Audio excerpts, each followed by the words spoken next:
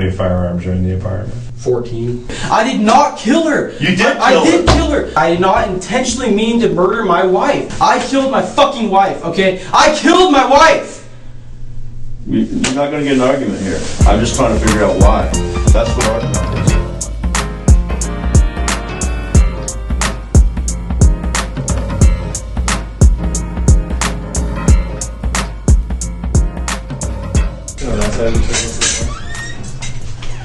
All right, Skylar, we're recording right now, okay? But by Washington State law, I got to ask you a couple questions first, okay? Can you read that red sign for me out loud? Stream is being audio and video recorded. And I have your permission to do that? That's fine. Okay. What I need to do is just go over a few formality stuff, okay? Because this is initially an investigation. I want to make sure I got your spelling of your name right, okay? Spell your first name is Skylar? Look, spell that for me. Skylar. And your last name? Nemetz. I'm sorry, say it again. Nemetz. Okay. And your date of birth is? July 19, 1994. Okay, 94. All right. This is in reference to case number 142891132. I'm Detective Todd Jordan. This is my partner, Detective Bernard. All right. The time now is, date is the 16th of October. It's 7:18 p.m. And these are all formality stuff that we have to go through, okay?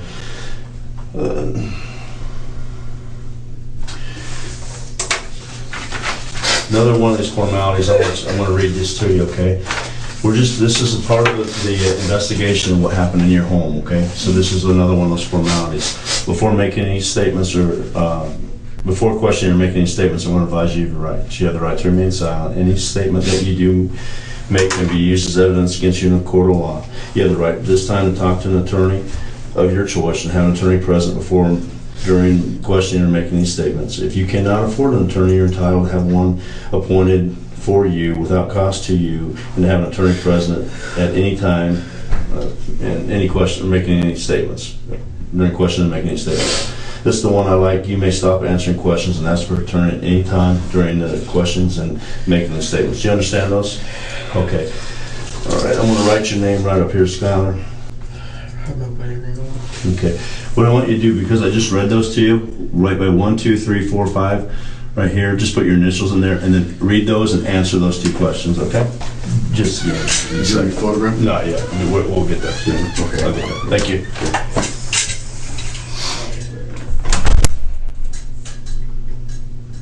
Okay, and then initial by your, that's perfect, sign that. And initial by your two answers there.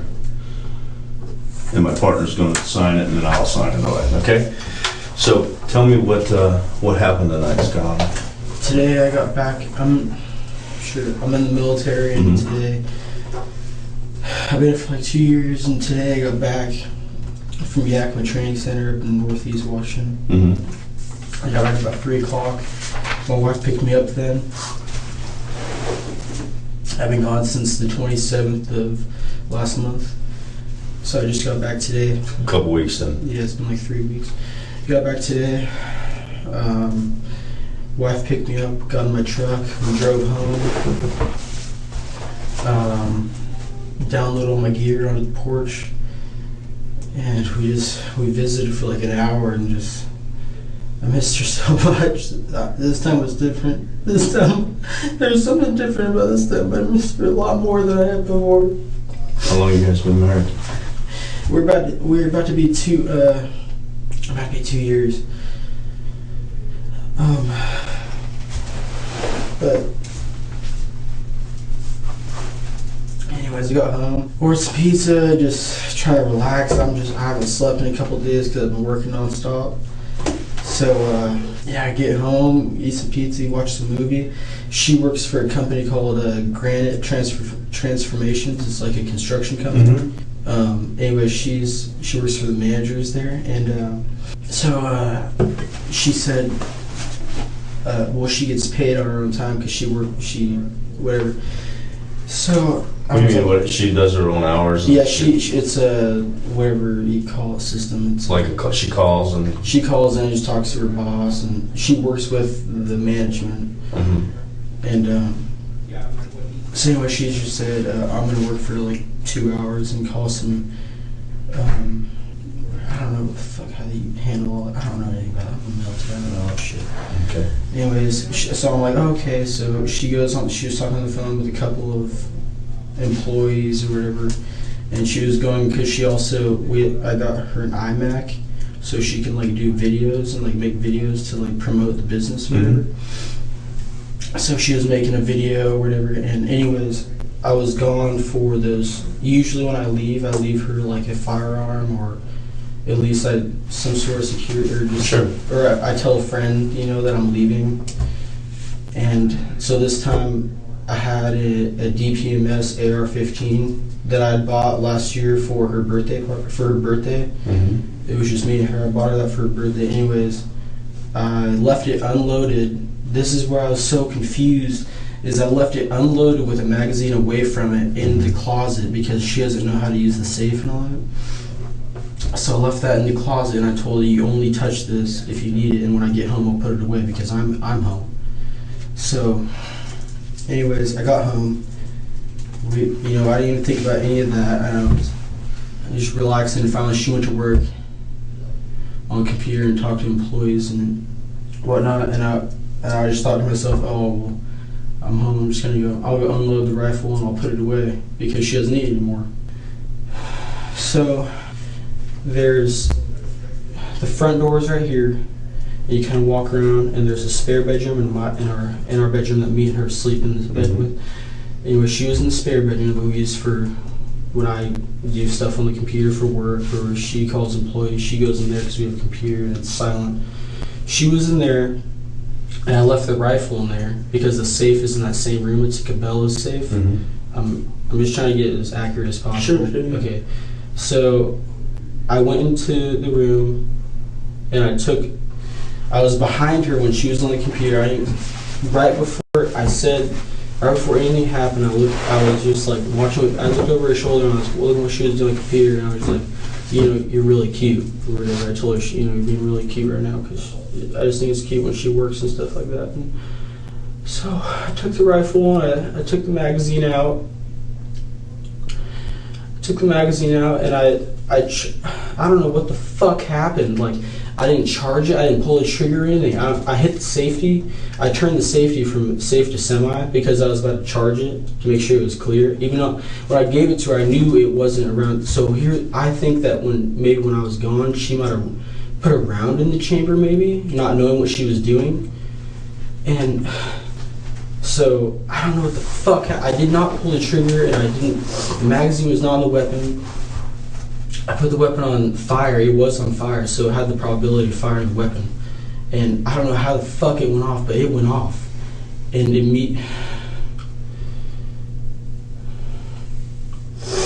What's your wife's name?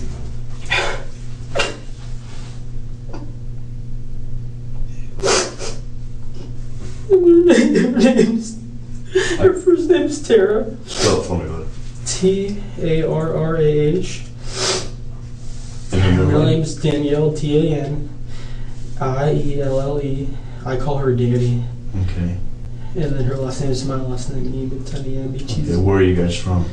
We're both from a hometown in Northern California. We're both from Humboldt County. She was born in McKinleyville. She was born in she was born actually in San Francisco, and immediately a week later she moved to McKinleyville, where she lived with her family. And I was born in the same town. I was born in Eureka, but they're within like 10 miles of each other. It's all one big county. And what's her date of birth? Her date of birth is January 11th, 1995. She's 19 right now. I got it. Okay. So you said that you knew of the. You have a. What's your key with you? I'm just going to sneak around here, but okay. You just got a lot of this door. I'm Can't have people not walk in. going to do anything. No, it's not on you. I hear people out there, and I can't have people walk in, so it should have been locked. I don't want people barging in on this. I've never hurt anybody. I mean, the worst thing I've done, I go deer hunting. And this weekend, actually, I was planning on I remember I got home and I had planned out this big thing. We're going to go down to Morton. and we were gonna go deer hunting. And I had a rifle that I've had since I was about 11 years old. My grandma's been using it since the fucking like the late 60s. And I was excited because I was gonna get her all of her stuff and we were gonna go hunting down in Morton. I remember I was so excited. I remember I had already had plans this weekend, and I remember we were just talking about them. We were talking about her work. I was so excited to see her. I was out in the field the whole time. I didn't have much time to talk to her because I was working from 4 in the morning. What are you doing in the Army? I'm a mortarman. I'm a gunner. I'm a 240 gunner, and whatever. You can 11C, 11 Charlie. 11C is your unit? No, that's MOS. My unit is 3-2, or you can just put 3,2, 5-20. HHC. And I'd like to talk to my chaplain. Sure. Is he allowed to be in here? Yeah. Well, he not in here. He can't. But we'll call him. I just want to talk to him. I understand. I get that. Listen, man. I'm a good God-fearing man. My partner is too. I understand that. But we just got to kind of figure out everything that happened right now. I go shoot with my buddies out in like Capitol Forest and stuff. You know, like every other weekend. I'm not an asshole guy. I was like, hey, don't do that. You know, it's not safe. Oh no, don't do it. It's not safe. Fucking wear eye pro and ear pro. It's not safe. Like, and then I'm that guy that's always just hassle. And my buddies go out there, they can drink alcohol, and I'm the one guy that doesn't. And like, and this is the shit that happens to me.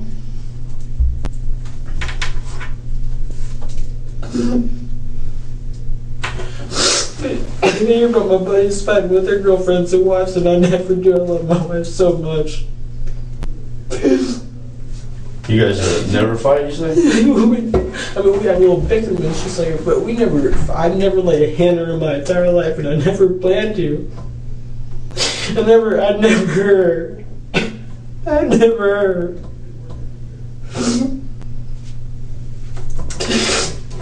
So how long were you guys out in the field for? Almost from the 27th of September to today. I left this morning. I left it. And how long have you guys been married? We got married on March 7th of 2013. March 7th of 2013. Yeah, so 5 more months, so we'd be 2 years. Okay. And so how many much more. Yeah, how many times have you guys been deployed in that time and then separated? When I got here, my unit had just gotten back from deploying within 2 weeks before, and we had been on yellow cycle, so we don't deploy anymore. Okay. So so you guys have been married a little over a year. So in that time frame, how much time have you guys spent away? We've been together before we got married. We were together, but not marriage-wise. Yeah. And I've been gone for months at a time, and then I went to basic, and I was gone for whatever the fuck time that was, whatever. So you guys like high school sweethearts? Yeah. Yeah. Okay. I've been her cousin. I've been friends with since I was 12 years old. Oh, okay. Our whole families are intertwined since we were little kids. It's really deep for me. It's my families. Well, I was just gonna. You said that you missed her this time more than you normally missed her. I mean, yeah. Was there something going on that made you miss her more? No, I think the last few times, I went to NTC in Southern California, went to Yakima last year, and like some other like little things to meet you on post. And usually I always thought like, oh, this is good for us, you know, like we had a little bickerment the other day, so I think it'd be good for us to get a little couple days apart. But this time it's just like, when I left, I knew I was gonna miss her. We were just doing so good, and I loved her so much, and I was really sad to leave, and so was she. And when I saw her, I remember when I got in the truck after work, she was just had the biggest smile on her face, and I was trying to fight my smile away. But, and that was today, right? Yeah. You guys, any of my friends, when I talk about her, I always talk great things. I love her so much.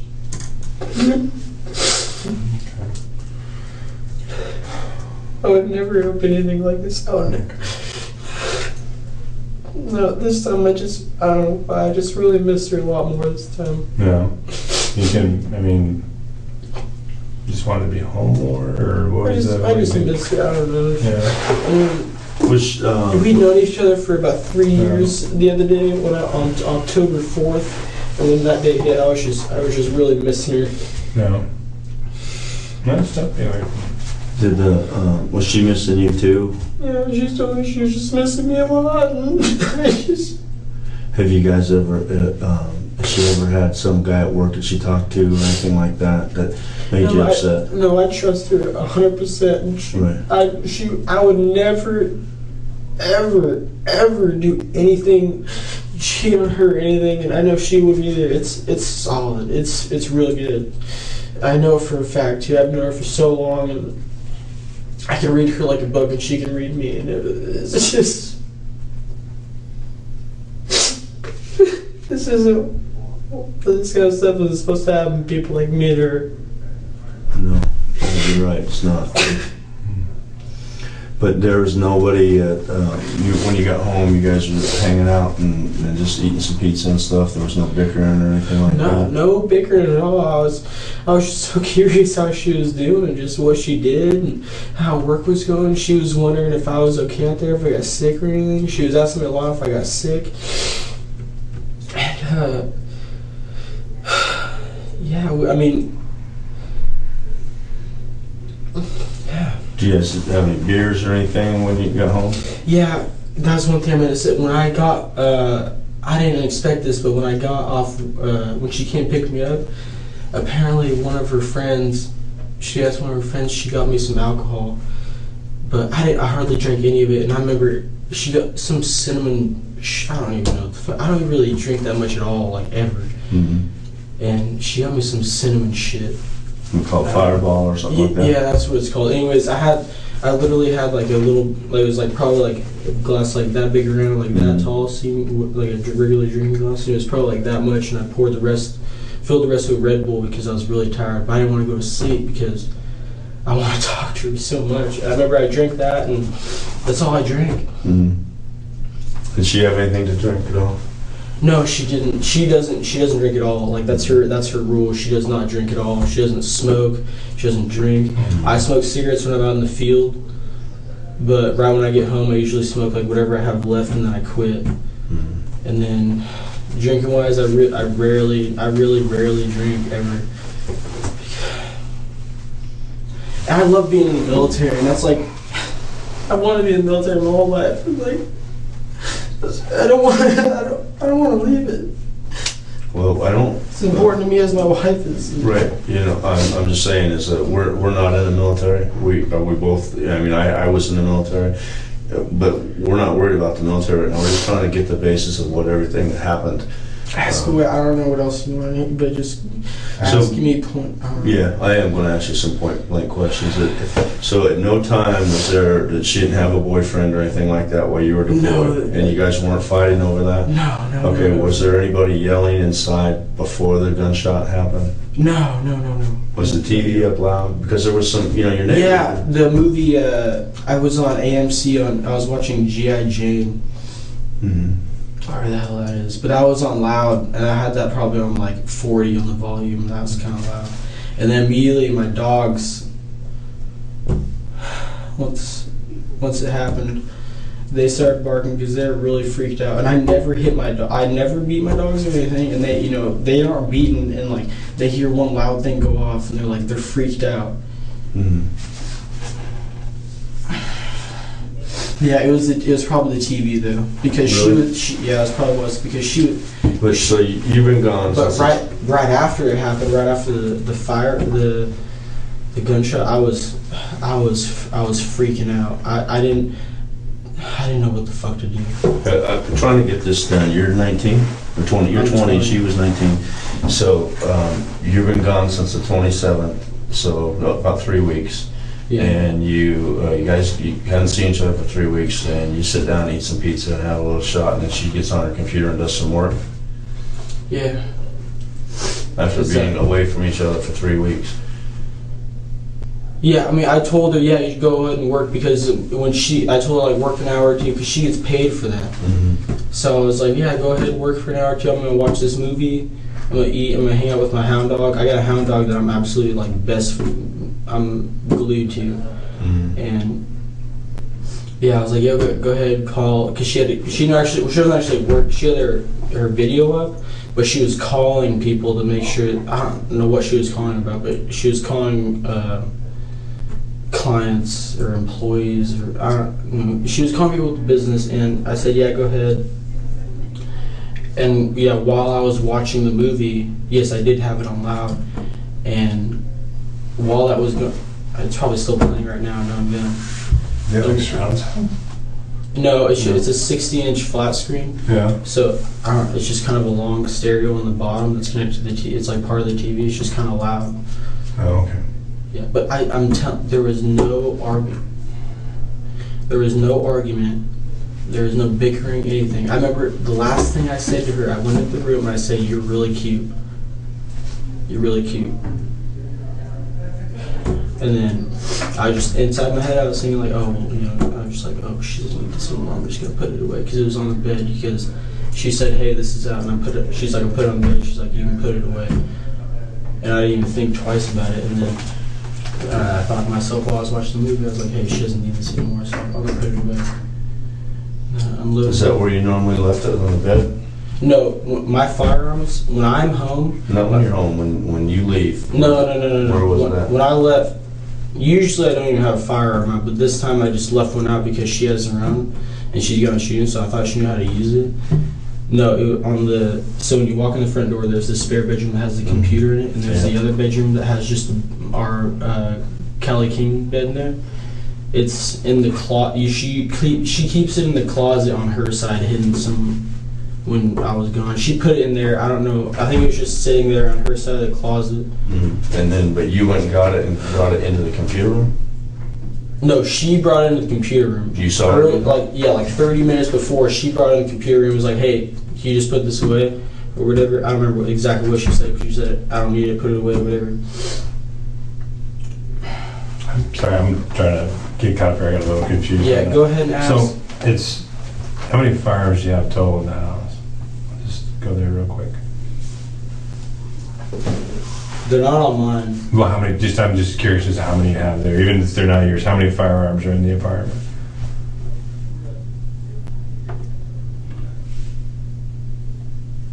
14. 14? Okay, how many rifles?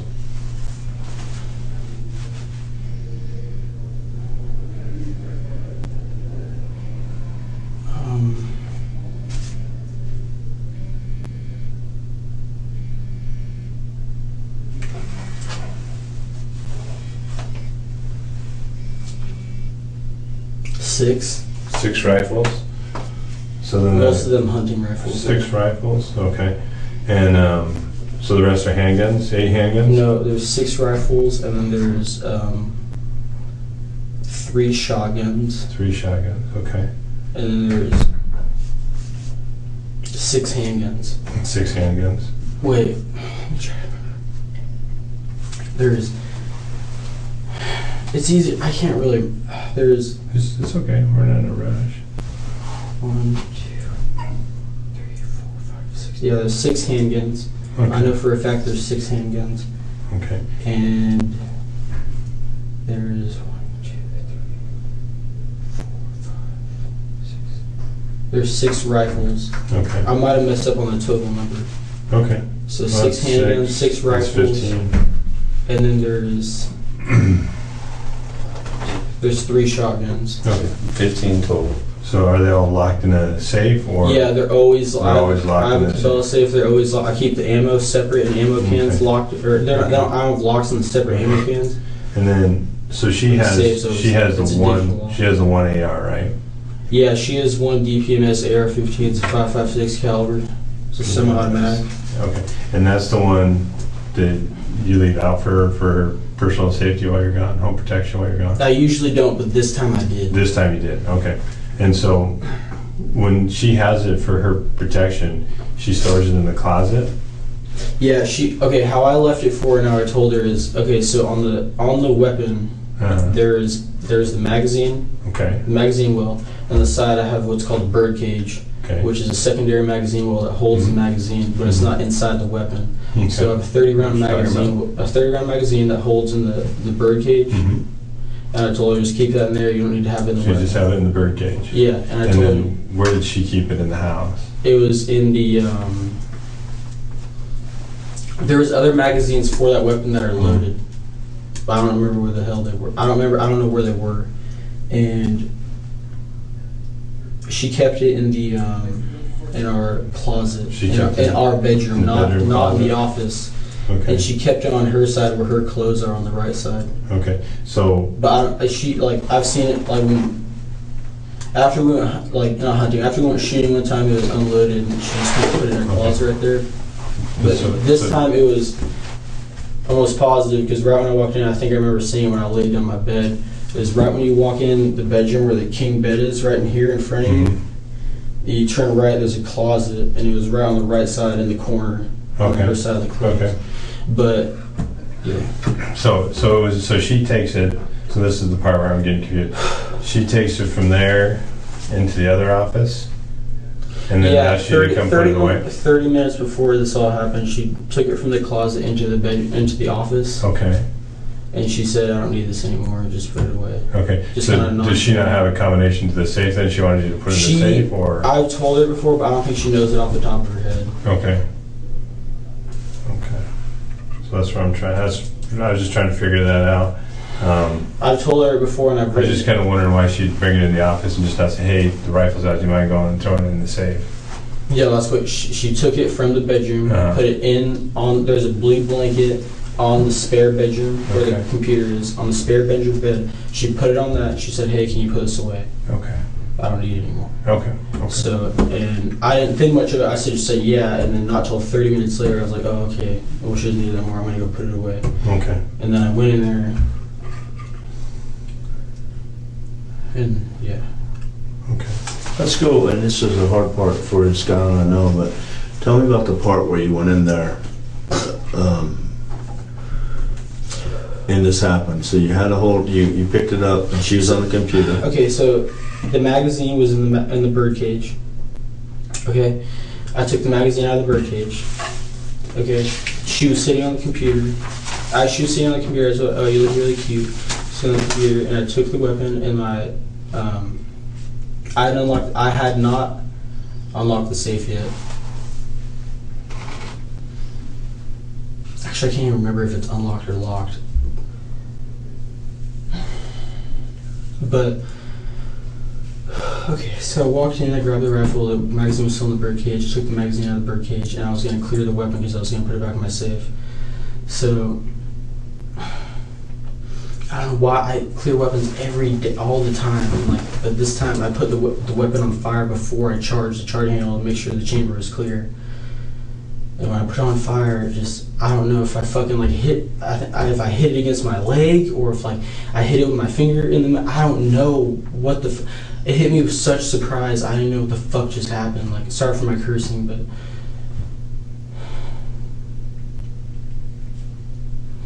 You have 15 weapons in your house. You're pretty familiar with weapons, right? yeah, I've been shooting weapons since shot my first weapon when I was 4 years old. I've been firing weapons my entire life. I've been hunting my entire life.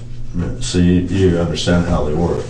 Yes, I do. So And that's why I don't understand is why the fuck I would make such a simple mistake by putting the weapon on fire before I clear well, kind of my job and my partner's job is to make sure it was a mistake.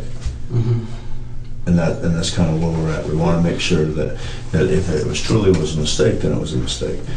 But some things, I know you're upset. Yeah, I've been doing this job longer than you've been alive, so I mean, I get that, right? But you've changed your story twice since we've been sitting right here, and I just want to make sure I'm not lying about anything. I'm not saying, Skylar, you are. It could be the fact that you're upset. But one thing you got to do is before you start talking is listen a little bit, okay? Because that'll help you make sure you're answering the right question, okay? And then that'll help us understand, make sure that we're following what you're saying too. So initially you said the gun was and it could be just confused, but initially you said the gun was in the office, and then later on it was in the bedroom and you brought it in there, and then there's other magazines. No, hang on, I just want to make sure we're understanding. Okay. So she brought the gun into the office and said, "Put this away." About 30 minutes later, you decided that was the time to put it away. The magazine was in the attached bird cage on the side of the firearm, right? Yeah. Okay, so you took the magazine out, or you left it in? In the just when you were going to clear it, when it was in the bird cage. Yeah, the magazine was in the bird cage. Okay. Okay.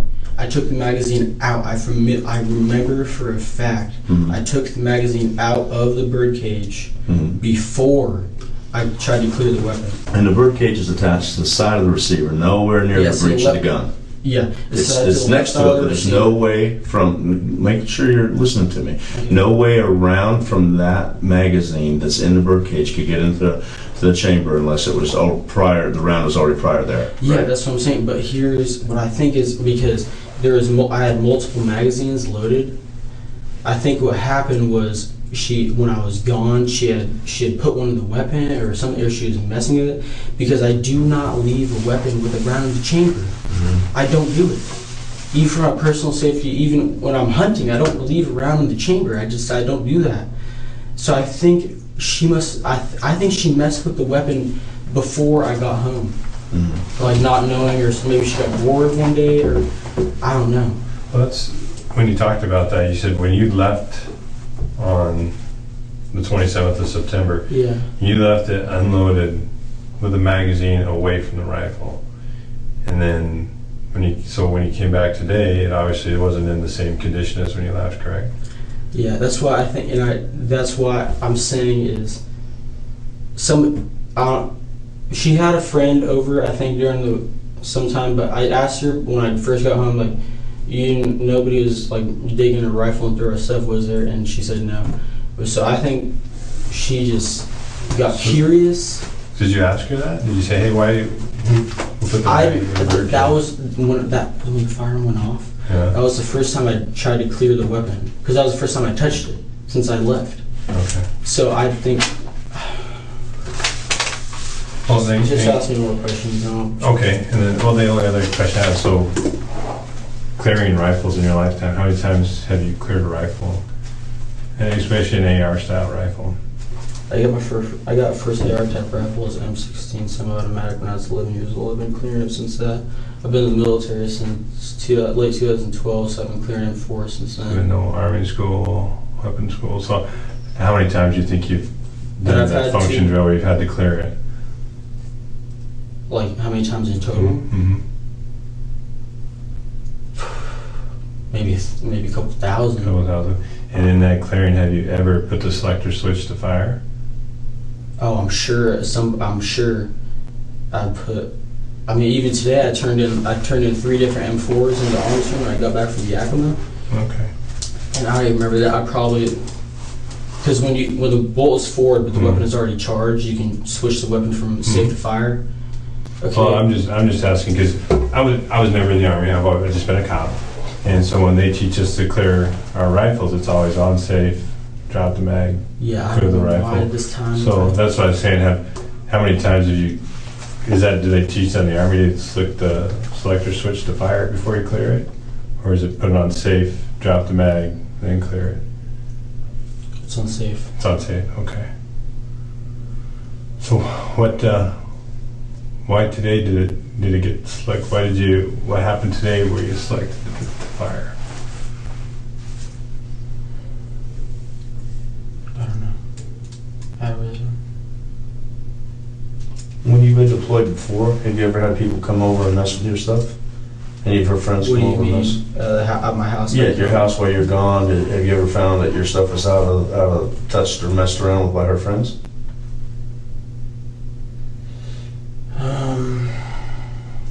Not that I know of. I really trust her. I don't pay attention to those kind of things. Except for today, you just said that no one was in here messing with our stuff, were they?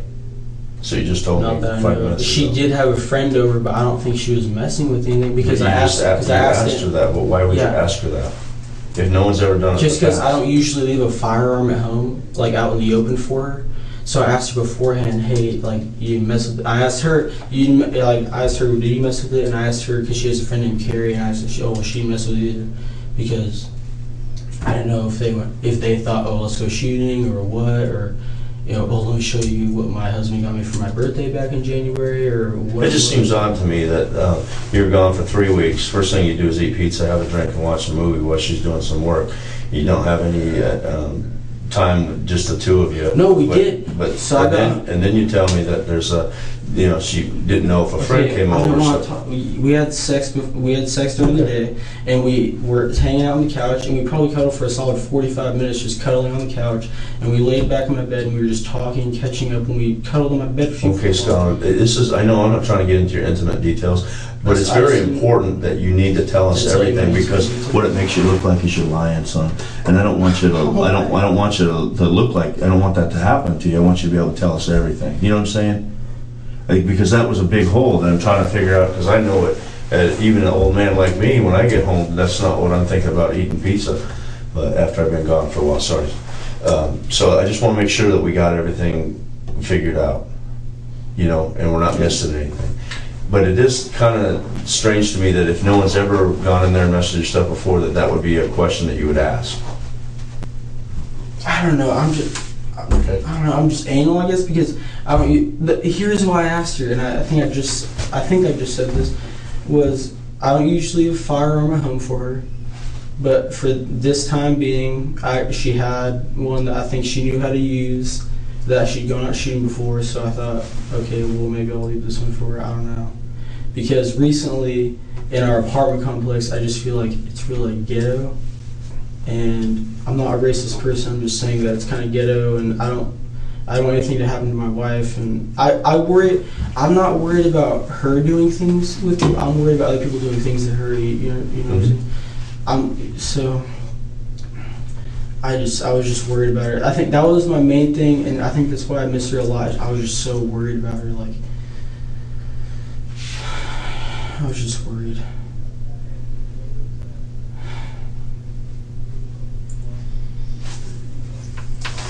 Go ahead and ask her. I've been losing my train of thought by this time. No, it's okay, man. We're just kind of chilling, making sure we figure it all out. If you don't mind, would you kind of just take me through, and don't leave any details out, what your homecoming was like? So where did she, you know, from, like, you're telling us a story, and from when she picks you up, kind of tell us what happened. My intimate parts and all that. Yeah, I mean, you don't have to go into details, but just kind of, just like you're telling a story, a chapter at a time. Okay. So it makes sense to us. So 4:30 this morning, I woke up, got ready. I was in Yakima. I went and geared up my truck, got all my stuff strapped down. I texted my wife. I was like, "Hey, I'm leaving Yakima. I can't wait to see you soon," or whatever. I'm pretty sure I texted her. Or I think I called her from my buddy's phone, because I don't have service in Yakima because I have Sprint. Anyways, so we left Yakima. Usually when we go to the field, I don't really text her or call her too much, because it's just, I need to work and she understands, and it's just easier if I just don't. But she knows it's all okay, so that we're really trustworthy, so it's not that big. I need to change my shirt. I'm tired of looking at this fucking blood on my shirt. Yeah, I have to take a picture of you before we do that, though. Just because. Okay, so I was leaving. It was me, my squad leader, and my driver. We were running skeleton crew back from Yakima to here. It was about a 5-hour drive. And when we got back, and I remember during that time we were talking about my wife, because I have a guy that's also in my squad that he's just always arguing and just with his wife, and he's always complaining. He's always talking about like cheating on her and stuff. And like, I remember I tell him, like, how can you do that, man? Like, how can you even think about those kind of things? Like, I remember the night he got hit in the mouth by a Tootsie, which is a cover that holds a mortar round.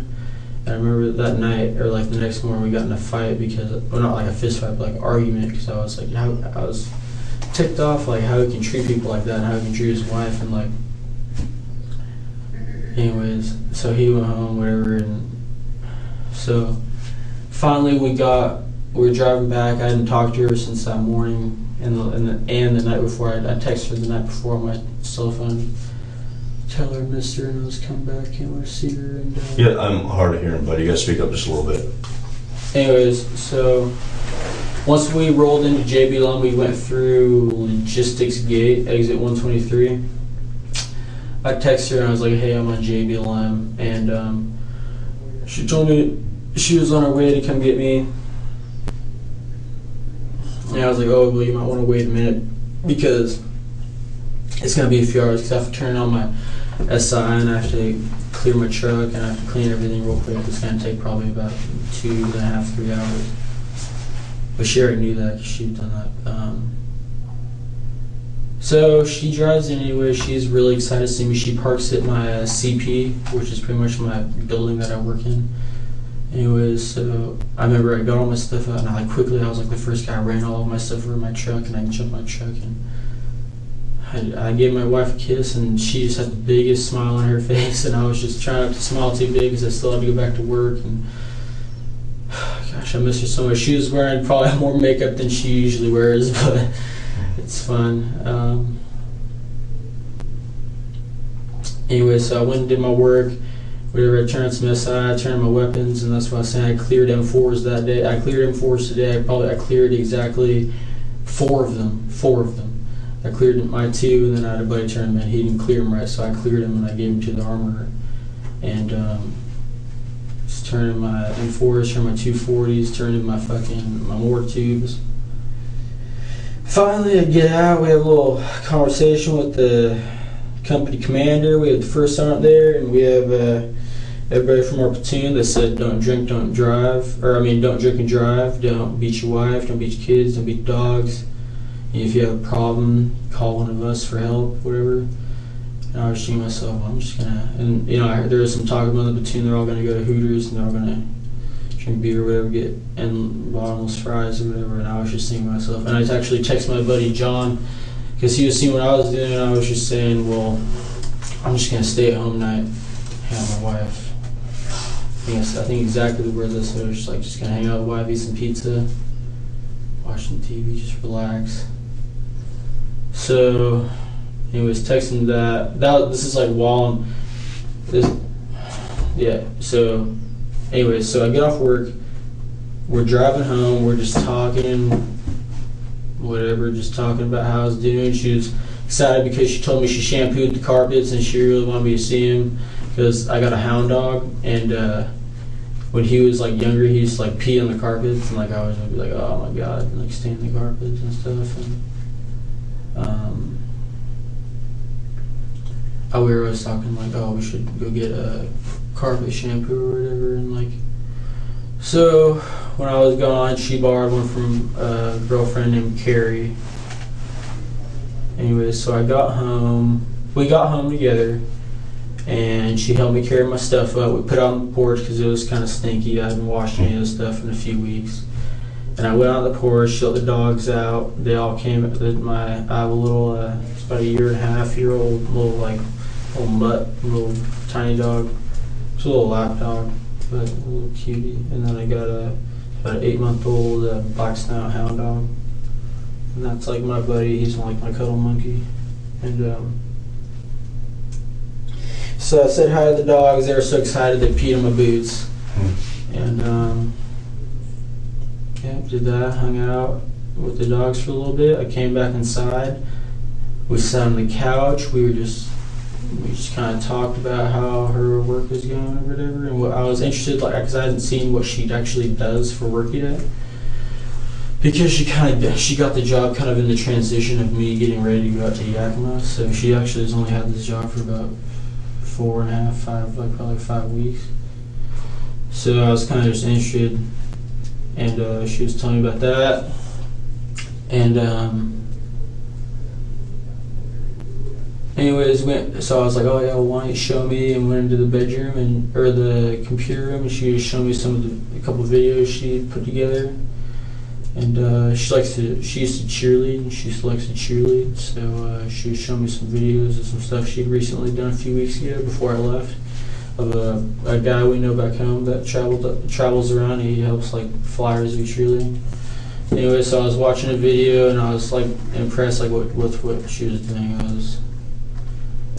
I don't know what it was. I was just, today when I got home, I just felt, I don't really like apartments, but today, for some reason, just being around my wife and my dogs, and the house is clean, she was working, she was busy, I just felt really good. Today was a good day. I just felt really good. This is the happiest I've been in a while, and great day. So we were sitting there, we're talking, and one thing led to another, we're cuddling, and we end up having sex, and after that we go. I go take a shower because I still hadn't showered until like last night. I've only taken like 2 showers. I've literally only taken like 2 showers in the last like 20 some days. So, anyways, we had sex and then I took a shower and she rinsed off real quick, I think, but she didn't get her hair wet. And yeah, we went out after that. We went out to the living room because right before we had sex, I ordered a pizza through the Domino's app. Right when I got home, and so waiting on that, and pretty much right out after I got out of the shower, I put on some clothes, and immediately the person was there with the pizza or whatever. Got some food, we brought it in, put it in the kitchen. I remember, and right when I brought the food in, for some reason, like my hound dog was just really excited for some reason. I brought it in the kitchen. He's potty trained now. But for some reason, I don't know if he was so excited to see me, but I brought the food in the kitchen. He peed on the carpet because he was so excited. He was like howling and like groaning and stuff. I remember, I don't hit my dog, so I was like, oh, well, you gotta go outside now. So I put him out on the porch for about 15, 20 minutes, and during that time, me and my wife went and sat on the couch, and I was watching the movie G.I. Jane on AMC. I think it was AMC.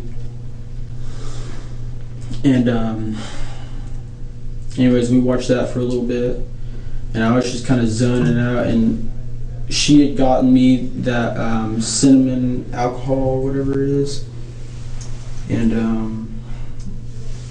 she'd made me a little drink of that, and it was like some whatever I had like that. It was like a little dash of that, and I had some Red Bull because I was about to pass out, but I really wanted to talk to her, so I was like drinking a bunch of Red Bull. Anyway, so we were cuddling on the couch, just watching the movie after we ate, and I was like, oh, well, why don't you go work on your work or whatever, so, when I get tired, we can go to bed, so, because I still got to work tomorrow. I have to be there at 9 in the morning. I got a late call, so I don't have to go do PT, but I still have to be there. And she's like, okay, so I'll go work for like an hour, call some clients, and I'll be done. Yeah, speak up again, buddy. I said, she's like, okay, well, I'll go call some clients or employers. I don't remember what she said, and then I'll be done. We can go lay down, go to bed. So she goes and does that, or she goes in there, and then she's there for like maybe a couple minutes, and then she goes like, and she goes. I see her walking in the bedroom. She grabs that. It's a AR-15 rifle and it has like blue on it, because she likes the color blue, and she brings it into the bedroom. She's like, hey, can you put this away? We don't need it anymore. And I'm like, yeah, but I kind of just say it off in the corner of my eye because I'm watching TV and just kind of zoning out because I'm so tired. And my hound dog Ruger is laying with me. And so about like 20, maybe 30 minutes later, like, I'm like, oh, okay, I'll go do that right now because my dog was all bouncing around. So I get up and go do it. I walk into the office, and the rifle's on the bed, and it's on the blue blanket on the spare bed, and it's got the magazine birdcage. So I'm me thinking maybe she didn't mess with whatever. It's probably still clear. So I take the, it's like a 30-round magazine, I think. I take it out of the birdcage. I put the weapon on fire, and I took the weapon out. I took the weapon on the buffer tube, and one hand on the stock, and I hit it against my leg, like on my thigh, because that's just how I do it. Like I put the stock on my thigh, and I'm gonna jack the charging handle. I'm gonna check the chamber, and I did it like this, so it was like level. And right when I did that, it went off. And Were you directly behind her? Or I was directly behind her, and it was just. I was directly behind her. I remember I came up in her room. I was like, "Oh, you're so cute," and I grabbed the rifle and I was about to clear it. And my little dog Cooper, it's like the little rat terrier thing. He's sitting on the bed just watching me. He's just looking at me, and it goes off, and I didn't even know to think. I mean, I've never had a negligent discharge ever on ranges. Never, like, and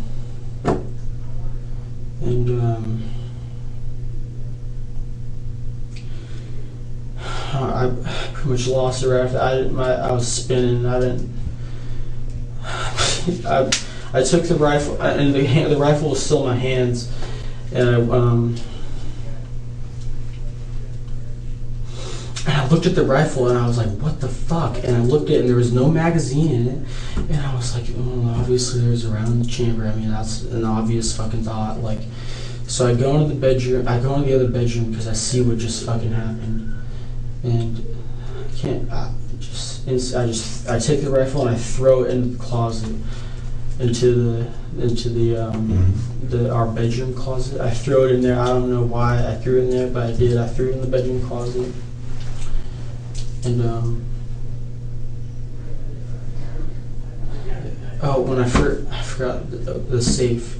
When I first got home, before we had sex or anything like that, I remember I walked into the bedroom because I was right when I walked in. I took off my boots, I took off my ACU top, and I was walking around the house because it's so clean. And I was just looking around, and I noticed that my safe was unlocked.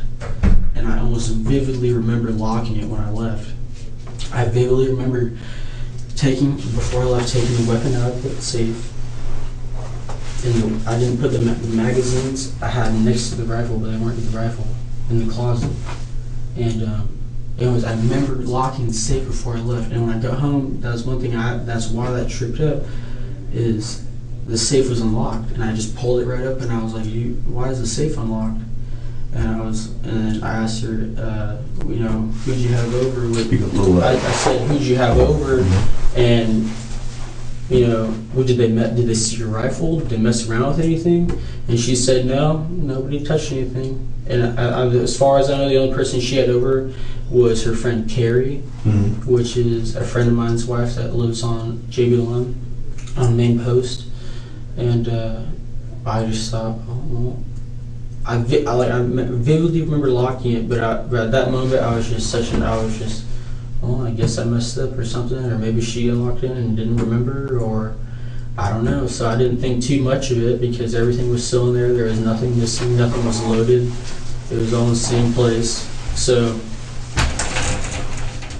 yeah, so I closed it and I locked it, and this is right when I got home, and then all that stuff I just told you that just happened. So, and then later on, after all that shit happened, and I threw the weapon in the bedroom closet, and I didn't know what to do. Like, did you call 911 right away? No, right when it happened, literally right after it happened, like there was smoke in the air, and my neighbor, I think he's in the military also. He knocked on the door immediately. He must have sat there for maybe a couple seconds because I was just so, like, I didn't know what the fuck just happened. So. Do you remember what you told him? Yeah, I think so. Right when that happened, he knocked on the door, and I was like sitting there, and I saw my wife's body in my office chair, and I like froze because I couldn't believe that just happened. And and then my senses came, and I went and answered the door, and he was wearing a white t-shirt, and he was my next door neighbor. I remember him because I've seen him multiple times come back from work at the same time I do. And I remember he said, I think he said, I heard a gunshot, and like, are you okay? What's going on? And I told him, no, it's not okay. I said, no, it's not okay. I think my wife. I said my wife's hurt, and he said, is she okay? And I said, no, I think she's gone. I think she's gone, because when I saw her, she wasn't moving. And she wasn't moving, and I called her name like at least 20 times, and she did not move. And I went and grabbed her, and I tried to hug her. I tried to hug her, and I was saying her name, and nothing happened. I remember I grabbed her, and I put her face in mine, and I said, Danielle, Danielle, Danielle, Danielle. And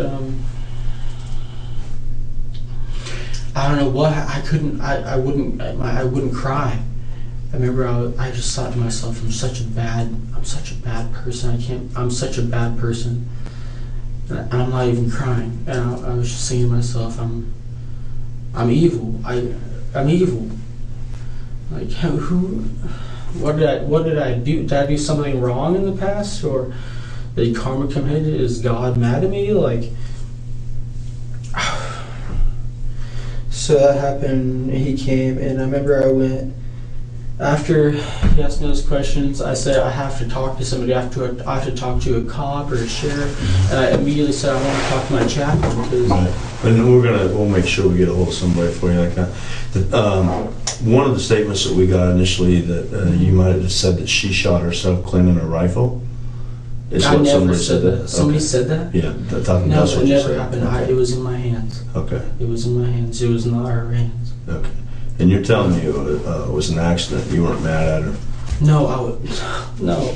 Did you? I guess this is the point where I'm going to ask you some point-blank questions. Were you mad at her and you shot her intentionally? No, I did not. Okay, and it was an accident. Yes, it was an accident. I did not shoot my wife intentionally. I love my wife so much. I'm surprised that when he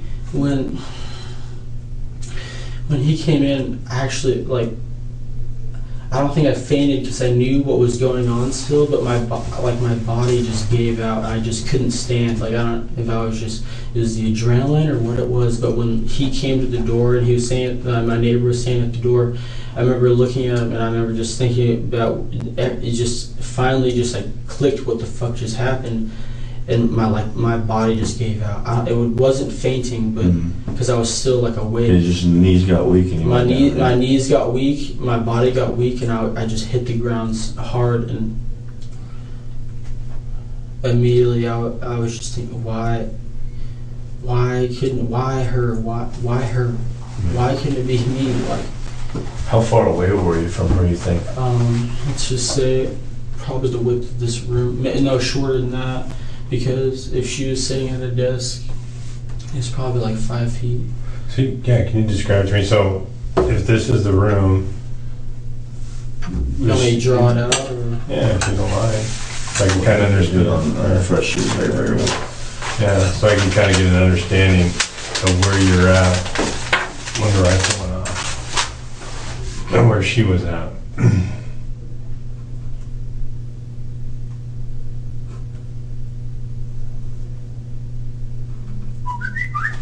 Sorry about that. Sorry, turn that down.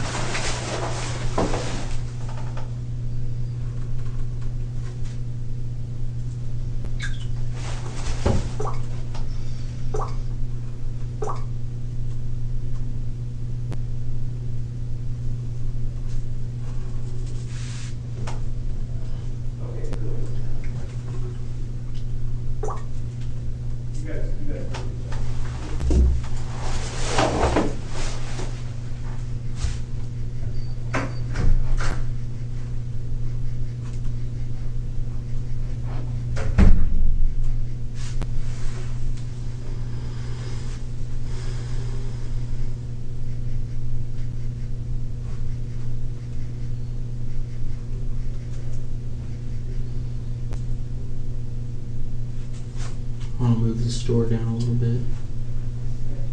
It didn't have to be a scale, but just the idea. Okay. Well, so when you walk in, this is the front door right here. Mm-hmm. You walk in, there's this little area, and there's like a little tiny, like 12-foot hallway right here. Anyways, so the rifle was right here. I'm just trying to get it straight to when it happened. Anyways, walked in, grabbed the rifle, took the mat, whatever. I was standing probably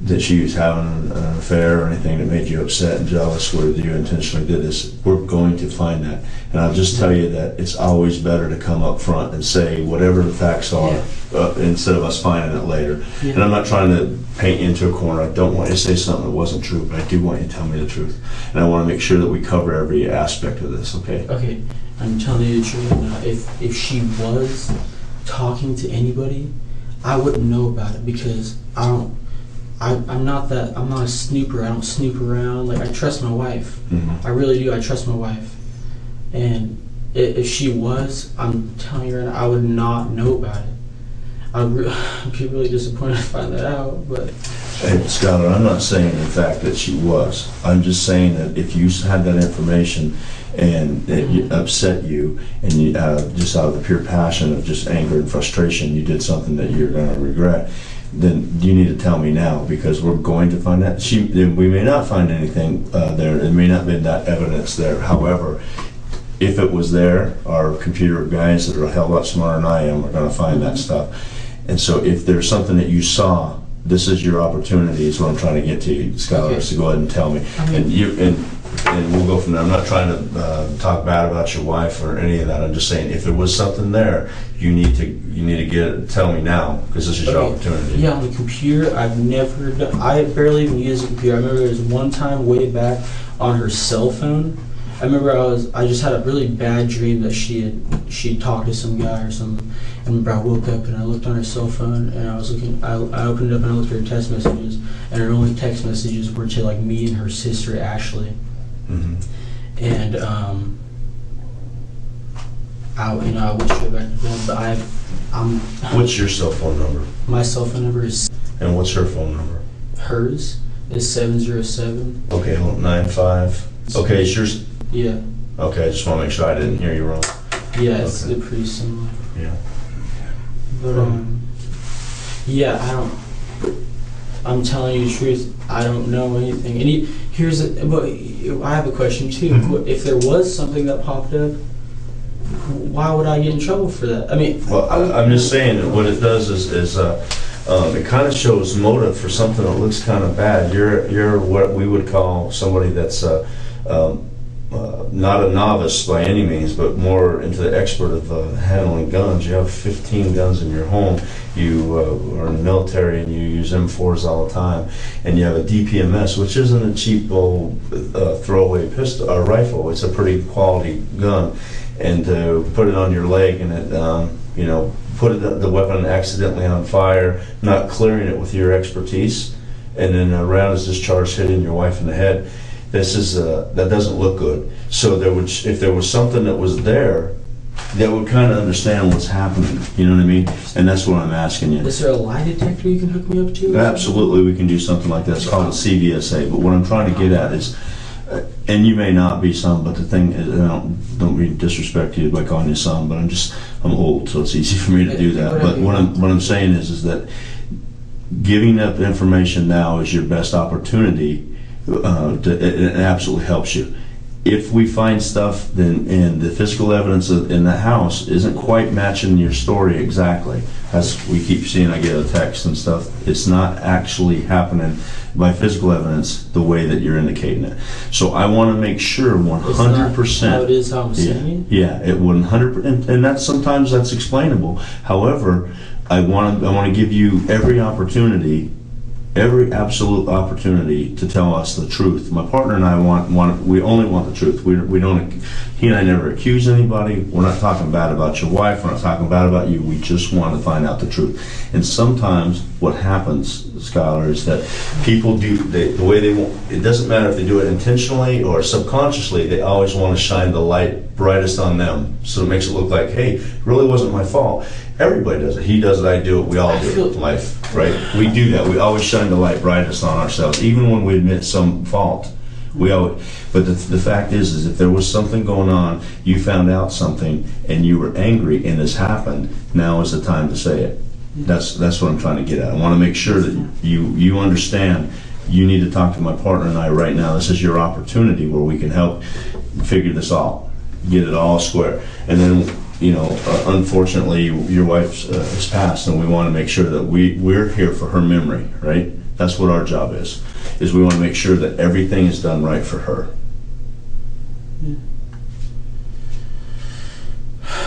Can I go to the bathroom first and then you can ask? Do you need to go to the restroom? I've had to go since I was in the car. Yeah, but one second. Can you have your city phone? I don't. Mine's in there. Can we take a photo? Can you stand up? I'm going to photograph you. And I'm going to collect your clothes and hand you this. Do you want to just put them on the wall? Sales I'll- No, they're not. You can ask me more questions. Yeah, I will. I just need to take these pictures real quick for you. So just stand right here. Look at me. My buddy's going to be the photographer. He's the I'm photographer. gonna do like a 360 around you, okay? Well, actually, I can't go right next to the room, so small. I'm gonna just stand, actually, just step right here a little bit. Okay. All right, let me back up a little bit.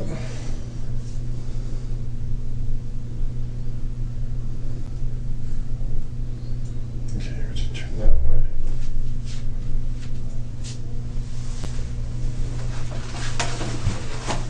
Okay, face the wall behind us. Okay, turn the other way. Alright, let me just see how those are coming out. Face me too for a second. I want you to hold both hands out like I this. think that's my would have been. It was from. That's okay. Sorry. Yeah, I don't want to say what it's from. Put your hands a little bit closer together. Bring it to right there. Okay, then roll them. And then just put them a little bit closer together. There you go. Okay, I'm gonna get a close up on your face if you just turn sideways for me. There. Is there blood on my face? A little bit. Just then turn back towards me. Turn back towards me. There we go. Okay, face that wall. Again, then face the wall behind us. Okay. And then just let me check real quick, make sure I got everything.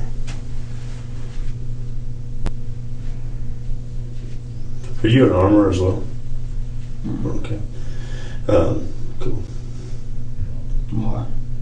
I just was wondering because you're pretty knowledgeable about guns. I'm one of the firearms instructors here, so I got when you're talking about guns, I could tell that Can I show you something on Yeah, just hang on 1 second. Yeah. Actually, I need you to do it on another sheet of page. Well, in the Oh, you want to show me on this? yeah, I was going to point out it. Okay. When you walk in this bedroom that it happened in, Mm-hmm.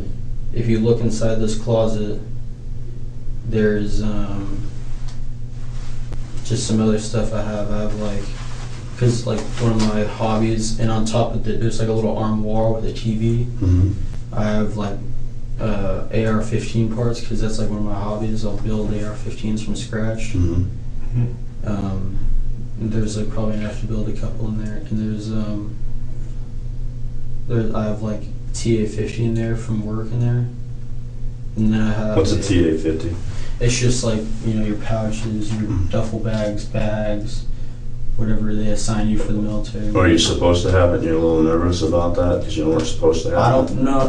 I'm supposed to have that. I'm supposed to have it inside my house, but most of that is actually on my porch right now because I brought. Yeah, we have officers standing by there. Don't worry about with my that. ruck and all that. Yeah. We'll square that way. But that's worth I don't know if that's taken. Real quick, Boris, since we're all sitting on.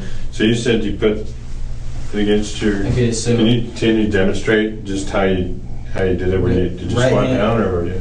no, I was just like Okay. this. Like if you were, So Daniel's over here. she's facing the computer. Uh-huh. I went like this, and I had the stock like this, and I went like that. This hand was on the buffer tube, and this hand was on the foregrip. It has an angled foregrip on it. And I was holding it, and I went like this, and I hit it on my thigh. And when I did that, I don't know what happened. I don't know if I don't know how the hell it happened. But beforehand, the weapon I had it on fire. When I hit it against that, it went off. Can you raise your pant leg up? You hit it hard enough to just No, I didn't. No mark. I didn't. You don't have hit to pull them that. down. I mean, just raise it up, whatever. That's blood right there. Did you have your shorts on, or you just had your No, underwear? I had my shorts hang on on. real quick. Let me grab Okay, drop them down for a second. No, go ahead and leave your shorts I don't closed know what for us. that's from. What? Leave however they normally are. You don't know. I mean, keep those up with your underwear. You don't have to pull your underwear I'll out. just say it Okay. right there. There you go. That's what I'm trying to say. Okay.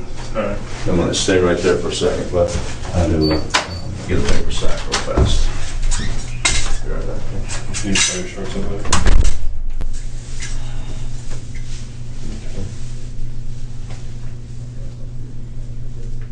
I'll be able to see my wife.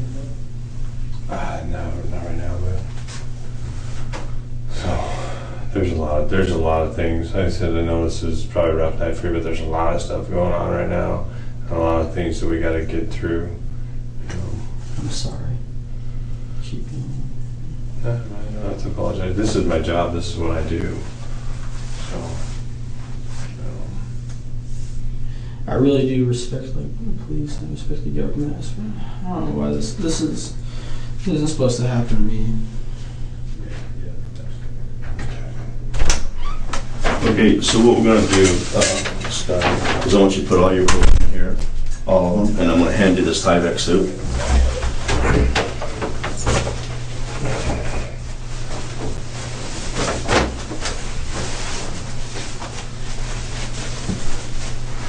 Okay, so I don't want the video to see your butt, so move over here and I'm gonna stand in front of you.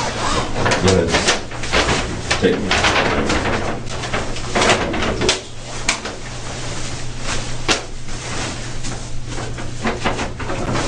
But, you gotta put your legs in it first. legs first, yeah.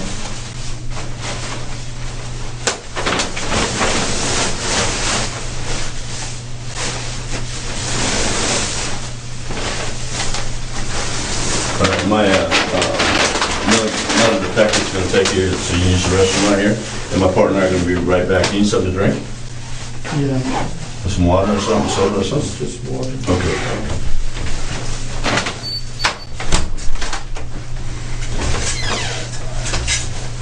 Skylar, Detective Walker, we'll go down here and let you get out, okay? Be right back with you. I'll get some water.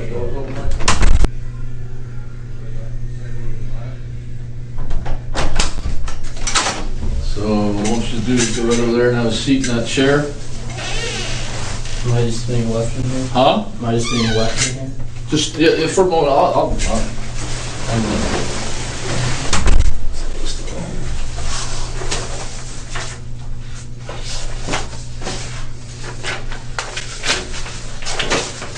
all right, stand fast and both those detectives will be right back in here with you, okay?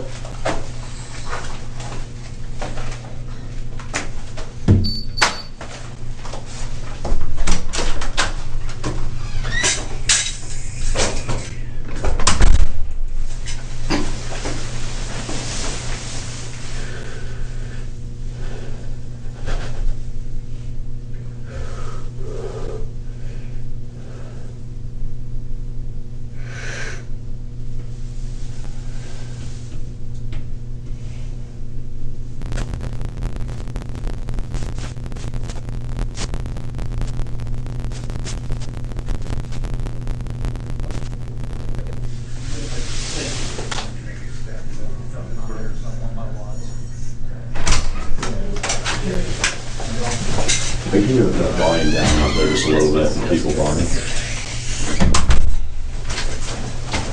All right, Skylar, just can you take your water? I'll go get it. Yeah, would you mind? My best water. I'll be right back. Yeah, I forgot about water. I was talking to some people. It's fine. We'll get it. It's fine. You don't need it? Don't need it. Okay. I just want to. I know. You just want to power through this? I don't want to power through. I need somebody to talk to. I can't sit here by myself for a minute. Well, we're right here, man. I'm only Okay, a second look at behind. Thank you. Yo. Real quick. Yeah, there you go, man. Hang on. So what we're going over some stuff, let you have a little break, use the restroom and stuff, and then we're kind of talking to some other detectives and things and trying to make sure we're figuring everything out.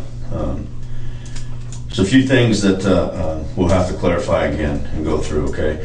We want to make sure that we do this for your wife. Danielle. Yeah, I know. I wish I had had the opportunity to meet her so I could feel comfortable calling her by her first name, but you guys are just a couple years older than my kids, so I feel for you. I do. We want to make sure we figure out the right thing, right? pretty important that we get all the information initially that we can. So we don't want to wrongly accuse anybody of anything or miss something in that aspect either. Probably get in trouble anyways, no matter how I tell the story. Well, So people handle it these days. you know, if you watch TV, I can see why you'd say that. But in real life, it's different. In TV, they figure shit out in 30 minutes. Even if I work through the commercials in 30 minutes, I can't figure it all out. It's going to take some time. We have to go through that. We got to figure out exactly where you were standing, where the bullet struck your wife, why it did, all those things. You know, the computer is still intact, so they'll be able to find that. We'll go through that. We'll go through the phones and stuff like that. Part of that search warrant, we'll look through phones and make sure that, you know, and I'm not accusing you of doing something wrong, but what I want to say is that it's not all adding up to the physical evidence right now. What kind of story like this would add up? One does this that's happen to? well, it depends. If you're asking who does it happen to, is somebody intentionally killed their wife, or does it by accident? It doesn't happen that often accidentally. Doesn't mean that it's not. It just means that it hasn't happened that often. There's some issues with bullet entrance and bullet exit, in the where it's at and where you're saying isn't quite lining up. You know, I want to make sure that I'm understanding where you're standing, where the trajectory of the round. You understand trajectory of rounds. You're a gun guy. Yeah. You know that, right? Yeah. So some of those things just don't quite add up, Skylar. Can you explain? But which way was it? Which barrel? Do you remember? Was the barrel It was tilted up? the weapon was down? the weapon was level with the ground. It was level with the ground. As far as I can remember, the weapon was level with the So the ground. weapon was level with the ground. So how tall are you? About 5'7". About 5'7". Yeah. And so when I took that thing and I hit it right here, and So was it here or was it your thigh? I don't remember. This is why I need like time to like just relax, and there's a lot for me to handle. Sure. But we gotta figure this out. Yeah. And so the weapon. So which I don't way do you remember. think the muzzle? I thought it was on my thigh. Mm-hmm. It was some. I remember how it went off. I hit it on myself. Mm-hmm. Was your think- finger on the trigger? No, I can't remember if it was or not. I don't think it was.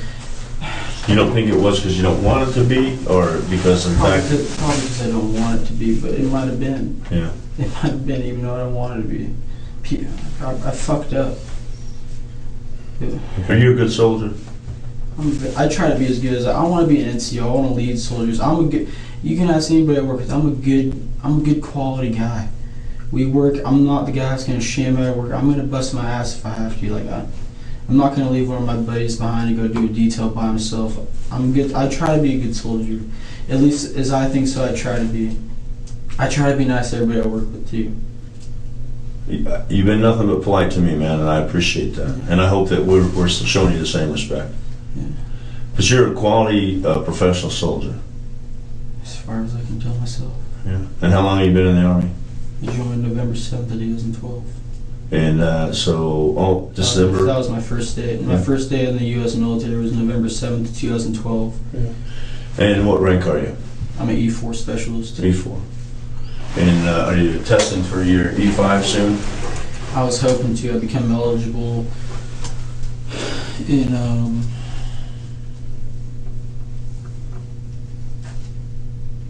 in about like middle of January of 2015. I became eligible to get my E5, but I've been studying for the last 3 months already. Is that something you want to be? You want to be a professional soldier? I want to be in the military the rest of my life. I got nothing else going for it. That's what I like. I just like it. It's too easy. It's too easy of a job for me. It just comes too easy. Yeah. And it's fun. Was it an easy life for your wife? Yeah, that's what I was getting at earlier, is at first, when we first moved to Washington, I think because of her, it was her first kind of time being away from family and just with me, it was a little hard. So I took her out to Seattle. Yeah, Kinda you said, yeah. Yeah, get used to kind of just watching and drove around a little bit. But after that, I mean, for the last year, we've just been really good, really good. And Do you want to make the Army a career? Yeah, I would tell her about, hey, you know, I'm gonna re-up. You know, maybe we can go somewhere different. Maybe we can go. I mean, we talked, and I really wanted to go to Italy because I wanted to go airborne, where I wanted to go, and I want to go to Ranger school too. And, Do you want to be a Ranger? I wanted to go to Ranger school. Is that what you want? You don't want to go. I mean, you may Yeah, go. so I wanna that's go what to you want. Ranger You want to be a Ranger? That's something I want to do. I want to go to Ranger school.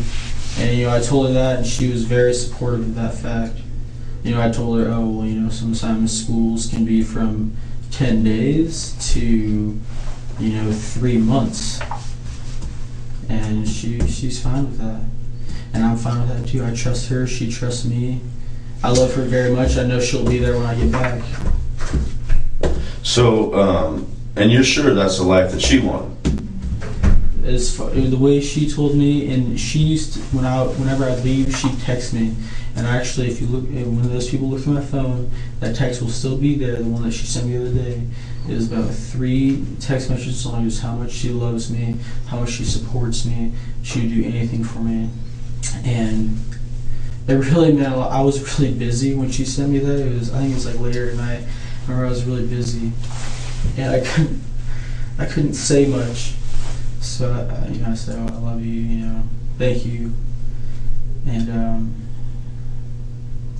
but I kept thinking about it, and I was just like, oh, you know, this girl is. I love her so much. She's more supportive. And when I first joined the military, my parents weren't very supportive of that. You know, just parents in general, I guess. I don't know, just not very supportive. And, you know, I'd been with her for a while, and she was very supportive of it. And she wanted to stay with me, and we've been talking about, you know, just staying together for a while. And we ended up getting married, and you know, and then she had the struggle of moving over there, and then she got used to it, and we just really did. What's her family going to say about you guys' marriage? Well, her family is really. Her mom died when she was about 2 years old from a disease. I can't remember what disease it was. I think it might have been cancer, or it was something. It was a weird. I can't remember what it's called. Her mom died when she was very young. Okay. Before she can really. Who in her family she has constant contact? And her dad wasn't around her entire life, so she was ended up raised by her stepdad Michael and her grandma, his mom. I mean. Anyways, and her grandma that she grew up with, she died when she was like, I think 14, because I remember seeing it in the newspaper, and it was a family friend, because I was friends with her cousins. And but she has a sister, Michaela, that I don't know if you want to ask her. She has a sister, Michaela, and she's 17 or 18. Yeah. She has contact with her? Do I have contact? No, does she? Danielle? Yeah. Yeah, they stay in contact. Her and Michaela don't get very much along because Michaela... Well, so would she know, would Michaela know if Danielle was having an affair? I don't think so. But she hasn't... Danielle has another sister named Ashley. And she just got married about 2.5, 3 months ago. And she went on a honeymoon to Hawaii. And They talk? Yeah, they talk all the time. She actually talked to her today when I got home, and she actually was doing the FaceTime or whatever it is. And she came into the room when I was laying on the couch. Danielle did, and she was all excited because I was home, and she was FaceTiming Ashley, her sister, and I was like, oh, don't FaceTime me. I'm really tired because I was about to pass out on the couch. And this was right before that. So on that computer, there's a couple things that I want to ask you again about in that computer. And this FaceTime. Desktop. If there's a laptop, desktop, whatever, tab, whatever to do on the phones. Was there ever a time that you found a message or you believed that she was ever having an affair on you? This is super important because we're out there talking to some other detectives and stuff. The trajectory of that round doesn't match up from the entrance to exit wound, doesn't add up to what you told us. Okay, so I want to make sure. What it says is it doesn't add up to what you told us. So what I want you to do is make sure you're telling me the right thing. If you saw that you're a gun dude, man. You got gun parts there. You can build an AR. When that round went off, I thought it was on my thigh. I think it might have even been on my breast or my shoulder. I don't know. I remember that round went off. I know. Don't. When you give me that look, it makes me unsure myself. We gotta sit there and we gotta make sure. So we've gone through a couple different things. It was on your thigh, it was in your chest, now it might have been on your shoulder, your finger wasn't on the trigger. Yeah. And you and I both know guns don't go off unless your finger's where. No, I'm totally yes. Right. Yes, Something's got to pull that trigger to make that gun go off, right?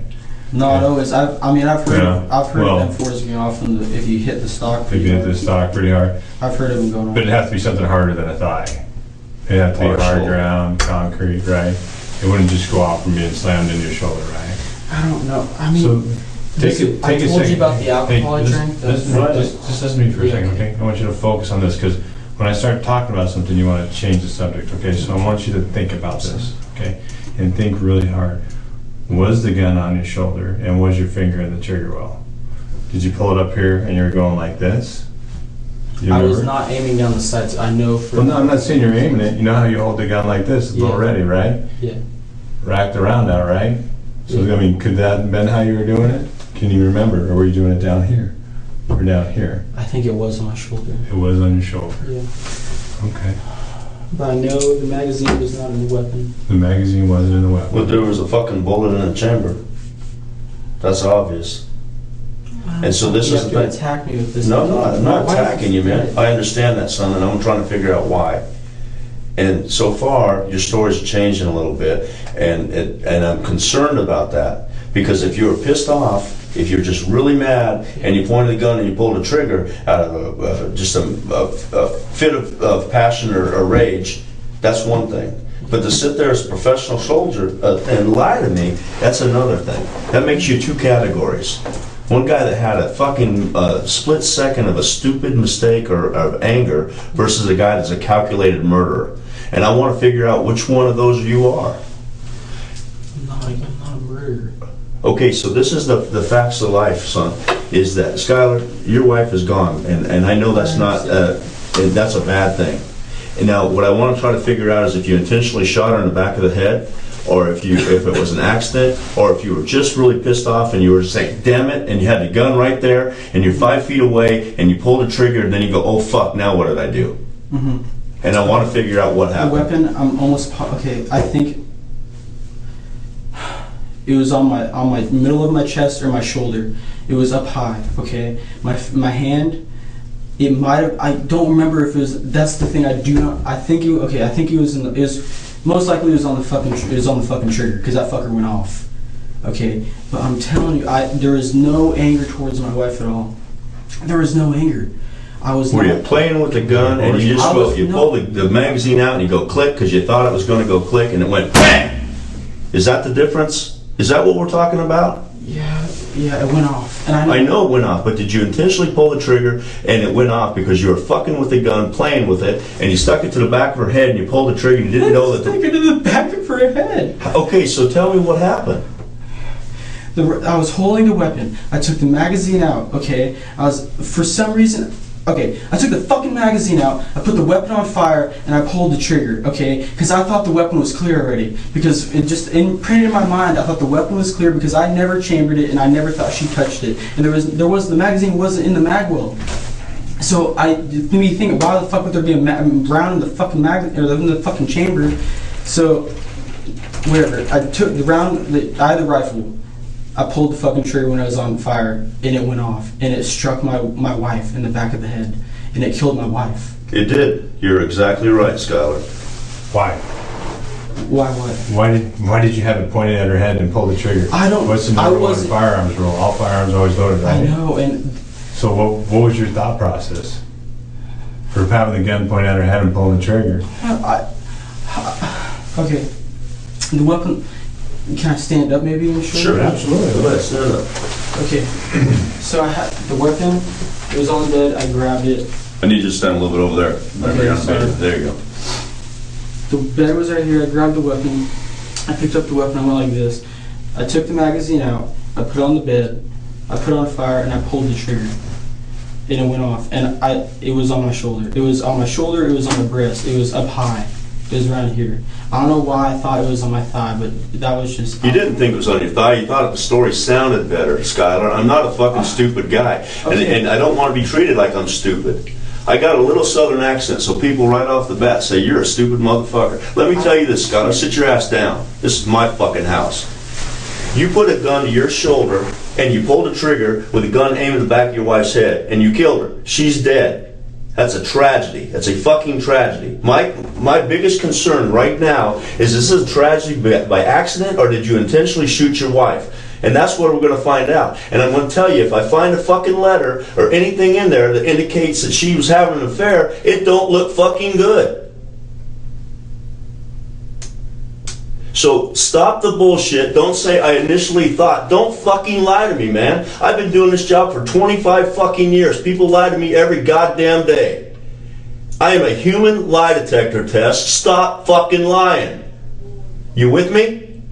Raj. Then you tell me, be a professional soldier, and tell me right now what the fuck happened. I'm tired of bullshitting with you. I've been treating you with respect. I want to treat you with respect. I want to treat your wife with respect. She deserves that. She earned that. And you are going to provide that. With me? Roger. Tell me what happened. I don't think she was having an affair at all. There's that was on my mind. Okay, the weapon was on the bed. Took the magazine out of the weapon, the bird cage.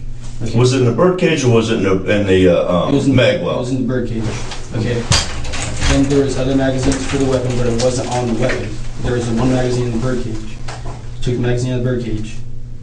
I put the weapon on fire, and I held it like this. I fired the weapon. Oriented at your wife's head. Yeah. Why would you orient that weapon to your wife's head? I really don't know. I really don't know. I don't know. Why would you go outside and I have a written statement saying that you went outside and you told your neighbor that she was cleaning a hunting rifle and I didn't say she was cleaning anything. two statements, your neighbor. They said it on the scene and they came down here in a room similar to this and said the same thing. Were you trying to cover up from a fuck up? No, she was not cleaning. She was on her our iMac on Granite, whatever her fucking work that she works with. Okay, she was not cleaning anything. I was not cleaning anything. I got her from the couch that I was watching the TV from. I went to go get the weapon. I was gonna unload it and put it in my safe. I took the magazine out. Apparently, it was around the chamber, and I did not charge that weapon ever since I brought that weapon out of the safe before on the 27th until now. I did not charge that weapon. So here's what's going on. Is we keep getting different stories and keep getting different versions, okay? Yeah. And so it seems like, to me, it seems like a cover-up. You're trying to cover it up. You're trying to make it not look so bad for you, okay? So we finally got it out that the weapon was on your shoulder and that you pulled the trigger, okay?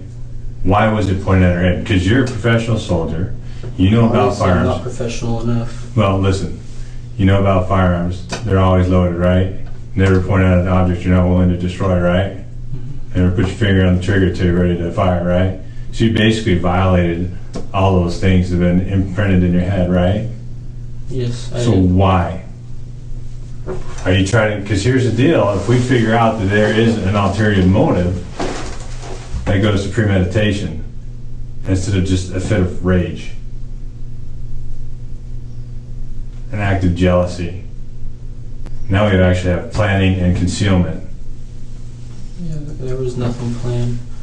What do you want me to say right now, or what? I want you to tell me the truth. I just want to know why you violated all the firearm safety rules when you're a firearms guy. Because I'm a fucking idiot. I made one of those 1 in 10 million mistakes where I was a fucking idiot, and I'm the worst motherfucker in Washington right now. Were you joking around? Were you having an argument? There was no joke. So no joking. What was going on in the room that led you to point a loaded weapon, put it on fire, and pull the trigger?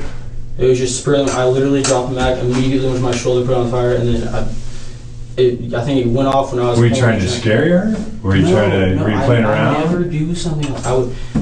No, I wasn't trying to scare her. I was not trying to scare her. I think I was just moving a little bit too fast than I should have been moving when I picked up that weapon. So then why all the other stories before we got to this one? I think it might just, I don't just fucked up because what just happened. I'm fucking losing I it. mean, I get that, but hey man, I fucked up. I put the gun on my shoulder. I selected it to fire. I pulled the trigger. I don't know what I was thinking right off the bat, right from the get-go, and not this big elaborate thing. Because that's what it is concerning me, is all these other elaborate stories. And it took us what, a couple hours to finally get the truth out of you. When we're not all the way there yet. Yeah, we're missing that point. Why was it pointed at her head? I don't know. I don't know why it was pointed at her head. I really don't. It was just I think I was moving too fast for my own good, faster than I thought I could actually move when I was trying to clear that weapon myself. And So you take the gun, the magazine out of the gun. You say birdcage. You know, I'm not sure. It may have been in the mag gun. So you charge, the weapon's charged. You say you don't, but you leave it for self-defense, right? yeah, Okay, so you leave a weapon for self-defense, but you don't know if she can charge it, because maybe she can, maybe she can't. Well, what fucking good, you might as well left her a baseball bat if you didn't charge the gun for self-defense, because if she doesn't know how to do it, the only thing she can do is hit somebody with it, right? So did you charge the weapon before? No. And so you're telling me she charged the weapon, she took the magazine out, she put the magazine in the birdcage, or there was a separate magazine somewhere throughout the house, which we will find, and you're going to tell me that one's missing around. We had there's multiple magazines around the house because I'll go shooting. I'll just leave them. I'll put them in a basket or I'll throw them under my bed in the spare bedroom because I got random stuff. Put them on top of it. But I did not charge the weapon. That's why I'm so curious as what the fuck was going on. Every gun's fucking loaded, man. They tell every... Hey, dude, you know how many grunts are in the fucking army that they have got the lowest IQ, and that's why they're grunts, right? And they've got to be able to teach those guys that every gun's fucking loaded until you verify it's unloaded? You're a gun guy, you got gun parts, you can build an AR. Your own admission. I'm just assuming that you would at least know how to clear a fucking gun. And it should be by this point in your military career, and the fact that you've been shooting AR since you were 11, shot your first gun when you were 4, pretty good memory for an olfactor. But all those things, you would think that would be ingrained in your fucking head to clear that weapon. And why in the fuck did you point it at the back of your beautiful wife's head? And on that point, we have other people watching, and they said, sometimes because we messed up, you said that you intentionally pointed it at her head, and I missed that. In this room, and it's on video, saying that you intentionally pointed the rifle at her head. I didn't intentionally point at her head. It was in the direction, and I wasn't paying attention to what direction. I knew I was behind her. I knew that she was sitting at the desk, okay? And I knew that, you know, the rifle was pointing that direction. I was not thinking straight, and I just did it out of reaction, just quick. And I grabbed the rifle, cleared it, and grabbed it, bam, went off. And I did not intentionally aim at her head. Let's stop right there. Okay. Bam, it went off. You shouldered the fucking gun, put it to the back of your wife's head, and pulled the fucking trigger, and she died. On purpose.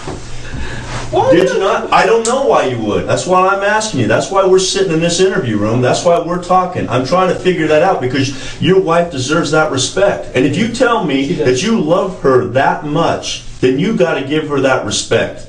You might have been in a fit of rage where you pulled that trigger and you killed her because you were pissed off. But she deserves to know, we deserve to know that answer for her memory.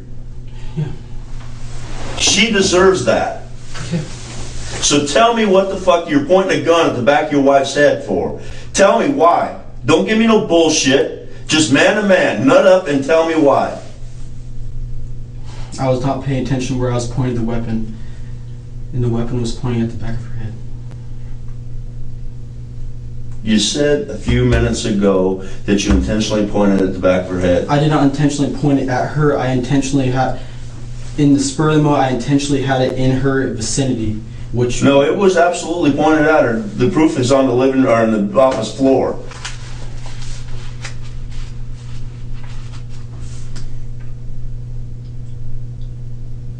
That's the big hang for Howard. Why? You're a gun guy. Why would you do this? Why would you clear a weapon like that? I thought it makes no sense. We're gun guys. We work around guns every day. And I have never yet cleared my rifle when it's pointed at the back of my head. I've never yet cleared any gun when it's pointed at my wife.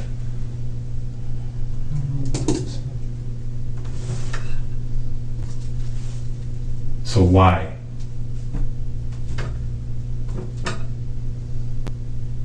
We get rage, we get passion, we get jealousy. That type of stuff we understand. That type of stuff we see every day. That type of stuff makes sense. But when you have an expert in something, I wouldn't call myself an expert. okay, professional, with a weapon, and you make this one mistake and somebody ends up dead, it's just not making any sense. Do you see where I'm getting at? Yes, sir. Yes, sir. And so we're going to go and we're going to look in the computer, and we're going to look and see if she was contacting somebody, and we're going to look and see if maybe you saw something that made you mad, and then we're going to contact family members who she confides in and say what kind of a person you were. Or you can man up and tell us what happened. Okay. As far as I know, she has never talked to another man besides me. And I'm positive of that. I've even asked her before, hey, is everything okay? I know I was gone for about a month. You know, how today I asked her, like, how are your coworkers? They don't hit on you or anything. She's like, oh, no way. And, you know, so I'm not gonna second guess her. And in the past, I've never even thought about it. I've never had an idea that maybe she was, I never thought she was, and I never think she is, and I still don't think she is. Okay. I don't doubt. But yet you still asked. No, I didn't. I asked, the way I asked probably sound like that because she has new coworkers that she's working with, and I asked her if any of them were maybe, I don't know how to put this, like pushy towards her, or maybe were trying to hit on her or anything. I was just asking her. Well, how did you ask her? Explain it to me. How did you ask her? What was the words you used? I asked her if her coworkers are polite and do they hit on you or anything. That's like exactly how I said it. Are your coworkers polite and how did they hit on you or anything? And that was it. And I was just asking how. And what she said? She said, oh, no, they're all married. And she said I wouldn't. And they don't. And they're all, yeah, she's like, well, they're all married and I'm all married. And yeah. That was, I asked her that earlier, but nothing. And I didn't even think, that was just came up because I was wondering how her coworkers are. Because I'm just curious. She's curious if, my people I work with are mean to me, or I just want to see how she's being treated. So I asked her, how are they? Do they hit on you, or are they nice to you? What would you have done? She said, yeah, one guy's hitting on me. He's calling me 3 or 4 times a day. Well, I don't know. I've never run into that problem. So Well, what would you say? What if she had said that today? Would it made you mad? I would have been upset, but I'm not Upset enough to put a gun in her head and shoot her? No. If that happened, I would not blame my wife for something like that. Well, what if she was calling him back? I'd probably leave. I'd probably go to post, and I'd probably go stay in a room on post, because there's free rooms on post that are in my battalion. And I'm familiar how the places you can go. But somebody that you love, that you miss so terribly, yeah. And you're telling me that if she was calling some dude, you just say, okay, I gotta leave. No, I wouldn't just up and leave like forever. I would, if that was okay. Let's say this was a serious situation and she was talking to somebody. I would, like to know maybe some details about it, if it, whatever. Well, what if she gave you some gory details to it? Maybe it was more than just talking to somebody. Would that make you so mad that you put a gun in the back of her head and shoot her? Like I'm asking you. She didn't do this. No, that's what I'm we're asking trying you. to figure out, because it doesn't make any sense. What you're telling me as a professional soldier does not make sense that a gun accidentally went off 5 feet from the back of your wife's head at an angle exactly with the floor that took us 2 hours for you to tell us that you shouldered a weapon and you pulled the fucking trigger. Okay. So I'm just trying to figure out your frame of mind, why you would do something like that. Somebody that's got this experience that you have, that, on your own admission, why you would put a gun in the back of your wife's head and pull the fucking trigger. So I'm trying to get to the bottom of this, man. Skylar, I don't think you're a dumb guy, but I think you're sitting there thinking that fat fucker's a dumbass and I'm getting over on him. I have no problem with you guys. I don't understand what you think I do. I really have no problem Because with you your guys. story doesn't make sense. There's a huge fucking gap in your story. You're detailed all the way through up until the point where we had to talk to you for 2.5 hours to get you to realize that we're smarter than you think, and you shouldered a weapon because the fucking trajectory of that fucking round didn't match up. So immediately you changed the fucking story. That's about the 8th time you've done that. When your story, about 8 times, when your story doesn't make sense and you hear it for the second time and we bring something up, you change the story. I'm trying to figure out why you put a gun to the back of your wife's head and pulled the trigger. Because I took an oath to do my job, like you took an oath to do your job. And I'm going to do the damn best job I can for your wife, because that's part of my oath. I'm a homicide detective. I have to speak for the ones who can't speak anymore because somebody put a fucking gun in the back of their head and pulled the trigger. And I got to find out why. And you're sitting in this seat, not this seat. So this seat, you need to tell me why it happened so I can explain that. Because your wife, Danielle, she deserves that. When I said earlier, I don't know if you wrote down, I said I was not looking down the sights. I was not looking down the bore of the weapon. I was looking at the weapon when that happened. Stop. You keep changing the story when you realize... I'm just adding more details as I remember. Stop. When you realize it's not working, you change your story. And so then we finally got out that it was shouldered, you had your finger in the trigger, because we know guns don't go off without your finger in the trigger. We've gotten all that. We just haven't gotten to the why. And I can tell, just by sitting here looking at you, there's something on your chest and you wanted to get out. I can see it in your eyes. It's like every time, listen to me just for a second, okay? Because every time you finally tell the truth, it's like a little bit of that pressure goes away. You feel a little bit better. And so we're just to the one part where I can see it's on you, man. It's weighing on your shoulders. And you just need to tell us. And get it over and get it done with. Okay? You So know we you can had it move there. on and we can take You had it care on of your it. shoulder. Yeah. And it's respect for her. It is. Okay. You guys can call me out again.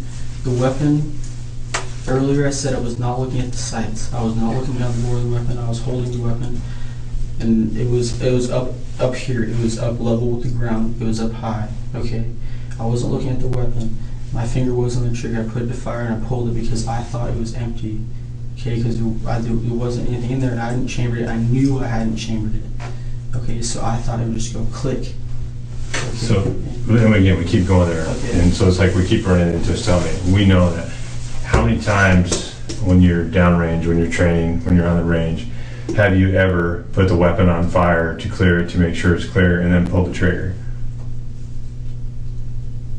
If I'm at a range. If your range instructor is standing right there next to you and they tell you to clear that weapon, are you going to click it on fire, drop the mag, and pull the trigger? I'm going to drop the mag, make sure it's unsafe, charge the handle, and block bolt to the rear. And then I'm going to turn it out inside so you can see down my chamber. So the instructor can come by and see that, right? Yeah. So, and how many thousands of times have you done that? Too many to count. Too many to count. Okay, so that's what we get. Now we have you shouldering it, putting it on fire, and pulling the trigger when it's in close proximity to your wife's head. Oriented in her direction, and you know, as a firearms guy, and we're firearms guys, that you orient a weapon down there, it's going to go where it's oriented. It's not like you don't have to look down the fucking sights to line it up. You can orient a weapon from a hip oriented weapon and still hit the target. You can throw it up and look at the target without ever seeing the top of the sights and hit the target. Right? You know that, I know that. It's no secret. So why did you do that? Why I did that, when I came into the room and I grabbed the weapon, I thought I was just going to immediately I was going to do it real quick and then just put it in the safe and go back out of the living room while she was working. It was just one of those things, I don't know, today I've just been moving fast because I've been up since 4:30 and I was just clearing weapons all day. I cleared weapons earlier today. I cleared 4. Any of those weapons you cleared earlier today, those 4 weapons, the 2 that were yours and 2 that were your buddies that he didn't clear them correctly, did you pull the trigger on any of those once you fucking, did you put it on fire? Well, I cleared take them the legs and I out? did a functions check after I cleared them. Right. That was the only time I pulled the trigger. Well, And prior when to you your do functions check, Did you, prior to your functions check, did you orient your weapon towards any person and pull the fucking trigger after removing the magazine? No. And when you did your function check, which way did you have your muzzle pointed? Just kind of like at the wall or at like down at the like. In a like safe that. direction, right? Yeah. Just Why kinda do we do that? in case it does go off. In case it does go boom. Yeah. Yeah. I don't know. There's another thing. After the neighbor heard the gunshot go off, they heard the toilet flush twice from your apartment. What were you flushing? The alcohol I had. She got me that Fireball, and I just was really I don't know why I was really worried it happened, and Why were you flushing the alcohol? What? Why were you flushing the alcohol? Because I'm not 21, and I was just really scared. Your wife was dead with a bullet in the back of her head, and you're worried about getting a misdemeanor ticket? Yeah, no. I was just really. I don't know why. So that kind of brings up another point. When you first started talking about it, the gun going off, talked about all this other stuff, how long did it actually take for you to run over there? What do you mean? Did you try first aid? When Did I you try hit it- CPR on her? I saw it go off. You said you went over there and held her, but That was after. It went off, and my ears were ringing, and I didn't even hear. I didn't like think of it. My ears were ringing. I looked up, and I saw what happened, and I turned, and I just white. I didn't. What the fuck just happened? I turned around, and I went in my bedroom, and I saw the weapon, and I just threw it into the fucking closet. Okay, and the magazines, when they were on the bed, I remember I just hit them off the bed. I just fucking kicked them. I remember I was just so. and then you flushed the Fireball. Yeah, no, that was Well, that I went and I saw it. I was just so fucking frightened. I didn't want to even touch my wife because I was so fucking scared. I was scared. She's hurt. I know. When I went up to her. I didn't touch her though. I went up. She's hurt, man. I think that's the first thing I would have done. I wouldn't have done anything else. Went off. I threw the rifle in there. I went in there and I looked at her, and she wasn't moving, and her head was like on the right side, like that, but she was still facing the computer, and I didn't know what the fuck to do, and for some reason, some part of me just said, "Oh my God, there's alcohol in my system," and then I don't know why that hit me, but. And as you said, why am I worried about a little miss? I don't know why, but I just did. Not only that, but you first thing you want to do is hide the magazines. You knock them off the floor, or onto the floor, and kick them under the bed. So you're altering the crime scene. You're altering the fucking scene. I don't know anything. This tells me somebody that acted out of rage and out of anger. You acted out of rage and out of anger. You shot your wife in the back of the head. And then after you did it, you realized what you did and realized, oh my God, this is permanent. How stupid was I to do this? Now what am I going to do to cover this up? What can I come up with? That's what this tells me. It was not out of rage, and it was not out of anger. I wasn't angry at my wife. It wasn't an accident. It wasn't an accident. You intentionally pulled the fucking trigger. Me firing the weapon, or me pulling the trigger was not an accident. Okay? I did not know there was a round in there. Her getting hit with that round, that was that, and it was an accident, and I was not mad, I was not angry. And It's not an accident. You're right. It was not an accident. You did this intentionally. Because if this was an accident, if you had accidentally shot your wife, you would have dropped the weapon right there, went over there, and started rendering CPA or first aid because you felt horrible. This was an act of rage. You were mad for some reason, and you shot her. no, I'm mad at my wife. And then you went and tried to hide everything. to include fucking alcohol and kick magazines underneath the bed, throw the gun in the closet like it didn't fucking happen. Oh shit, it didn't happen, all gone. Hands clean. Skylar. Yes. I did not. Your wife deserves the right answer, man, not this fucking She bullshit. does deserve the right answer. Then and I tell love it. my wife. I did not kill her. You did I did kill her. I was not angry at her. I was not mad. I did not intentionally mean to murder my wife. I love my wife with a huge passion, okay? We are young. We have not been together that long, and I understand that. And everybody does not fucking like that. And they don't like seeing young couple be like that, okay? But I do love my wife. And I've never had a problem with her that was major. I've never wanted to hurt her in any way. I've never put my hand on her, okay? And I would never want to do that ever. And today, especially, I did not, nothing wanted to happen to her, okay? I made love to her when I got home, and she wanted to relax, and I wanted to relax. So I watched a movie, and she was on working, okay? One thing led to another. I'm fucking not even thinking straight, clearing a weapon, and it goes off, and it strikes my No, wife. you pulled the trigger. It didn't just go off. Skylar, you pulled I the pulled the trigger trigger oriented at your wife. I understand that.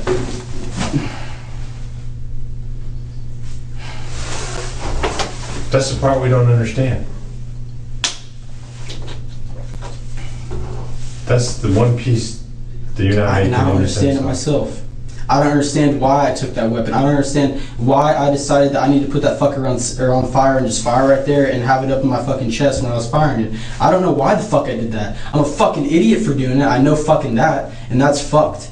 I know that when I know I'm a fucking idiot for doing that, and I wasn't thinking fucking straight, but I did not intentionally mean to shoot my wife. Okay, the direction of the weapon was towards her, but I did not intentionally mean for that to hit her. I don't know if you're trying to accuse me of killing. I understand I killed my wife. I killed my fucking wife. Okay, I killed my wife. You're not going to get an argument here. I'm just trying to figure out why. That's what our job is. My partner and I are trying to figure out why you killed your wife. We already know you killed her. And we can't fix that. But what we can do is get to the bottom of why. So she can rest in peace. She deserves that. She does. You're right, Scott. You're right. She deserves that. And you deserve to give her that. And people are Everything I can get. and people are gonna want to know the answers of why. Not just us, her family, Your her family. sisters, your family.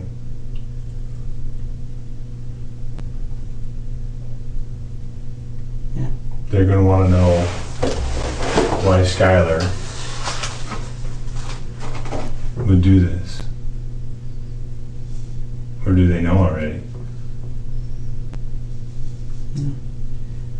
My wife has met my entire family. I think as far as anybody I can meet that's worth meeting.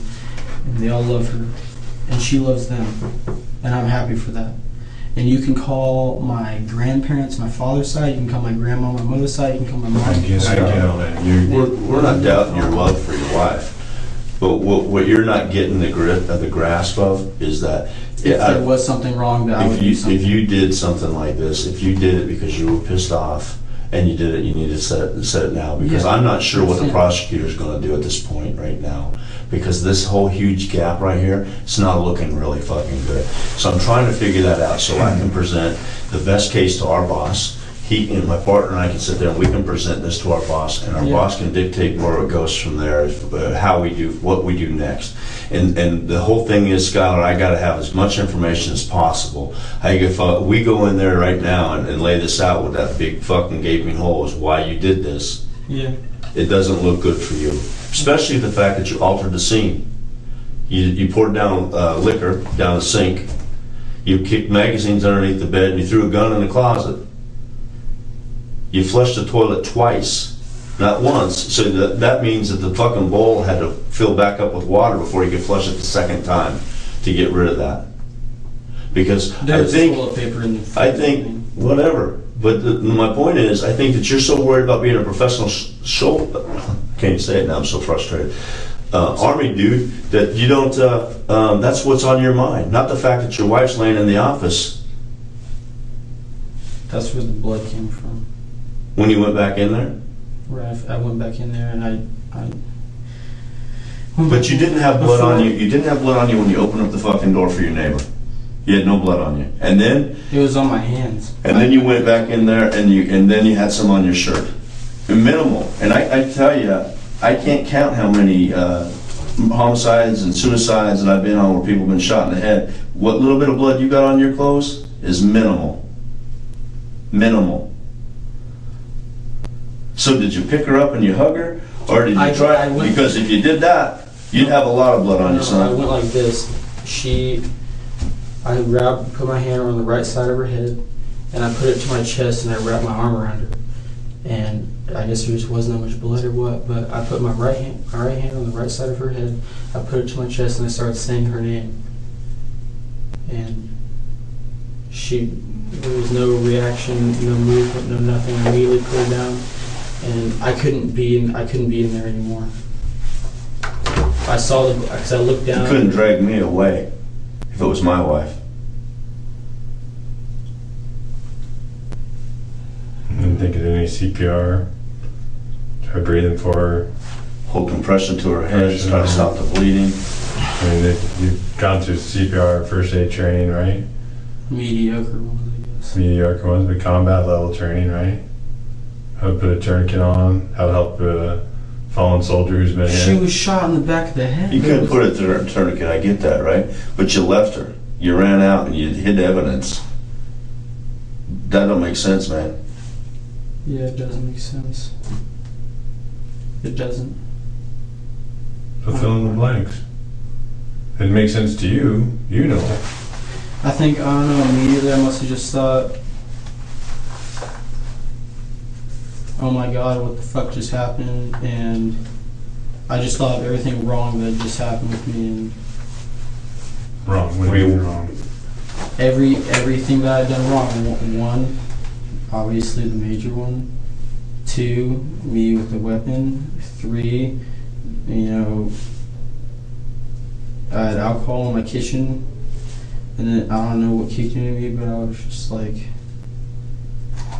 I don't know why I felt like I needed to cover, but I wasn't trying to cover up the fact that I did what I did, but You moved magazines from a fucking rifle. You threw a rifle in the magazine wasn't in the rifle. I'm just saying, I'm just telling you the what- initial area. Yeah, absolutely. And you flushed alcohol down the toilet not once, twice, 2 times. It seems to me like you're more concerned about cleaning the apartment and putting things away than you were about your wife who just got shot in the back of the head. Or more concerned about your military career than a 19-year-old girl that been shot in the back of the head, like my partner said. It seems like you had limited or minimal concern about her. It's more like, damn, now what do I do? And in the beginning of our conversation, I didn't count after 6, but you said, what happened to me? Look what happened to me. Why did this happen to me? Well, Skylar, you're sitting right here. Your heart's pumping. Your brain's working. Your wife isn't. It happened to her. You did it, but it happened to her. Tell me why it happened to her, Skylar. Because I'm a fuck up. You fucked up. There's no 2 ways about it. But why did you fuck up? Were you pissed off? Were the rage was to the point that you just said, "This is it. I'm mad because you didn't do this or you did that," or you're talking to that guy? Was it out of rage, man? That makes sense. Like my partner said, as the detective said, it makes sense. We understand rage. We absolutely do. Most of the time, you can understand homicide, but when you leave a big fucking hole, I can't understand that. And she gets no rest until you come forth and tell the truth. I wasn't angry at her, and I wasn't looking for revenge in any way. I wasn't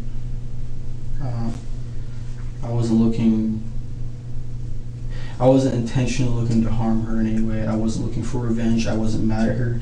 I wasn't insinuating that she was talking to another man. None of that was in my head.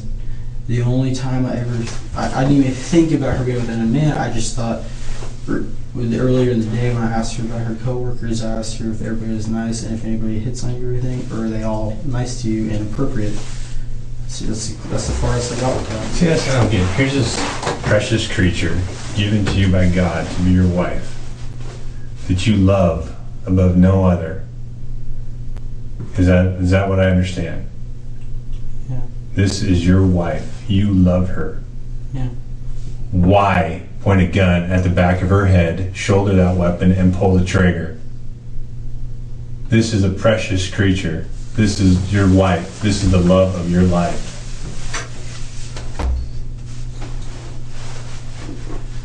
And then you tell us, well, I loved her. I wasn't mad at her. There's no other guy. You see where we're at? It doesn't I make understand sense. where you guys don't understand. Yeah, I understand where I look like a fucking. I understand. And we're going to find things out. This is just the beginning. We're going to start digging. We're going to dig into computers. We're going to talk to neighbors. Mm-hmm. And some neighbors have already said they've heard you arguing in the past, not today, but in the past they've heard arguing coming from your apartment. What were those arguments about? I don't even remember a last argument. What was your last argument about? What do you guys argue about? There's usually money, No, we usually don't argue about money. bills, and infidelity. We usually don't work. I don't think we've ever really had a really big argument about financial. What does an E4 make a month? $1,136.98 every 2 weeks. And then I get my rent automatically paid. For BAQ, I guess what they call that.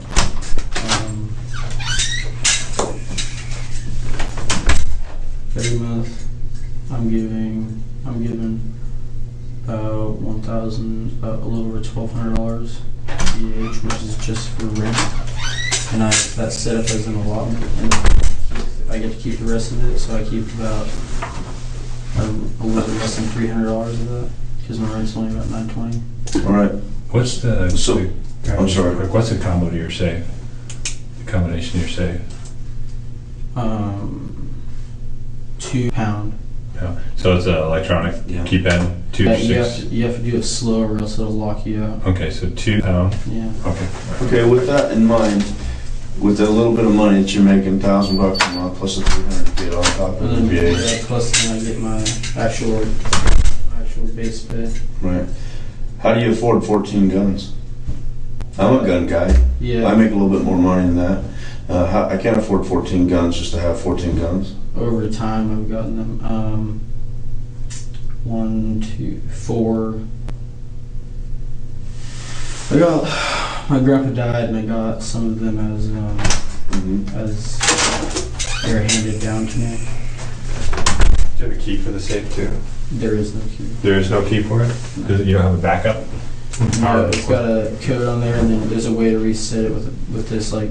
It's a key. If you turn it, you can reset and put your own program, your own. Oh, okay. Yeah, and Okay, but there's no like manual key. if it's So if the power goes out, you just... It's a battery. You got to rechange the you battery. just change the battery, Oh, and then okay. you can change okay. the key code by opening the safe, and you can change it like that when it's open. Oh, okay, okay.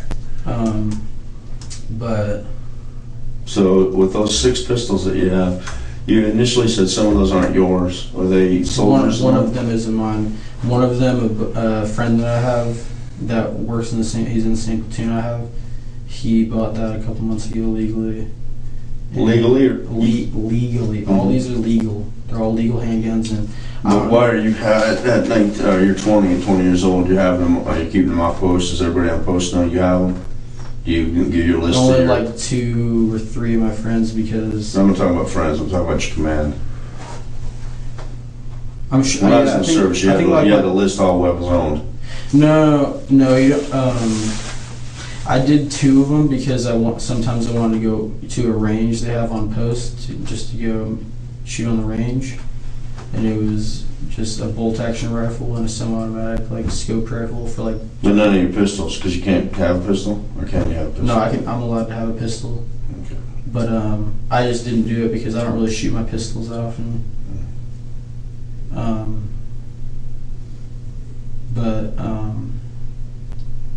There's a .44 Magnum that I got handed. I'm more concerned with the 5.56 that went through your wife's head. And where did you buy I that? legally bought that from Tactical Tailor on exit 124. From Tac Taylor or Surplus Ammo and Arms, the one behind it? The one behind it. Yeah. The surplus arms. Yeah. Do you remember how long ago you bought that? I bought that in beginning of December, end of November last year because Christmas is late December and her birthday is early January, so usually like in December I'll just get her some stuff then. So was it a gift for her? Yeah, I got it for her birthday Hmm. because she wanted a rifle to go shoot at targets. Did you teach her how to use the weapon? Yeah. How to secure it? How to make it safe? Yeah, but I didn't take her go. I went and took her to go shoot it maybe like 3 or 4 times. Yeah, maybe you took the time, showed the functions, or how to clear it. Yeah, and then one of my friends did the same thing with her, helped her out. Okay.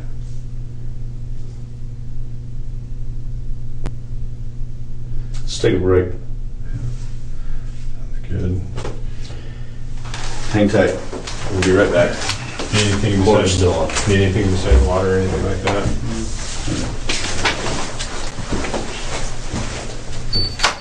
Like candy bar or anything?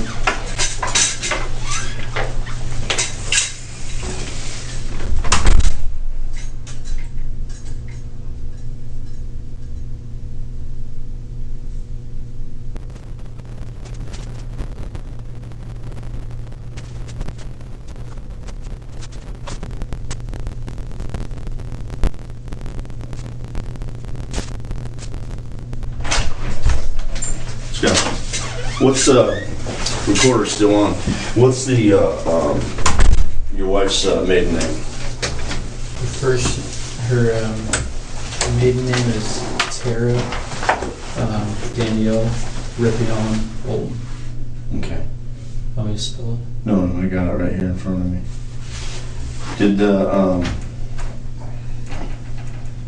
there was a bill in the house for a receipt rather for a dozen roses from Safeway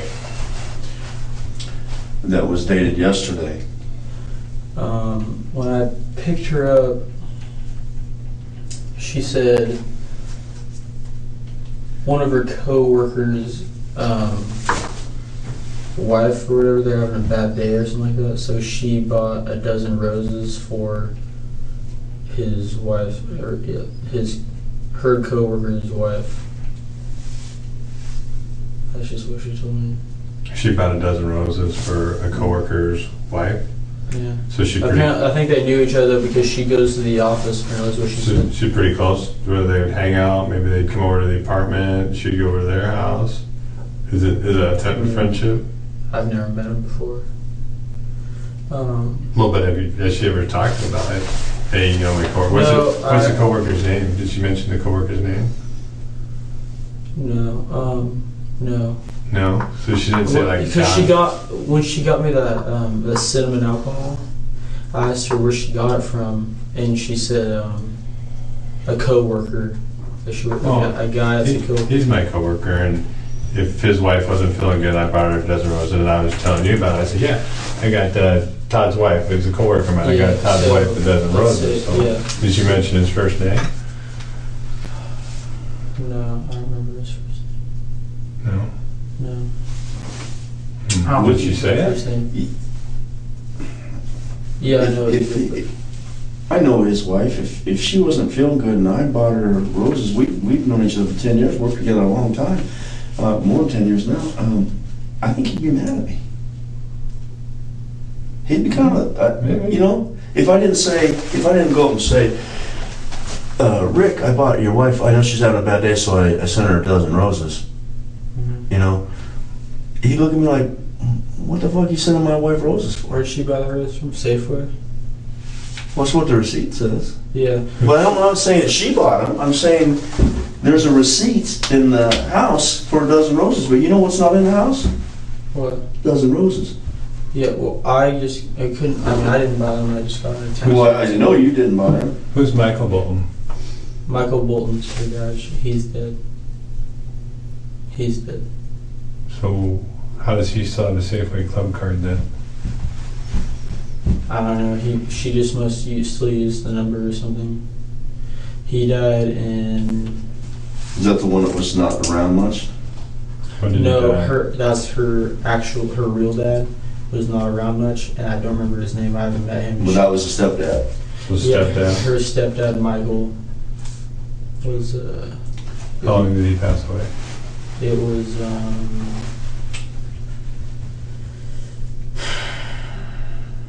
It was a week before Thanksgiving last year, so... Almost a year ago? Yeah, it's almost been 11 months ago. But yeah, so she asked her where she got the alcohol from. She said coworker, and then she said I also got his or like his. They just had a. She said they just had a baby, and she's been stressed out lately, and yeah, she's been stressed out lately. So Danielle, my wife, thought it'd be nice to buy her some roses. So she's worked at this place for 6 weeks, roughly. Mostly from home. Mm-hmm. Goes to the office sometimes. A coworker, a male coworker, his wife is stressed out, so she sends her or brings her flowers. Yeah, that's what I got from it. That's what she told me. So she's got to be having pretty intimate conversations with this guy to know that about his personal life. Because there's not a lot of people like I'm not going to share my personal life with a lot of people, But for a woman and a guy to sit down and talk and find out that his wife's stressed out. I mean, she's nice like that too. Though. Yeah, Like, but, I mean that's tearing some pretty intimate details, don't you think? I mean, would you sit down with a strange woman, or not necessarily a strange woman, but another female soldier? Would you sit down with a female soldier and tell her all the problems that are going on in your marriage? No. The only person I talked to like that is probably a chaplain. A chaplain, yeah. Do you think it's weird that maybe she was sitting down, talking to another guy, giving all the intimate details of your marriage and learning all the intimate details of his marriage? Yeah, I guess I don't really think that much of it.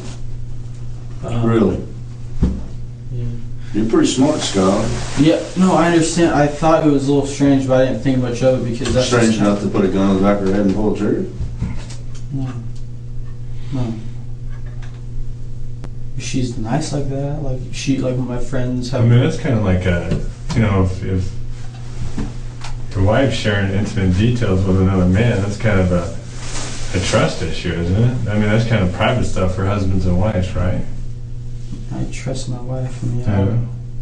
That doesn't bother you that she may have been doing that, and that he was sharing intimate details of his relationship with his wife to her? And never to me did I think that they're sharing intimate details. You don't think so? And then you're out in the field with the guys, and the guys are probably talking stories. I'm sure there's all kinds of horror stories about what wives do while guys It's are... called a Jody story. Jody story, yeah. Jody story all over the place, man. Yeah. And then the mind's a terrible thing. The mind just kind of takes over, kind of creates its own monster, right? Okay, I understand where you're going with this, but I don't think she did.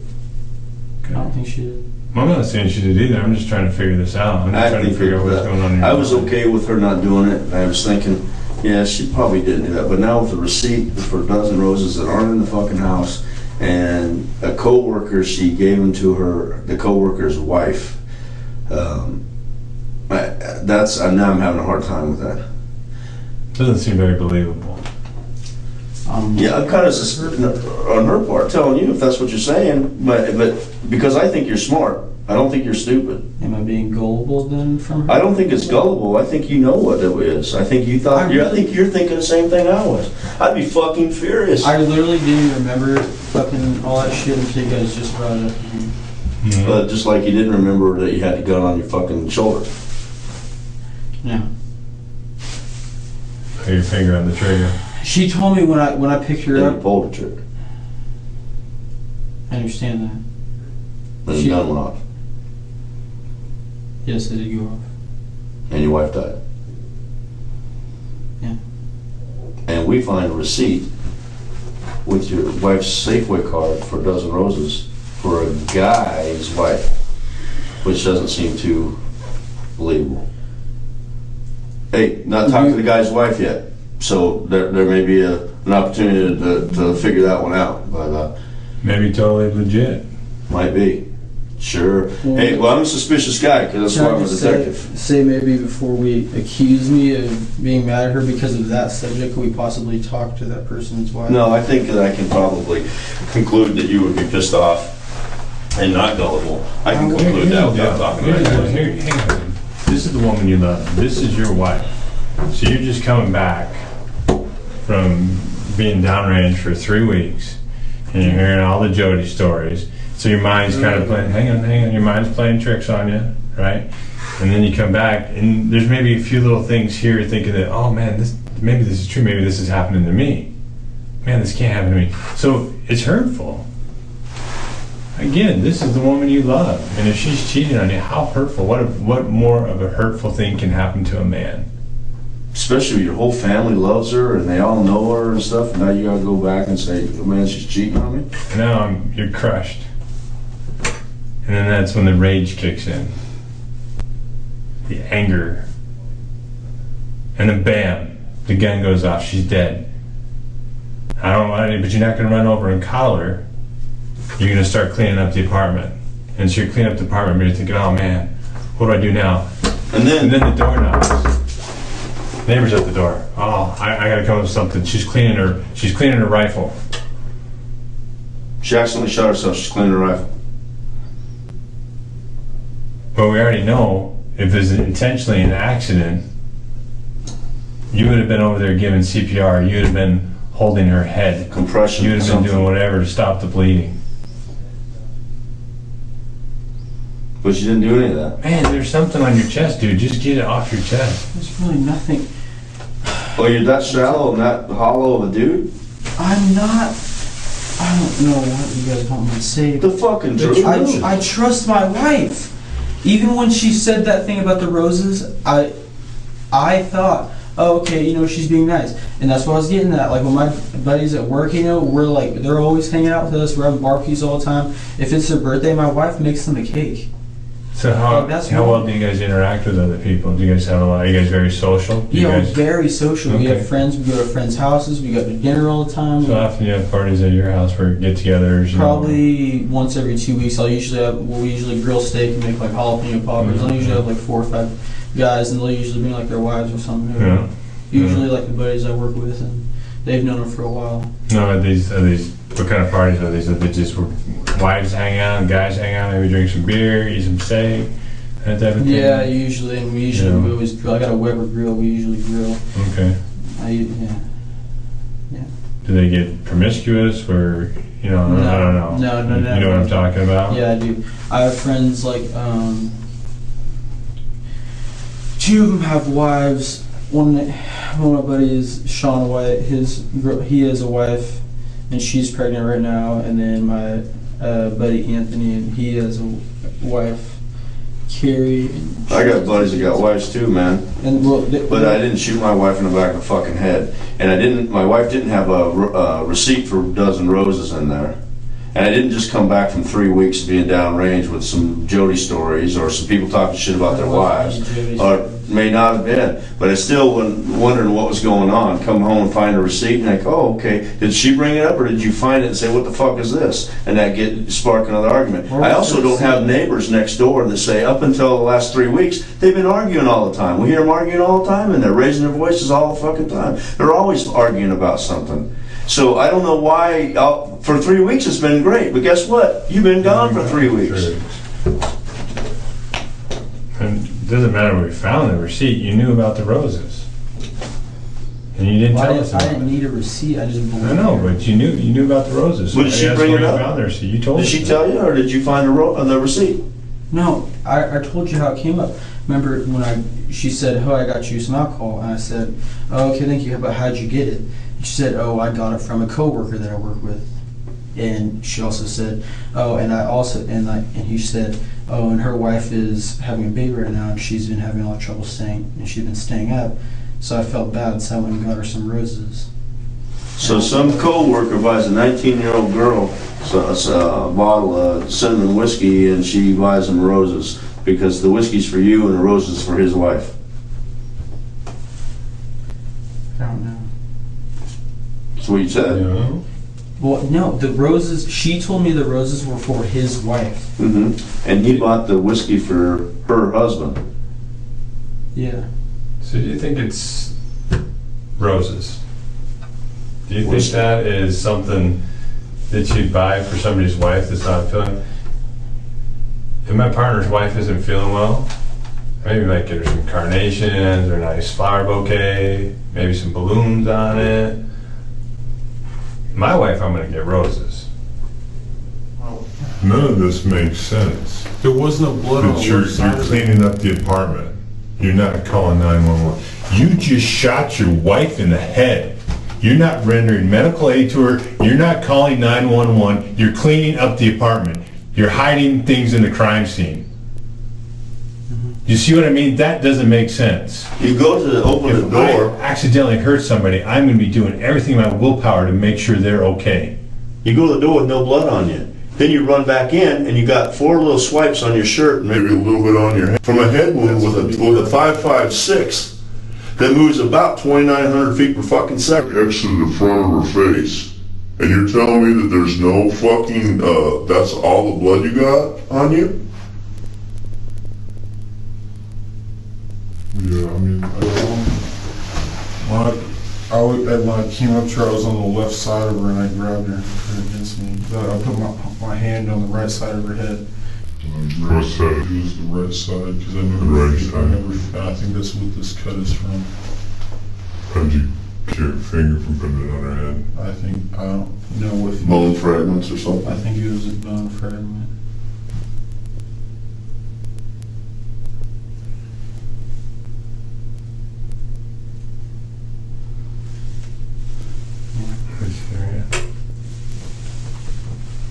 Take another pic of that.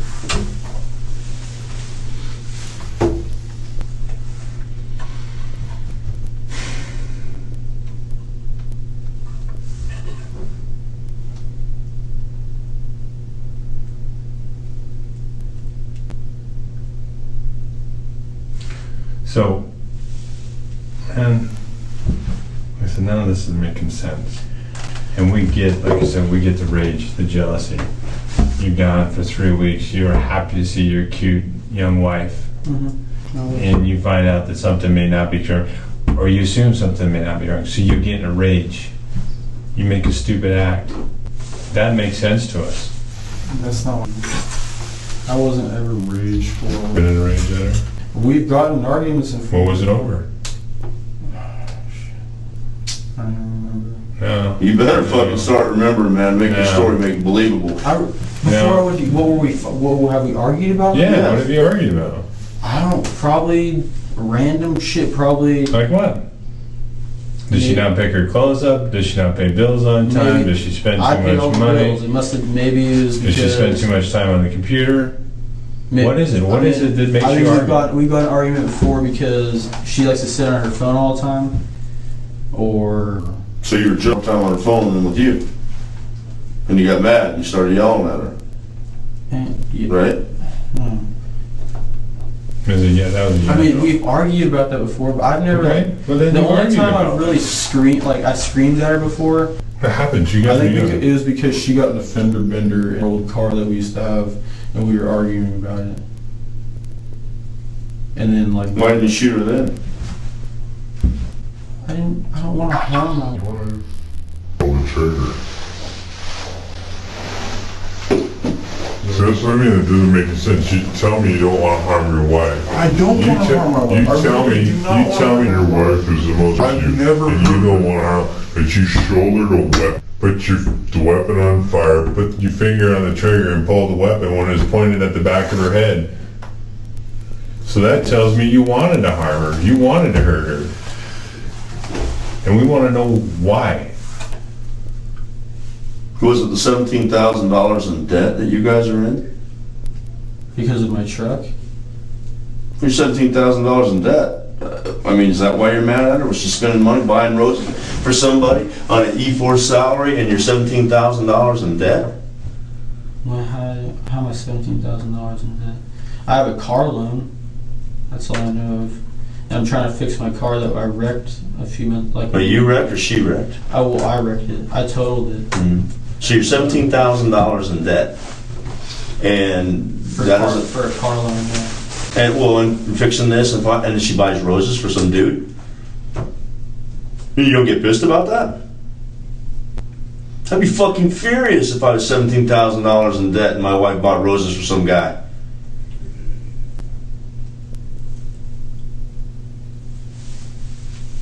Be furious, but I still wouldn't put a fucking 5.56 to the back of her head and blow her fucking face off. I wouldn't do that. But I'd be angry. I didn't want to kill my wife Then why did you? because I was ignorant and I was. I don't believe that. I don't believe you're an ignorant man at all. I think you're a very smart, intelligent young I man. understand. Okay, I'm good with weapons. I've used weapons a lot. Okay, but I don't. This time, I That's just it. I don't think you'd violate those safety rules to the back of your wife's head if you really loved her. You might if you were pissed off. $17,000 in debt, another man. You know, maybe the house, maybe she didn't do what she was supposed to do. Is there Maybe- a lie detector you could? Because I don't know of any. Yeah, other absolutely. We'll put you on a CBSA. If you want to do that, I'll absolutely get that set up. I don't know of any other man. I'm telling you, I really don't. The Did only you see video or something that she was doing something with somebody when she's looking on that? No. I wasn't even really angry at all, actually. I wasn't even angry. I didn't even think second guess when she said she bought roses for her co-worker's wife. I didn't even second guess that. Your bills paid on time? Every one of them? You up to date? Yeah, they should be. Should be. You pay all the bills, you should The know. last 3 weeks I let her pay the last one, so they should have been paid. But when I pay the bills, they're always paid on time. Usually they Being a good soldier. They usually paid a few days early. Are you in good standings with your unit? Yeah, I mean, the only thing that I've ever had bad happen to me is I got in that car wreck, and it was on post, so technically I had to get a ticket. So that's the only negative thing I've ever had happen to me in the military. Okay. I've never had. You haven't had any bad reviews? I've Anything never like had that? negative counseling. I've never been on extra duty. Yeah, nothing. Yeah, that was the first thing that's really ever had. That was my first ticket I've ever got to. See, that's what's troubling. So how's this squared away soldier who's good at his job, good with weapons, Kill his wife. mistake? It is not, this isn't a little mistake. Paying a ticket. This isn't doing something stupid. This is pointing a weapon to the back of her head, putting it on fire and pulling the trigger. To me, that's intentional.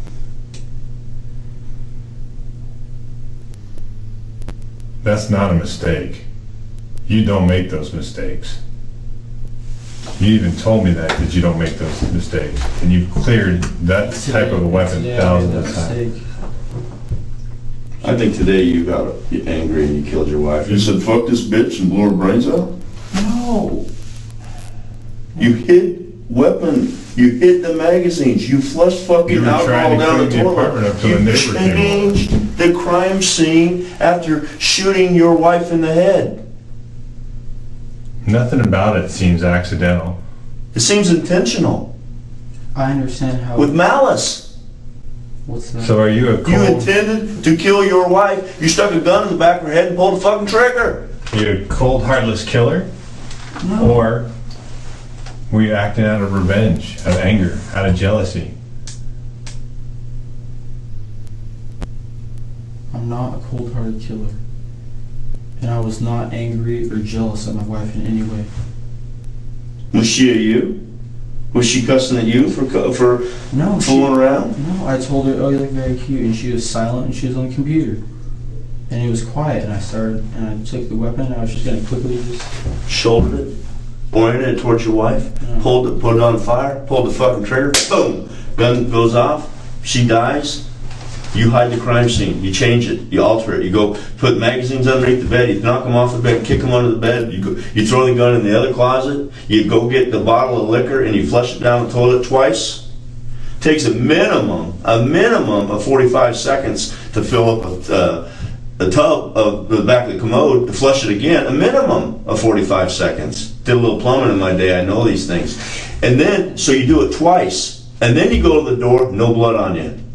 Answer the door. Then you run back and you come back with minimal blood from a head wound with a 5.56. It's got countless amounts of pressure and moving 2,900 feet per second out of a 16-inch barrel. Explain that, Skylar. If you could explain it, we'll be done. If you can't explain it, son, then what happens is right now you're looking at homicide. Intentional killing of your wife. I understand. Okay, when I took the magazine and I put it on the bed, and after all this happened, the alcohol was in the kitchen, okay, I poured. In the kitchen. The alcohol was in the, yes, the alcohol, I said that earlier. Right. In the kitchen. So you kill her in here, you run past this, you put the gun in there, you hide the magazines in this room, and you go into the kitchen, get the alcohol, go back to the fucking commode, and you flush it twice. Not once, twice. I didn't wait for it to. And then, no, change your story a little bit more. Twice, you flushed it twice, they heard it flushed twice. If you don't wait, it don't flush. Then they run back out here and open up the door because somebody's knocking on the door. You got no fucking blood on you. You never ran to the aid of your wife, Skylar. You never ran to the aid of your wife. She had a bullet hole in the back of her head, the love of your life, and you let her lay in a fucking pool of blood, and you run to the door and you try to change the crime scene. And then you come back and you got minimal blood on her. Skylar, don't fucking lie to me. I'm tired of you lying to me. Tell me the goddamn truth. That's twice I've used GD. I never say that word. You have got me angry.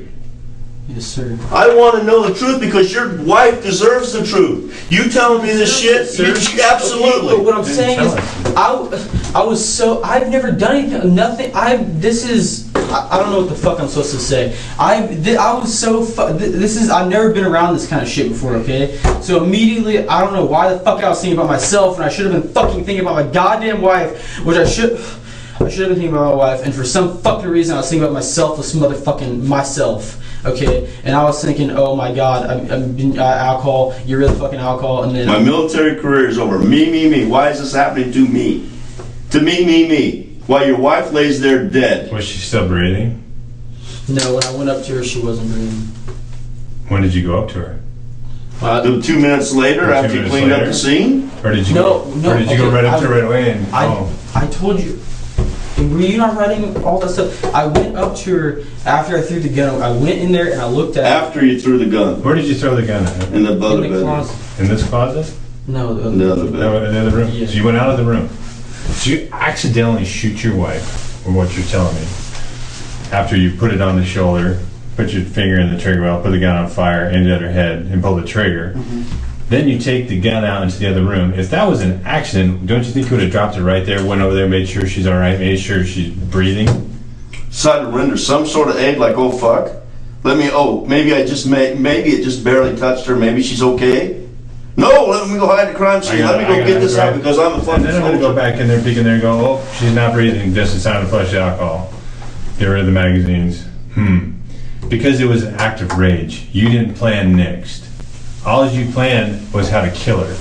You didn't plan what was going to happen next because you acted in a fit of rage. That's what's called rage.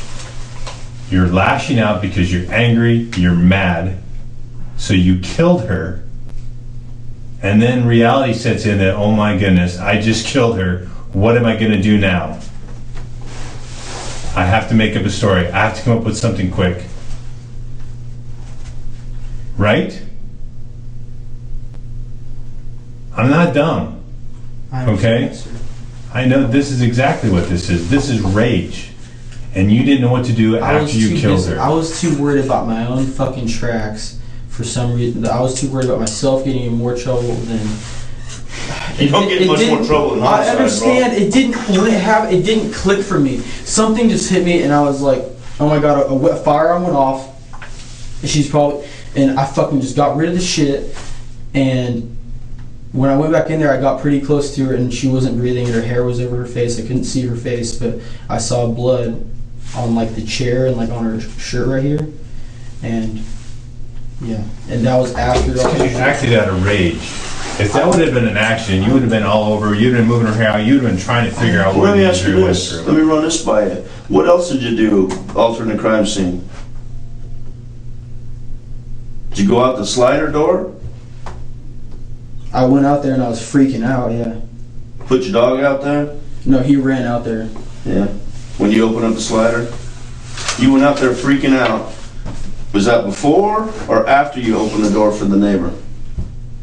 Tell the truth, man. That was before I opened the door for the neighbor. So now we went into another fucking room, went outside, oh shit, still haven't rendered aid to your wife. Because you're in panic mode. I didn't know what the fuck to do. She was panicked, right? That's out of rage. Then, like my partner said, then the fucking reality set in. And then, oh fuck, what do I do? Plan past the point of killing her. You were just so mad It wasn't that you wanted to premeditated. kill I her. didn't plan to kill my wife. Okay, It wasn't so you know what you're talking about, the difference of first degree murder and second degree murder. First degree murder is that you planned it. You said, when I get home, I'm killing that fucking bitch.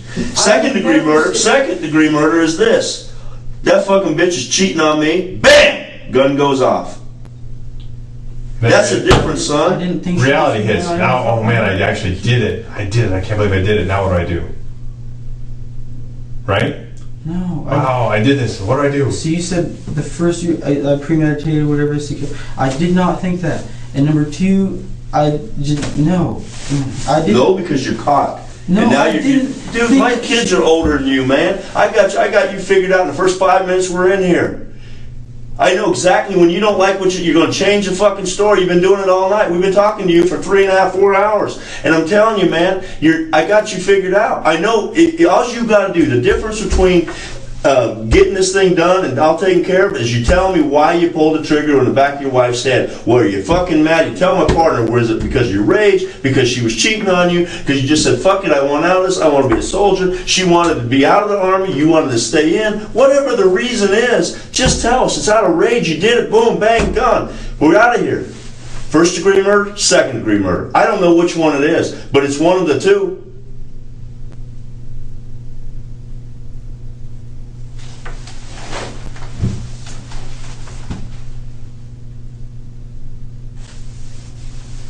I really didn't think she was cheating on me. I didn't have any. I didn't doubt her at all.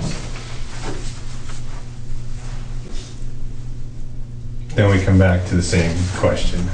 Why would you shoulder a weapon, put it on fire, put your finger in the trigger well, train the weapon on the back of your wife's head, and pull the trigger?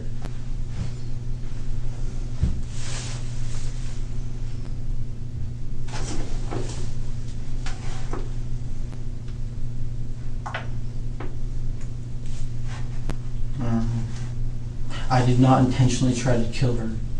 The weapon was in her, pointed directly at her, and I was not. You're changing the story again. You're changing the story. You're changing the story again. Why did you do that? Other than, I don't know, it was stupid. It was stupid. Yeah, we know that. But we don't think you're a stupid guy.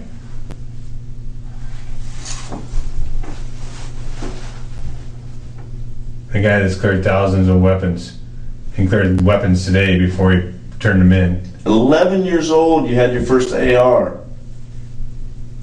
For 9 years, you've worked that weapon system. You know better.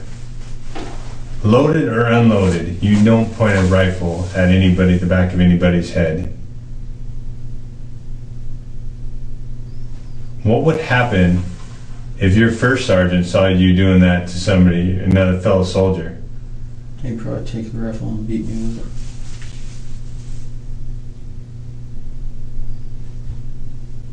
So again, you're not that stupid to make that mistake. You know better. So why did you do it?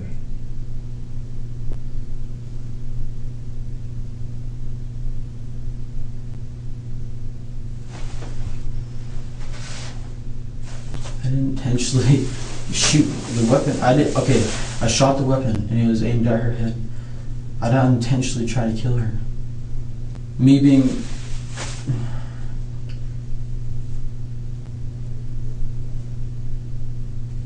I skipped a step. I skipped a step on the weapon. And a 19-year-old time. A step? The weapon wasn't unsafe. I didn't charge the I weapon. think you skipped more than one step. Pointing in the wrong direction. What are the firearm safety rules? Pointing the weapon in a safe direction, having the weapon unsafe. Make sure your weapon's clear. What's the last one? Trigger discipline. Having your finger off the trigger. That's not the one I'm talking about. You know which one I'm talking about.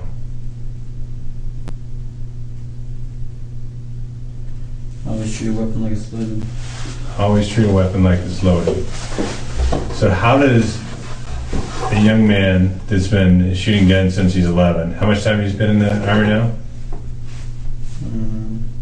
Since November 7th, 2012. Since November 7th, 2012, so almost 2 years. And how much weapons training have you had? Probably a lot, right? I'll let you answer that. How much weapons training have you had? Mortars, machine guns, grenade launchers, different types of rifles, short fire rifles. All of them you have to clear, right? All of them you keep your finger off trigger until you're ready to fire the weapon. And Never they- point anything at anything you're not willing to destroy. They preach the firearm safety rules to you? I know we get to preach to us. Do they preach it to you in the Army? Yeah. Yeah. Let me ask you this. Did you find a receipt, point the gun at her, not thinking it was loaded, and pull the trigger? No, I didn't know there was a receipt for the roses. Were you trying to scare her? No. Trying to intimidate her? No. Were you in an argument saying, hey, I could do this to you, and instead of the gun just going click, it went bang? No. I never threatened her. You ready to do a CBSA lie detector test?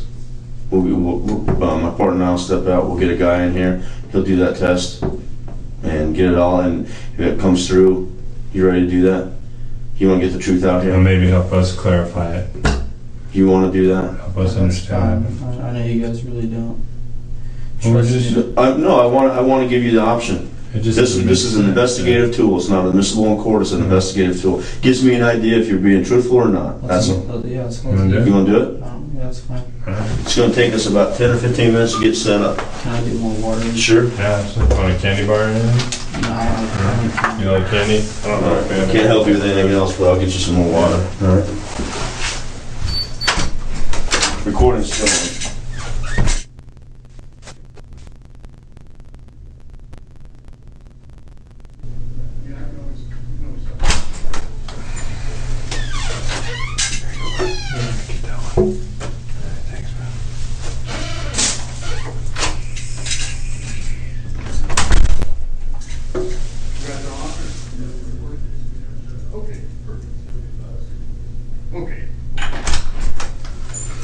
Hi, Skylar. Hi, I'm Detective Gonzalez. You have elected to take a computer voice stress analysis, is that correct? Whatever they need. Is that what he asked you about? He talked to you about that? Yeah, I said I would do it. Okay. I know we talked about polygraph a little bit. We're going to do some administrative stuff real quick before we even get into the machine, and I'll talk about how the machine works and all that kind of stuff. So, I'm a major crimes detective. I work major crimes homicide, and one of my primary duties is to coordinate the computer voice stress analysis program as well. So that's what I do for the other 6 examiners that I have that work for me here. So before we get started, though, I'm going to go ahead and get your permission to conduct the examination. You said you wanted to take it, so we'll get through that. Spell your first name for me, please. SKY Mm-hmm. LAR Okay. And what's your middle initial? N Okay. And what is your middle name? NEM. Oh, my middle name. Yes. NIKOLAS. Okay. Nicholas. Yes. And it's Nemetz. Yes. NEMETZ. E-T-Z. That's what I thought. Okay. All right. So, do you have any problem reading or writing? Can you see okay? Yeah. I know you're tired. Can you read that for me? Aloud? I, Skylar Nicholas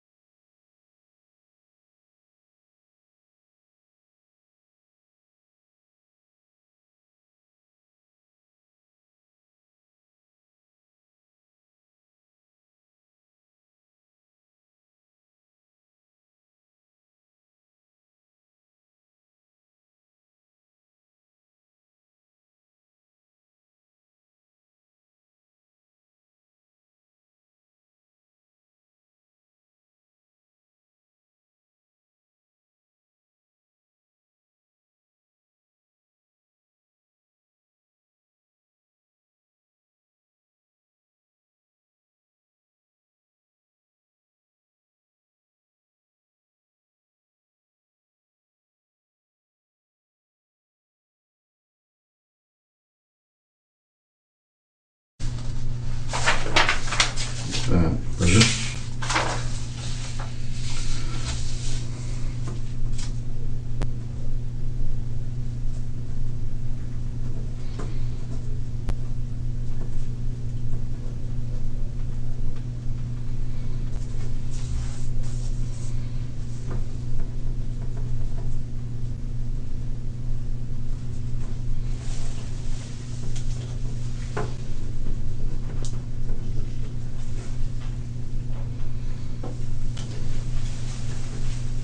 Tell me your date of birth.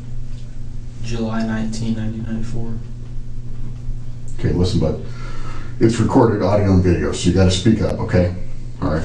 Oh, yeah. Everything. So you're kind of at a low volume now. I know you're tired. You've been doing this a long time. You've been answering a lot of questions. I'm not up in your grill or anything like that, okay? Okay. So, but I need you to, kind of speak up so we can get through this. All right, we're going to go through Miranda once more, okay? That's Okay. your rights advisal, so I'm confident that you still want to talk to me and all that stuff. The way I do it is I'm going to read aloud from the form you're going to sign, and then I'm going to give you a blank form that you can read along with me, and we'll go from there, okay? So, advisement of rights. Before questioning and making any statements, I'm going to advise you of your rights. You have the right to remain silent. Any statement that you do make can be used as evidence against you in a court of law. You're not a juvenile, so the juvenile addendum doesn't pertain to you. You have the right this time to talk to an attorney of your choice and have your attorney present before and during questioning and to make a statement. If you cannot afford an attorney, you're entitled to have one appointed for you without cost to you to have the attorney present at any time during the questioning and make a statement. When you stop answering questions or ask for an attorney at any time during any questioning and make a statement. Do you understand each of these rights I've explained to you? Yes. Having been made fully aware of these rights, do you voluntarily wish to answer questions now? Yes. Okay, perfect. Okay, couple of, again, just procedural things. All right, 1, 2, 3, 4, and 5 are what I read you. These are the two questions I asked you. I'd like you to initial next to the margin, next to each numeral, indicating you understand your rights. If you have any questions about them, please ask me. Okay. I would like you to initial next to these two numerals for the two questions and put your answers there. You answered yes to both of those and sign below, please.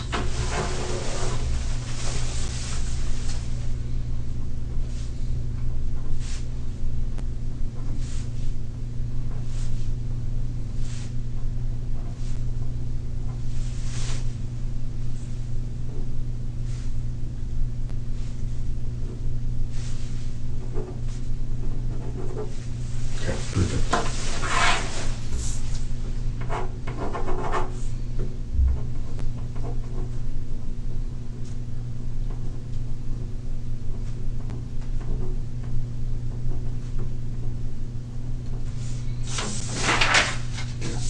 Got that stuff.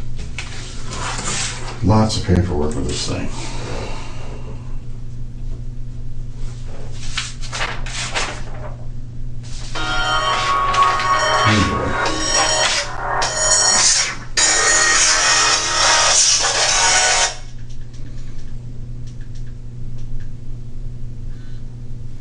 Turn that down, I apologize.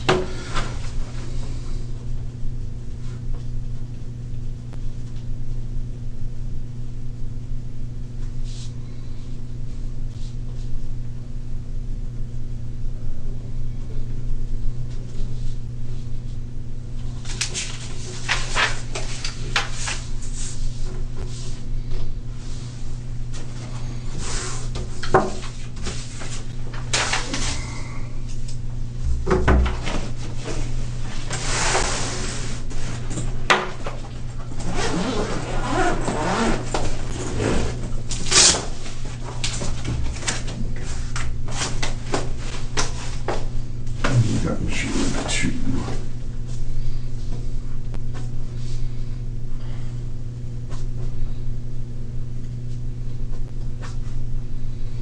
You good to go for a little bit? I mean, do you need to use the restroom? You've got some water? Are you okay? Because this may take a little bit.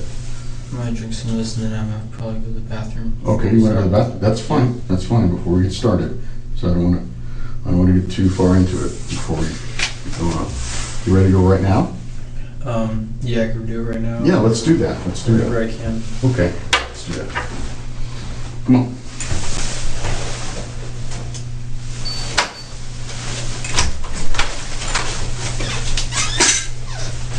Okay, stand right there for me. back ahead. Yeah, just follow up. Just like Mr. last Laughlin. time, All right, thank you. Walk. Okay. Yeah, a little bit. Same as last time, dude.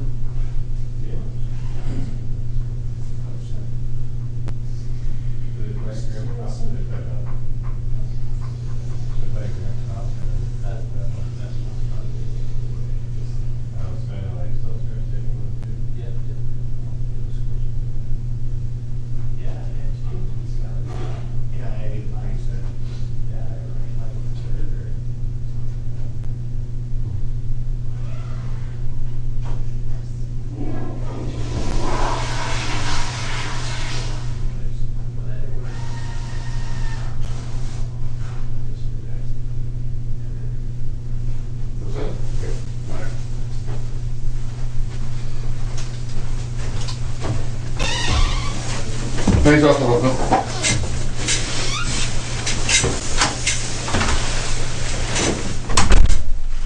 Perfect. So, not a good circumstance. I realize that. We have some things to get over, from the scene, as compared to what you told us and some of the things you did, and we'll get into all that. But again, this is the time, we've got a couple of questions. And they're just two questions really. Is intent more than anything else, and I want you to answer that right now. Or was it an accident? And stupid, an accident, or an act of negligence. It's kind of the three options we have. You know what I mean? Does that make sense to you? Yes, sir. Okay. All right. All right. Do you have a driver's license? Yes. Where's your driver's license at? It's in my wallet. Is it from this state or from Washington? No, it's a California driver's license. Where are you from, California? Northern California. Where? Eureka, Humboldt County. Eureka, yeah. Okay. Do you know your driver's license number? I can only remember the first few. That's right. That's right. If you don't remember it, that's fine. What's your social security number? Okay. And what's your address exactly? 8509 Mm-hmm. 82nd Street, Mm-hmm. Southwest, Mm-hmm. apartment 301.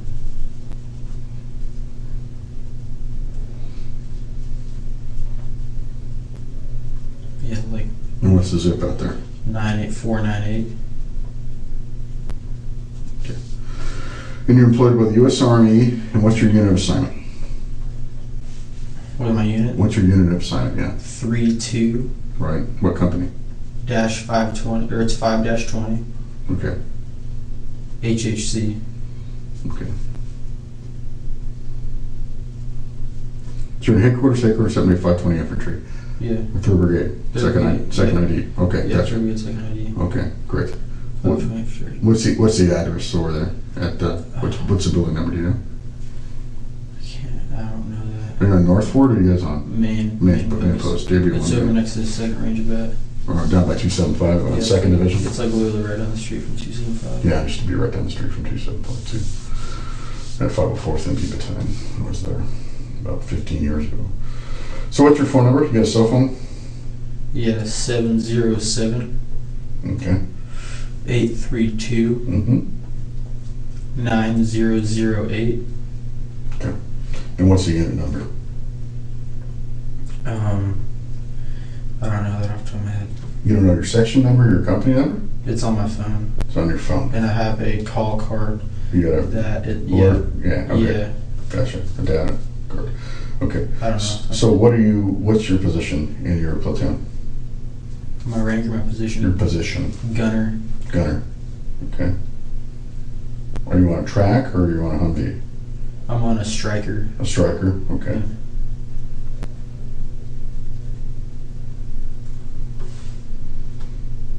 Is that going to be a 50 or what are you running? 240. 240. I saw that. Okay.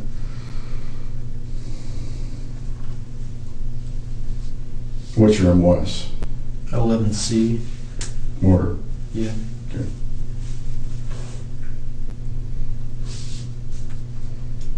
And how long have you been there?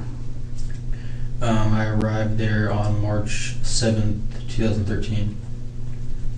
Been in the military since November 7th, 2012. So you had 4 months down Fort Benning Yeah. for infantry basic and all that shit? Mm-hmm. Okay.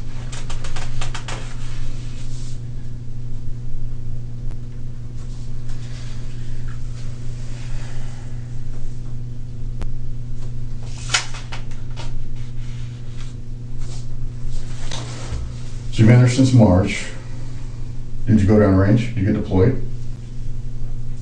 When I got back, they just got back from deployment, so. Oh, they just got back. Yeah, we haven't, You haven't rotated again since? no. Okay. So, where did they go? We're in Afghanistan. Oh, they went to Afghanistan. They went to Okay. Afghanistan, yeah. Okay. Are you scheduled to deploy again? Have you heard anything about that? Nobody's given Nothing. warning orders? Nothing, that, at least until we're booked up until like June and July time next year. What do you mean booked? We Range have rotation? we have training rotations booked all the way till July. Gunnery rotations? Gunnery from here to NTC, Southern California, to Yeah. Idaho, and Yakima. Right. That's we haven't been told otherwise. Besides that, they had an op order like a month and a half ago that told us all about it. And that's as far as we know. So gunneries through July of 15. Mm-hmm. Okay. Yes. All right. No pending deployment No. so far. And what's your rank now? E4. Specialist? Yes. Okay.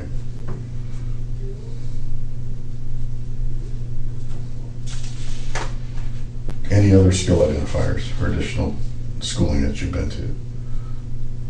No armor schooling, nothing like that. You haven't been to any training except your basic qualifications.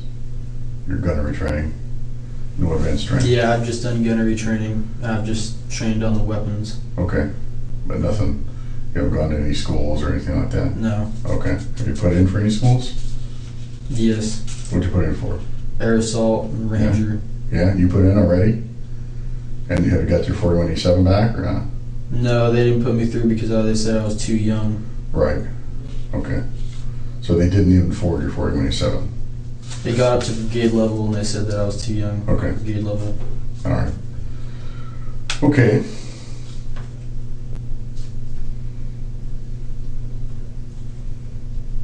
You put in for Ranger and Air Assault, but you did not put in for Airborne School? No, Why not? I just wasn't interested. It's kind of tough to get through Ranger School without having been Airborne qualified. You know, because you got a job. Yeah, well they do. They send you to airborne after ranger school now. Really? Yeah. Not in my day. You gotta do a little jumping. Alrighty. So, you grew up in Wairika the whole time? You never lived anyplace Yeah. else? No, I was born in Eureka, California, Yeah. and I lived there. Spelled Y-R-E-K-A, right? No, it's not Eureka. It's Eureka. It's E-U-R-E-K-A. Oh, okay. It's the other one. Okay. Yeah. Okay. Eureka Arcade area. Okay. And I lived in Eureka Arcade in McKinleyville area. It's all one pretty much big town. And I lived there pretty much my entire life. What's the closest town to that bigger town? To Eureka, Yeah, Arcata. Arcata. How far is Sonoma? Is it near there? Sonoma's south. Yeah, It's a couple hours a south. couple hours south. Okay, so you're almost in Oregon, Yeah, I'm about an hour and a half away from. closer to weed and all that action. Yeah. Okay, gotcha. Didn't they just have what they had in there? Fires or something? Yeah, fire, big fire, like 159 houses or something in weed that burned up. I didn't hear about that. Yeah, just the last couple of weeks. So,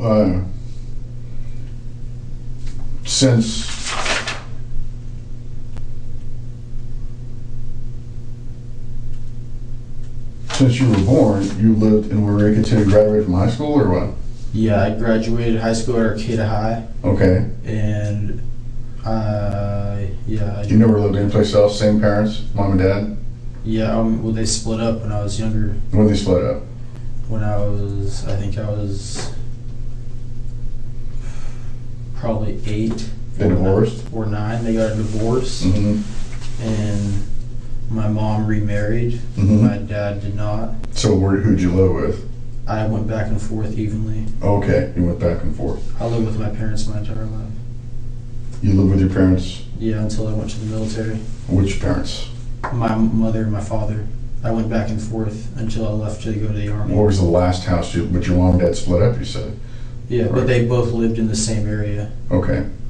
Yes. In Eureka or Arcata or what? Yeah, they both lived in Arcata. Okay.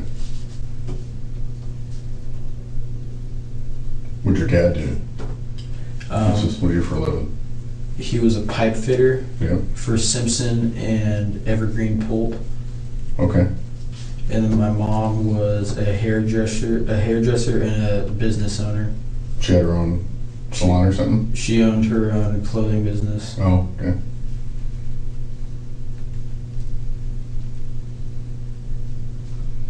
How did that affect you when they divorced? Is that a bad thing for you? I think it was good for the both of them. Really? I had healthy parents after that, I think. Really? What Yeah. was the problem between them? Was there a drug issue with one or the other or something, or what? I think my mother was just not a very trustworthy person Oh, really? and wasn't very good with money, I think. Oh, really? But she got better after Yeah. some time. Okay. And, Did you yeah. rack up a lot of debt or something for your dad? Yeah, I think she did. Yeah. That kind of caused a lot of friction, finances? Yeah. Yeah. Do you have any siblings? Yeah. What do you have? I Brothers, sisters? have an older sister, That's it? and I have a younger brother. Okay. How much older is your sister? We're all 4 years. So my sister is 4 years older than I am. She's 24. Okay. What'd she do? She just turned 24. She is I guess she tests products for PetSmart, so she tests them with real animals before they actually go into the store. Oh. Okay. And then my younger brother just turned 16 Mm-hmm. in June. So he's still in high school in Arcata? No, when I left to the military, Mm-hmm. my mother moved to Park City, Utah. Oh, that's a difference. Yeah, I thought we were just talking before I was. Well, 18. no, just getting the story. Yeah, when I went to the military, my mom moved with my little brother to Park City, Utah, and then my father moved to San Jose, California, Yeah. and they still live in those same places now. Okay. What was the big draw to Park City, Utah for your mom? Say that again, What was the please? big draw to Park City, Utah for your mom? You said she got remarried, right? Yeah, but about, I think it was 5 years later, she got a divorce again, and she hasn't remarried since. Okay. Yeah, and yeah. Then she moved to Park City. She moved to Park City because she liked the area. She'd been there before, and she has friends that have moved there. Okay. All right. Sometimes marriage is not for people. You know, sometimes it's not a good thing. All right. And dad's never remarried, you said? And he's in San Jose? Yeah, he has a girlfriend, but they aren't married. Yeah, and he lives in Morgan Hill, which Yep. is right. Yeah, I it's know. San Jose area. Have you been down there? Yeah, I've been to his house before. I visit and talk to my parents very frequently. Yeah. I grew up down there too. My dad was just up here visiting me like a week before I went out, so 4 weeks ago. Yeah, I grew up in Salinas, right down the road. Oh. There. Yeah. Okay. So did you go right? You must have gone right after high school, huh? Yeah, Like that summer right after you graduated? yeah, I had about July, August, September, October. Yeah, I had about 5 months 5 months before you in got there. between my graduation and me leaving for basic training.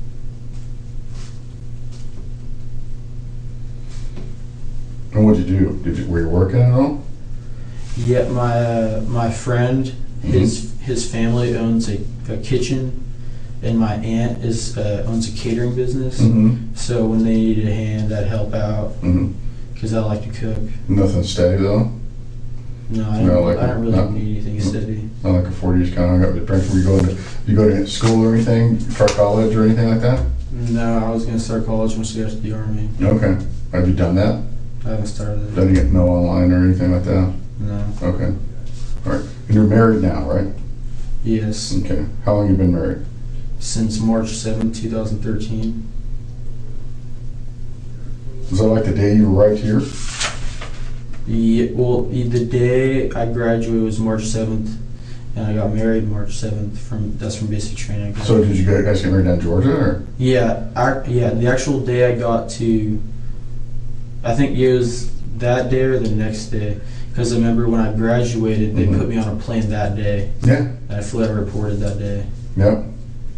So did your wife fly with So I you? think it was like March 8th, but like 1 o'clock in the morning. Yeah. So did your wife fly with you? No, she flew back when I left, or no, when I went to basic training, and my mom moved to Park City. Yeah. She was my girlfriend then, Mm-hmm. but we've been together, and she went with my mom and Mm-hmm. lived with her. Oh, okay. Because it was just better, it was more healthy for her. Oh, okay. And she lived with her for the 4 some odd months that I was in training. All right. And then when I graduated, they flew out to my graduation. We got married, and she went back to Park City, and then I went to Fort Lewis, Okay. JBLM by myself. And I Mhm. was here for a couple of weeks, just getting everything situated before Right. she came. Yep. And then she came, and we moved into our own place. Been there, done that a few times. Okay. So, how long were you guys together before you got married? I mean, dating. We were actually only dating like 3 months before that. 3 months. Yeah. So you kind of struck up a relationship again during It was trip? right after I graduated, I met her. Okay. Right after I graduated high school, I met her. Okay. Because I already knew her family, Right. and her cousin was one of my best friends when I was growing up. Okay. All right. So, high school education, that's it? Yes, sir. Okay. All right. And the only other employment you've had throughout your history is some part-time stuff? Yeah, it was no steady job. Okay. Part-time caterer, does that make sense? Yeah, I just did some random cooking jobs here and there for some people. Did you ever work at a restaurant or anything like that? I mean, I worked at like my buddy's restaurant for like a day or two, Yeah. just to help him out with the helping hand. Yeah, yeah. It was more just helping out. Okay. What kind of restaurant do you have? What kind of restaurant did his family have? Yeah. It was it's like a country and breakfast store. Yeah. It's like Diner? yeah, it's called the Country Store, so it's Yeah. just homemade country goods. It's Uh-huh. all homemade. All right. That's in Arcata. Yeah, You were arrested when you were juvenile at all? I've never got a ticket, never arrested. Never arrested? Smoking weed, stealing anything, breaking anything? No, Never. never done anything like that. What'd you do in high school? I mean, play any sports? Yeah, I wrestled Okay. year round my entire time I was in high school. Wrestled? Yeah, I wrestled. Varsity? All that stuff? Yeah, I was on varsity, and I was the what do you call it, like the team coach for my junior and senior year. Okay. Team, a captain? Yeah, I was the captain. Yeah. Okay. All I right. wrestled collegiate, freestyle, and Greco Okay. All right. pretty much the whole time. Any other sports? Wrestling was year round. Okay, that's it, just wrestling. Yeah, there was only like a 2-month break. Oh, okay. Just training. All right. No juvenile difficulties at all? Never? No, I've never been arrested. I've never gotten a ticket when I was younger. Did you drive? Yeah, I drove. Since you were 16? Yeah, when I turned 16, I got a pickup truck. Okay. I got a license, but How'd you pay for that? my mom did it for me. Your mom paid for it? Okay. Yeah, and I would just pretty much just help her out whichever she needed it. What kind of truck do you have? It was a Ford F-150. Okay. What year? It was a 06. That's a pretty nice truck. Mm-hmm. Did you do anything to it? No, it came with like tires. And Pretty nice looking. Okay. All right. Have you ever taken any CVSA or polygraph before? This no. No, not for security clearance or anything like that? No. Do you have a security clearance? I have like a basic security clearance, but Secret or what? all it is so I can use the electronics that are in our trucks. Okay. Because apparently you have to have that basic level security clearance to be Right. able to use like some computer systems there inside the truck. Right. Never been to jail or locked up or I've never been youth inside camp a or cell. nothing like that? Never. I've never Okay. done anything like that. Okay. Any crimes that are undetected? Everybody does something. No. I mean, I've drank alcohol Okay. underage. So you drink, MIP, okay. Never smoked any weed or anything like that? Never took ecstasy, No, I've never done pills before in my entire life. nothing like I think I that? smoked when I was like in high school a couple times. Little weed, okay. Yeah, but I wasn't like a pothead or anything. Right, that wasn't something you're into, you're an athlete. Anything else? I mean, just alcohol? I smoke cigarettes on occasion. Cigarettes? when I Well, was of age. okay, I'm talking about criminal stuff. No. Never stole anything? No. Never? No. Not took a pen from anything from the unit? I mean, these aren't the chargeable things, they're just things that you did and maybe weren't detected. No, I mean, I was given random stuff sometimes, like That you thought were probably taken. You possess stolen property? not that, no, I don't think so. Not that you're aware of? Really? Yeah. Okay. What else? Nothing? No. You The never- only time I got something from the military, like I remember I got a box one time, they were throwing it away in the Box of what? It was like just a metal box, like just Like an ammo can? No, it was just like a metal, like it wasn't an ammo can, it was like a clamp box. A clamp box. Yeah, they're throwing them away because we found a bunch of them that are all dented and rusty. Okay. So besides alcohol and weed, that's it? No larceny, no malicious mischief, never egged anybody's house, nothing like that? TP'd anybody's lawn? I think I egged a house one time when I was in high school. Okay.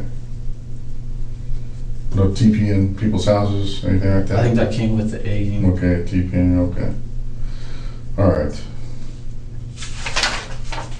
That was back when I was like 14 or something. Yeah. This is where it starts to get a little sticky. So, from the beginning, again, all right, and I know you've said this many times tonight, start out your day for me. When did you guys get back from Yakima? Back to Do you want you. me to start from when I woke up, or? Yeah, sure, go ahead. Start. This morning I woke up at 4:30. Where? I had a 4:30 wake up call in Yakima. We had they let us have the barracks for 2 nights before we went back home, so we could shower. Okay. And so woke up. We went to the motor pool, which is about a couple blocks away. Mm-hmm. Loaded up our trucks, got them so they were good to roll on the roads. Do you guys railhead or do you guys drive back? We drove back. Mm-hmm. It was about a 5-hour. We SP'd at 7:30, and we got to JBLM. I think it was. We parked the truck at about 1300, so about 1 o'clock. Mm-hmm. That's when the trucks was fishing Okay. off.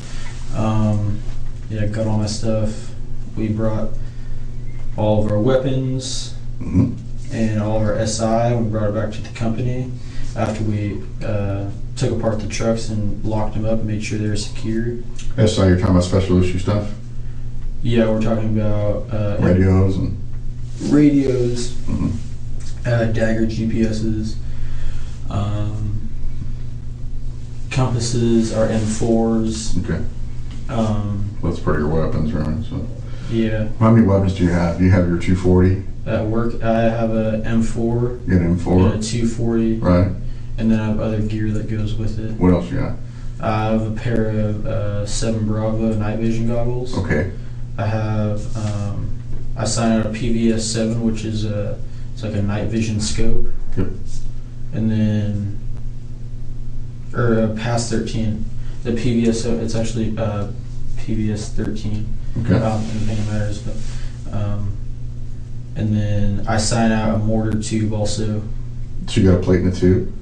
Yeah, well, the you don't sign out the plate, you just sign out the tube. Okay. All right. But yeah, so I have a tube that I sign up to because I'm a gunner. Right. Where's the plate stay? The plate stays locked up in a cage at work. Okay. So you gotta lug that thing around? What's it weigh now? Yeah, it weighs 80? no, it's 81 mil. It's 81 millimeter tube. Right. So the base plate only weighs like. Well, that's a light one. Oh, okay. Okay. Yeah, What? it's 81 millimeter. How much weight then? I can't remember. You don't know? I can't remember off the top of my head. The base plate weighs like 27 pounds, I think. Oh, that's not bad. Sure seems like I remember the guys that were humping them. They're like 80 pounds. They That's jump. probably for the 120 Yeah. because They're jumping those. I mean, I feel like a fucking rock. It's not good. It's no fun. Okay. So what else you got? That it? yeah, we turn those things in. Right. And then after that, I went. Well, What time do you turn in? we turned in our weapons between 2 and 3, because when I looked at after all the weapons were turned in, I looked at my watch and it was like 3:05 Mhm. or it was like 3 o'clock, Okay. and then we went outside. We all talked. Are you in a mortar platoon? Yes. Okay. All right. Who's the platoon leader? The platoon leader is First Lieutenant Huddleston.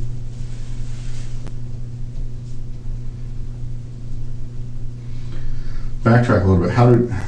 When did you go to Yakima exactly? We left on September 27th. Not a little bit, huh? Yeah, a little bit. Okay. All right. And then we got back today, so the 16th. Okay. 19 days, something like that. Yeah, we were out in the field for 17 of those, and then 2 of them we spent in the barracks cleaning. Right. All right. How'd you do? How'd you shoot? Good. Majority I gun, so I don't hang the rounds. I get the gun on target so we can shoot it. Mm-hmm. So Okay. yeah, So how did you do? I'm pretty fast on the gun. Okay. So I'm one of the faster guys we have. how you guys got how many guys in your track or your striker? We have 4 strikers total, so we got 4 strikers, 4 gunners, 3 AGs, 3 ABs, and 4 drivers, and then 4 squad leaders. Okay. So 2 teams per squad, 2 vehicles per squad. No, we run it separate, so Right. we have 1, 2, 3, and 4 gun. Squads. Yeah. Okay. They're pretty much squads. They're just small squads. Right. No bigger than 5 people, because that's all we can safely sit in a striker. Right. Yeah. But I was in 2 gun now. So you just get it on target and they hang around. Yeah, see, if I'm doing an 81, I get the sight on the poles and I get Right. the gun laid in, so it's ready to hang. Those guys are hanging too. Okay. Yeah, and they just hang around. And then Okay. on the 120, I do the same thing. Okay. How did your squad shoot? 100%? What? I mean, When we went this time, it was a MORTEP training mission, so it was Right. more. They wanted to do it was exams, Mhm. and everybody in my squad got 100% on everything. oh, well, No fails in anything. But this MORTEP that we just did, the mortar training, it was Mhm. more to find out what's wrong with our trucks Mhm. so they can fix it. right. Like commo was the main thing, so Mhm. now they're gonna look at fixing commo for our trucks. Okay. Yeah, I mean, that's what training is, you know. Okay. But you shot pretty well. Well, how did LT feel about everything? Think everything went pretty well, or? As far as I could tell, all the officers were happy with everybody. How's the platoon sergeant? Good. We just got a new platoon sergeant about. Well, it was like official about a month or. Staff sergeant or sergeant first class? He's a staff sergeant. We had a sergeant for first class on Zoloskowski, Mhm. and now we have a staff sergeant Pena. Pena, okay. Yeah, so it's now yeah. What's your take on him? You okay? Yeah, I have no So far, problem. so good. Yeah, I have no problems with anybody I work Who's your with. team? Who's your TL? My team leader? Yeah. Well, I'm actually the team leader. Oh, you're My- TL. Yeah, my squad leader is E5 Sergeant Winstead.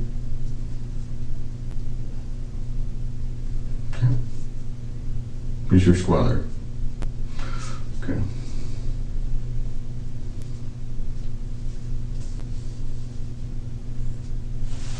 they do it in the mortars is your VC is your squad leader, and then your gunner is your team leader, and then it goes down to AG, AB, and driver.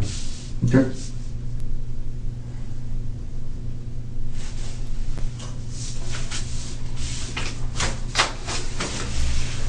All right. So you got back, got all your stuff put away between 14 and 1500. Then what?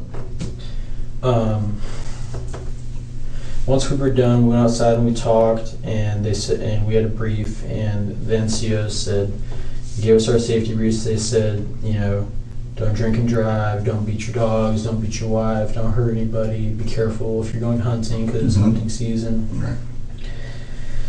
And that was it, and they let us go. And we had the company commander and first sergeant come out, and they said they were happy with our progress that we made at Morton. Okay. So then we left, and Who's your first sergeant? First sergeant Patois, P-O, let me spell it. Yeah. P-O-T-O-A-E, I think. I forget how it's spelled. Okay. Looks almost like potato. Yeah. Okay, but it gets a lot shit over there. All right. Anyway. So we were off, and So do you have a car now? yeah, well, my wife was waiting for me to pick me up. She has a car. Yeah, we have a truck, Okay. and she was waiting in the parking lot across the street to pick me up. Wife's name is Danielle, right?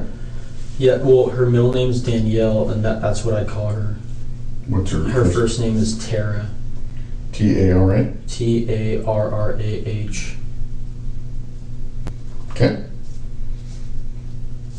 And she's waiting to pick up in the truck. Yeah, and What kind of truck do you guys have? it's a 2009 Toyota Tacoma. Is it there at the apartment? Yeah, it's in our parking spot. Are they designated by numbers there? Yeah, they're says- they're designated by It says number. parking for 301 or something? It just has numbers on it. 301? You get a number. It doesn't say 301 on it. Oh, it says just something has- else. Yeah, it just has a random number. Okay. What's your assigned number? I can't remember if you. What color is the truck? It's tan. Hmm? Is it California plates or Washington plates? It's got Washington plates. How long you had it? I just got it like a couple weeks before I went to Yakima. Who's it registered to? It's registered to me. Alright. Alright. So, You guys go directly home or? yeah, we so I got my stuff in the truck, Mhm. and yeah, I jumped in the truck and we drove home, and yeah, we were just catching up and talking, Mm-hmm. and she was really happy to see me, and I was really happy to see her. And, Okay. so we got home, and I wanted to order a pizza. Time you guys get home? Oh gosh! Once I got home, I really wasn't even looking at time. Pretty close to 4. It was probably 3:30, 3:45. Okay. So, yeah, around there. Okay. Got home. I immediately, all the stuff, all my TA-50, I took it all on the back porch because it stunk. Yeah. And That'll happen after a month. yeah, and I have 2 dogs, Mhm. so Danielle let them out so they could come say hi to me, and I was on the back porch and they came and said hi to me. Mhm. What kind of dogs do you have? I have it's like a 1.5-year-old, he's almost 2 actually. It's like a little rat terrier, Okay.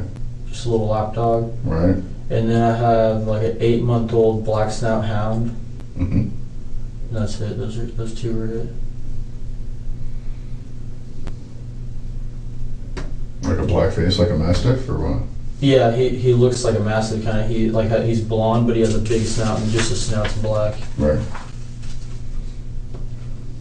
How big is he? He's probably, I haven't put him on a scale before, because he grows like every week. Mm-hmm. But he's probably like between 60 and 80 pounds right now. Yeah, he'll be big. Yeah, he's probably like 60. He's probably like 60 something pounds. Well, I have a girl.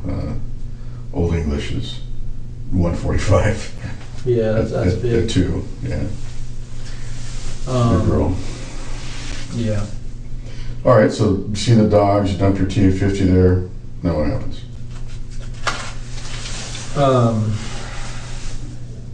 Yeah, dumped my TF50 outside. Then I went in. I was just kind of messing around with the dogs, and we sat down for a little bit. Me and my wife were just talking about her work and Where's she working? another thing they had on the report that they made a big deal of. But on the way home, she told me, "Hey, I got you some alcohol." Okay. And I was like, "Oh, okay." She got me some the cinnamon fireball. She got your Fireball? What Yeah. about the Jack Daniels that's in there? Is Jack Daniels in there? Yeah. Is it an empty bottle? Yeah. Is it up on top? They found that in there someplace. Yeah, it's probably from a party I It's had like a old. couple months ago. Okay. Yeah. But you dumped the Fireball today? Yeah. Okay.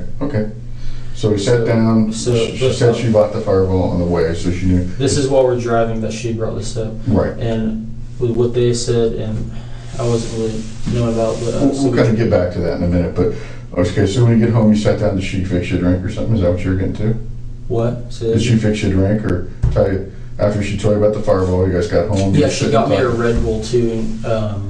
You drink Red Bull and Fireball? Yeah, Yeah. I don't usually drink any of that kind of stuff. Okay. But somebody told when I was in Yakima, somebody told me that if you mix the two together, like a little dash of Fireball and some Yeah. Red Bull, it tastes good. Okay. What do you call that? Crap. Crap? Tastes You terrible. know, okay. Yeah, I don't know what Red Bull and Fireball would taste like. Yeah, but I was digging the Red Bull because I was really, really tired. Okay. So on the way home, she told me she got me that Fireball, and we're underage. And I asked her, "Hey, where'd you get it?" And she said, "Oh, well, I had my coworker get it." Okay. And Who's that? I don't know. I've never met them before. Okay. So, yeah, and I said, "Oh, okay." And then she brought up that she had bought that coworker's wife some roses or flowers. She said Right. flowers. She didn't say she said I flowers. heard about that part, man. Yeah, and she said it was because she had a baby and she's been being kept up a lot and like wasn't feeling very good. Right. So Did she mention that on the way? yeah, she kind of just brought that up because I asked her where she got the alcohol from, Mm-hmm. and so yeah. Okay. All right, so you're sitting down there talking. So I didn't think too much of it, but they brought something up that I didn't. We'll know. get to that part. Let's just try to keep on the natural progression of Okay. what happened, the chronological sequence there. Okay. So you're sitting there talking to your wife. She fixed you a drink, or you just go This get is it? we're talking on the way. Oh yeah, I then we know, got home. but and you then got home. did the dog thing, and then we were Yep. sitting on the couch and we were just kind of talking. Okay. Yeah, no, I went and made it myself. Man, yourself. Okay. Yeah. After Yeah, I she told you prepped. about it. What? After she told you about it, yeah. Yeah. Okay. Yeah. What was I gonna say? Yes, did that. We were talking, and I was just. Yeah, I was curious about her work because she got a job with a company called Granite Transformations. Where's that at? Well, it's like a global company, but they're just not opening up a branch in the SeaTac area. Where, how long she been there? Well, she got the job like I want to say 2 weeks before I went to Yakima. Okay. So probably about 2 weeks before the 27th. And, sorry, I feel really sick. Okay. Are you gonna throw up? Before I get in the story, I keep thinking I am. There's a trash can there. If you need to grab it, move it closer to you.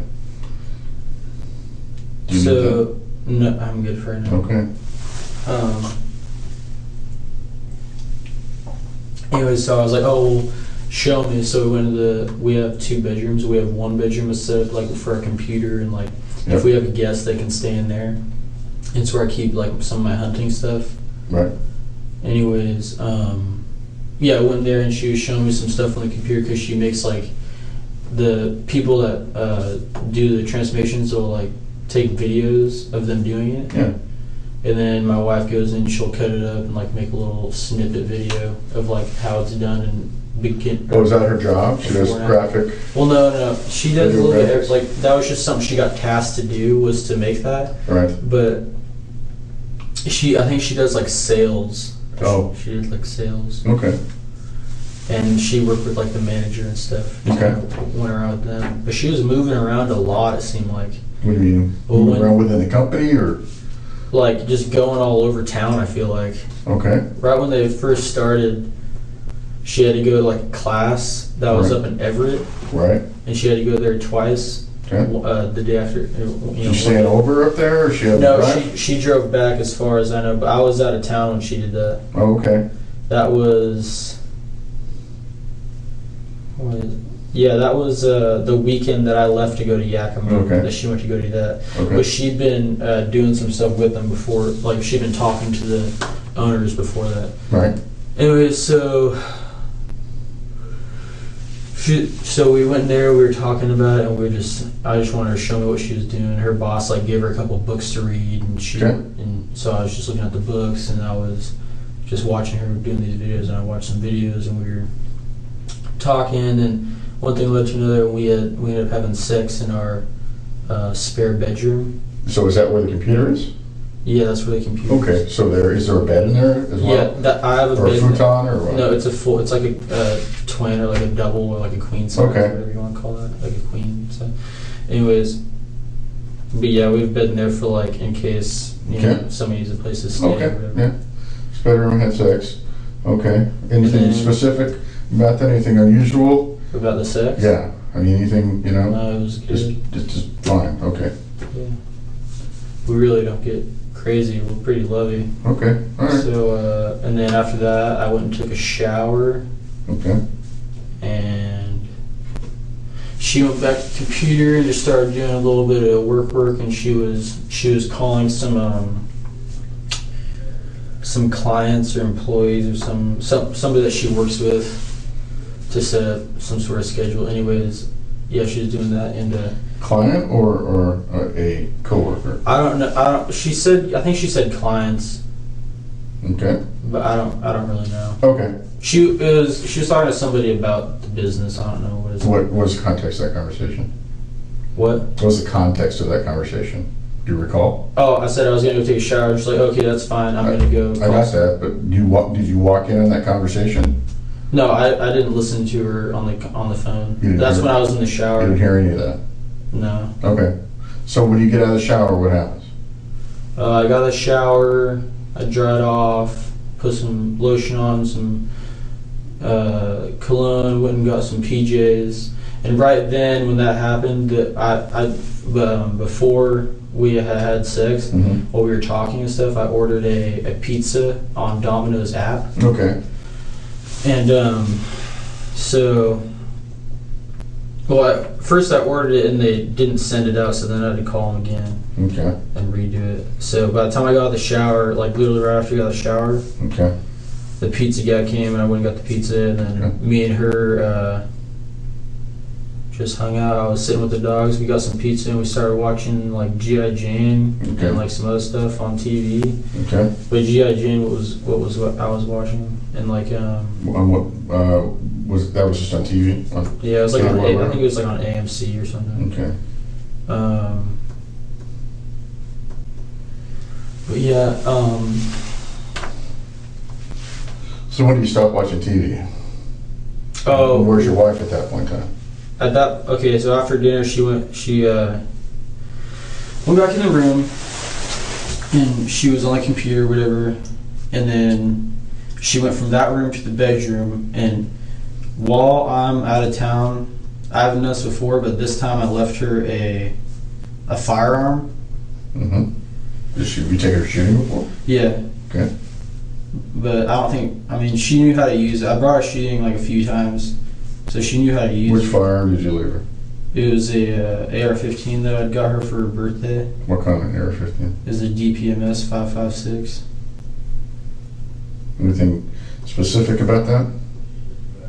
No, I put I had like blue, Foregrips or pistol grip or it what? had blue furniture on it, Yeah. like blue mossy oak furniture, because she likes the color teal blue. Mossy oak. type stuff? Yeah, it was like a blue teal camo. Okay. Um, Okay. So yeah, I left her that, Okay. and so she was in the room and I was watching TV, and she went to the other room Okay. and she grabbed the rifle and she brought it to the bedroom. I mean, not my bedroom, the spare. the spare bedroom. And while she was doing that, she told me, "Hey, you can put this away. I don't need it anymore because I'm home." So I was just sitting there with the dog, and I was just like, "Oh yeah, okay, I'll do it in a minute." Like I wasn't really paying attention. Okay. And then, a few minutes later,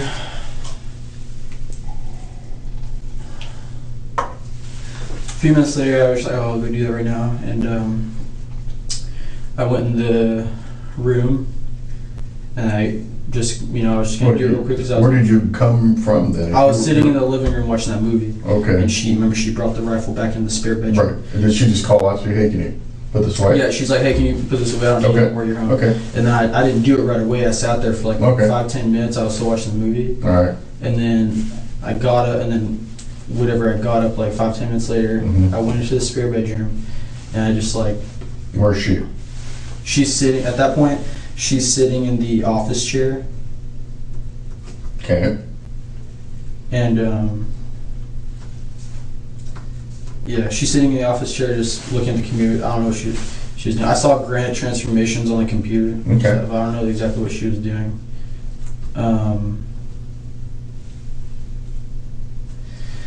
So I and in between there, the status of the weapon, when I left on the 27th of September, Right. the magazines were not in the weapon, and the weapon was not charged. It was not loaded. There's nothing in the chamber. There's nothing in the chamber. I left it that way, and it was in her closet in the bedroom. So how was it when you went to retrieve it and put it away? When I went to retrieve it, it had she had the magazine. There's a bird cage on the side. Mhm. She had the magazine in the bird cage. Okay. Yeah, and I saw that, and I wasn't really thinking, but it didn't really click that she probably put the magazines in the weapon while I was gone. Yeah.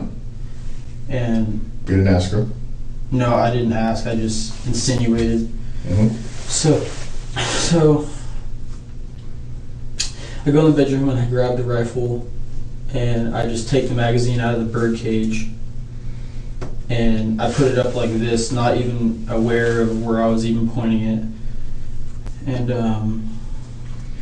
I thought it was empty already, so Okay, so let me make sure. yeah. We've gone through this a couple of times, and it took about 2 hours for those guys to get you from you holding at your thigh, like kind of down to your waist, and I level was with the so ground. distraught when it first brought me in here. I didn't even, Okay, to a point where you actually shoulder the weapon yeah, I had it like this, and I and was put just it in the fire position and pull the trigger.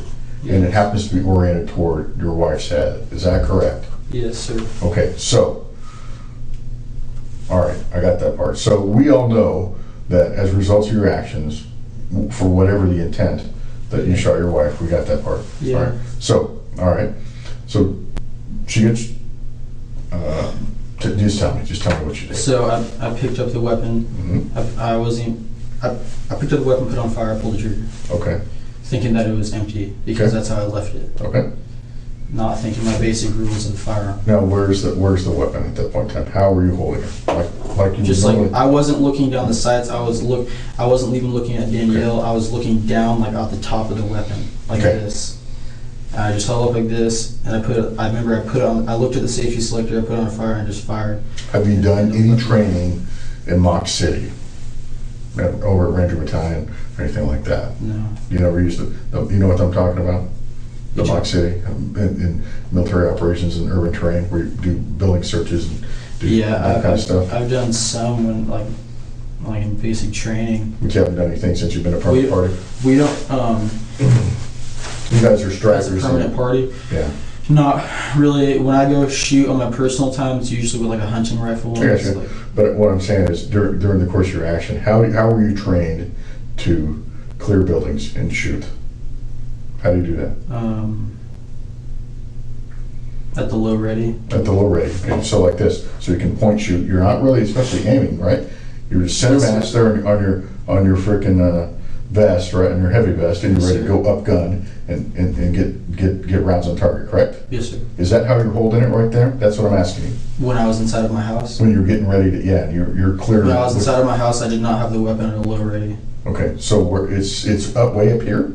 Yeah, it was like, it was on my shoulder. It was up on the upper part of my body. I think it was Is on it my at shoulder. the center, or is it up in your shoulder pocket? I think it was like right here up in my In shoulder. your shoulder pocket? Yeah, and yeah, so I put it right there. Okay, Down the safety selector. Now, the problem for me, Yeah, you know, because obviously I've shot a long time, all right? yeah. So, you know, my last job was the operations sergeant major at MP Battalion, right? So I've been around weapons a long time. And all I've done in my whole life since I was 19 years old has been a copper, been an MP, right? Mhm. My problem is that I've got somebody who's putting their weapon in their shoulder pocket, which indicates that, hey, that's a point aim freaking position. Or, you know, if you're trained like this, Yeah. you know, clearing buildings, I get that part, you know? And you're even if you're just putting it in your chest as a matter of practice, and you're like, bunk, you know, and you're clearing it, I get that part, you know? And you're telling me what I'm seeing during that interview is that, hey, I've cleared weapons, I know how to clear weapons, but yet I made this fatal error. Yes, I did. You know what I mean? Yes, sir. Is that, you understand? And what happens after that? Somebody was killed. Okay, I got that part. What happens after that? What do you do? What I do after that happened? Yes, sir.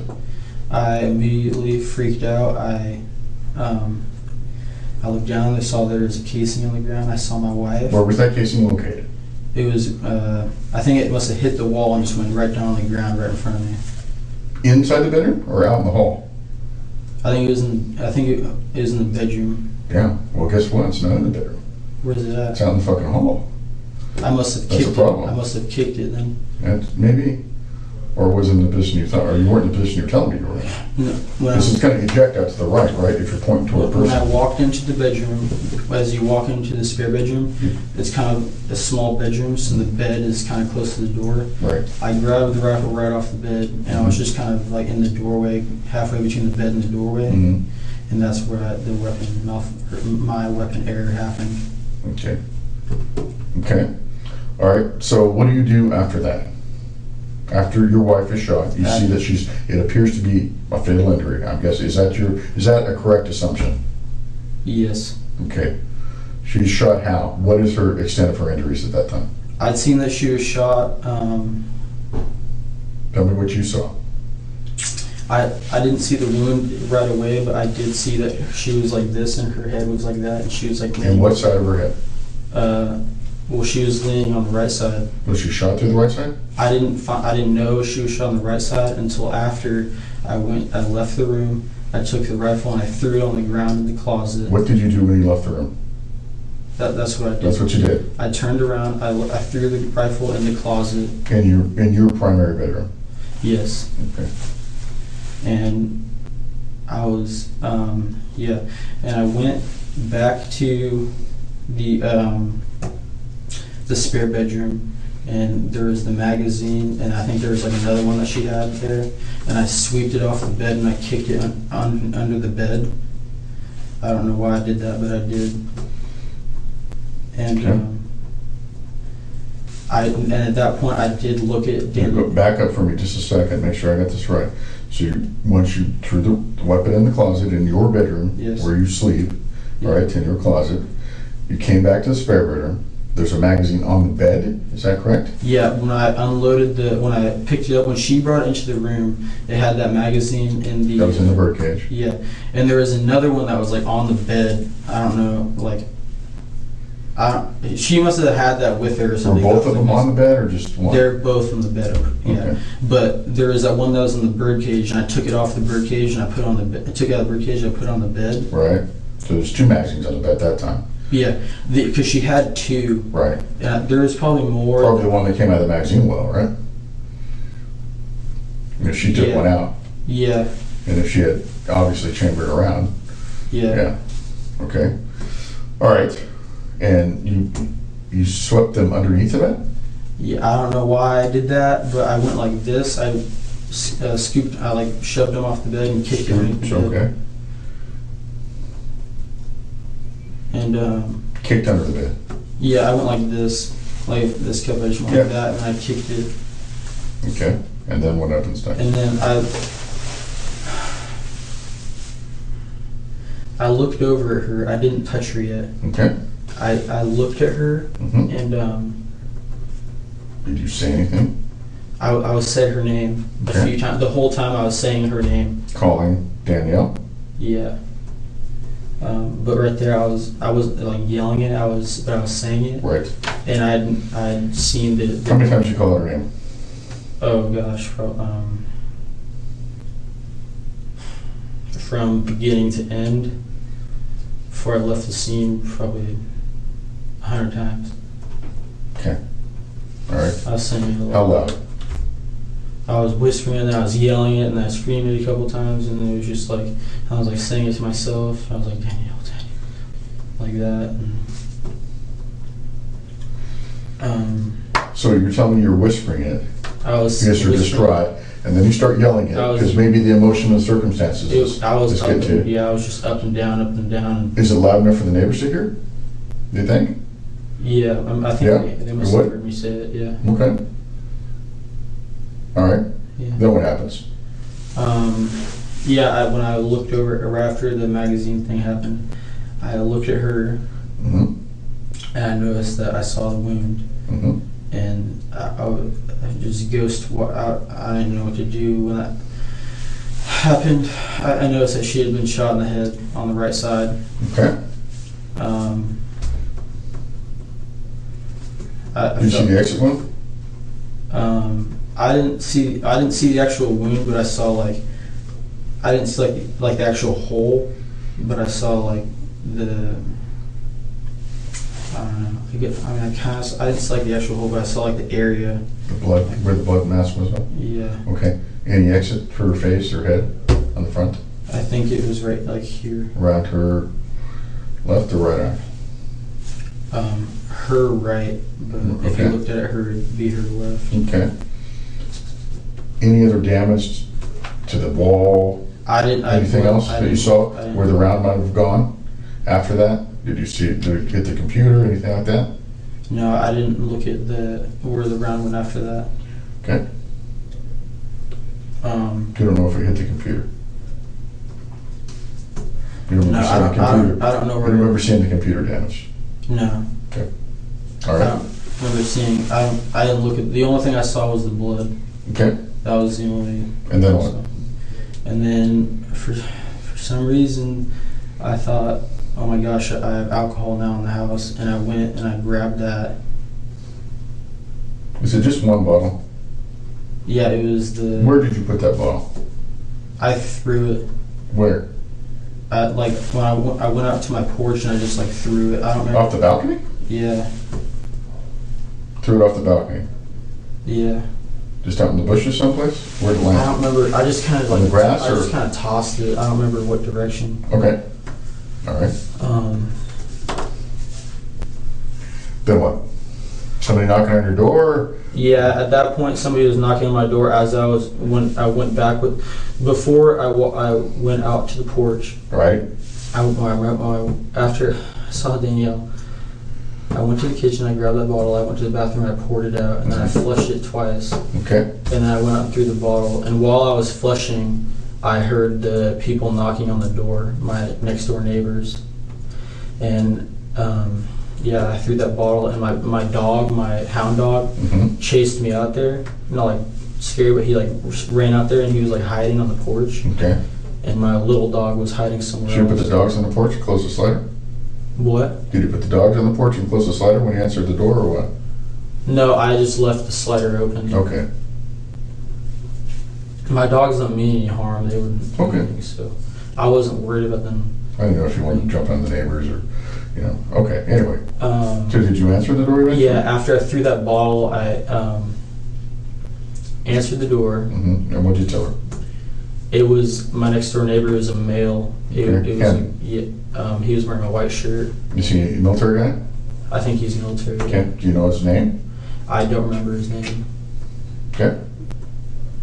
But apparently they said that they came in here, that the guy that knocked on my door, might have come in here and did a report or something, so but I don't remember his name. Don't worry about what he said. I want to know what you experienced. I don't care about anybody else at this one time. We'll get to that part. I guess fine.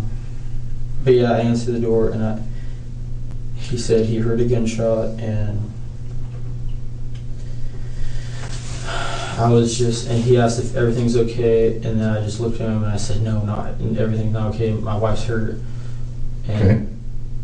And he's like, is she okay? And I'm like, I didn't even know what to do. And I was freaking out. And okay, this is very important. What did you tell him at that point in time? Because I'm going to tell you, that's a sticking point for me.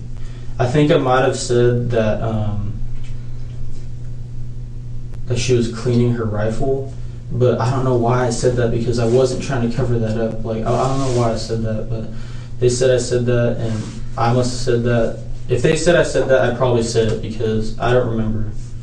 But I do remember right between that time when he's at the door, my body, I went like limp and I fell on the ground. You fainted?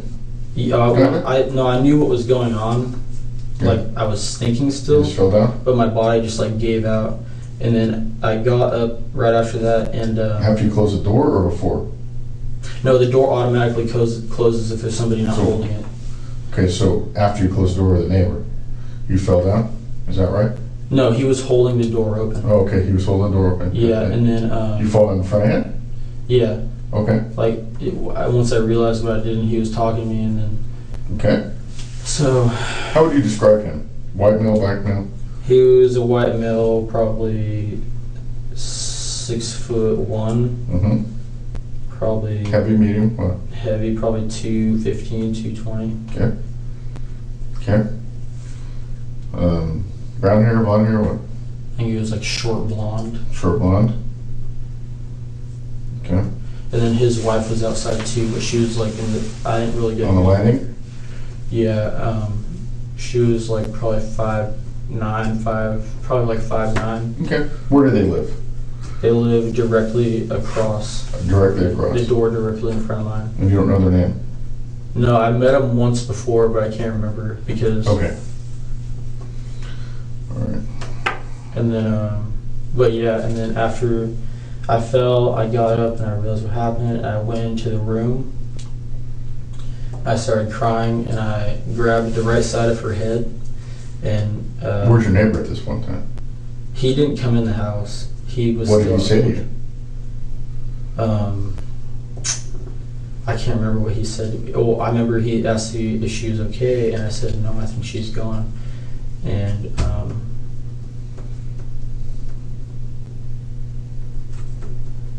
that's all I can remember him saying. Okay. And then I asked his wife, because she was on the phone, like, you calling the cops? And she said, yeah. And I was like, okay, good. But this is after I fainted, and I walked, and everything snapped, and I walked into the room, and I started crying, and I grabbed Danielle on the right side of the head, and I cut my finger on, I think, bone fragment on her head. Mm-hmm. And I'd seen what I did, and I was just holding her. I looked at her face, and there was no response, and she wasn't breathing. There wasn't anything, and yeah. I just started whispering Danielle, and then...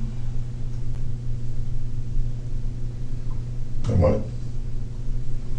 That's it. Did you walk down to police? Yeah, and I walked downstairs to... Did the police call you out? No, they didn't have to call me out. I immediately, I heard sirens outside, mm-hmm. and I walked downstairs, and I was sitting on the landing with the neighbor's wife, and I was making sure that those were the cops that she called, and so I went downstairs because I saw I think it was 3 police officers, and they had their weapons drawn. Right. And I put my hands up, right. and they handcuffed me, and I didn't resist or anything. Okay. I told her that my wife was upstairs and she's wounded. Okay. And they brought me to one of the officers' cars, and I sat there for a little bit while they had a fire truck, and I didn't see a paramedic truck, but I think that's why the firemen were there. Yeah. But, Russian here. I can't remember his name.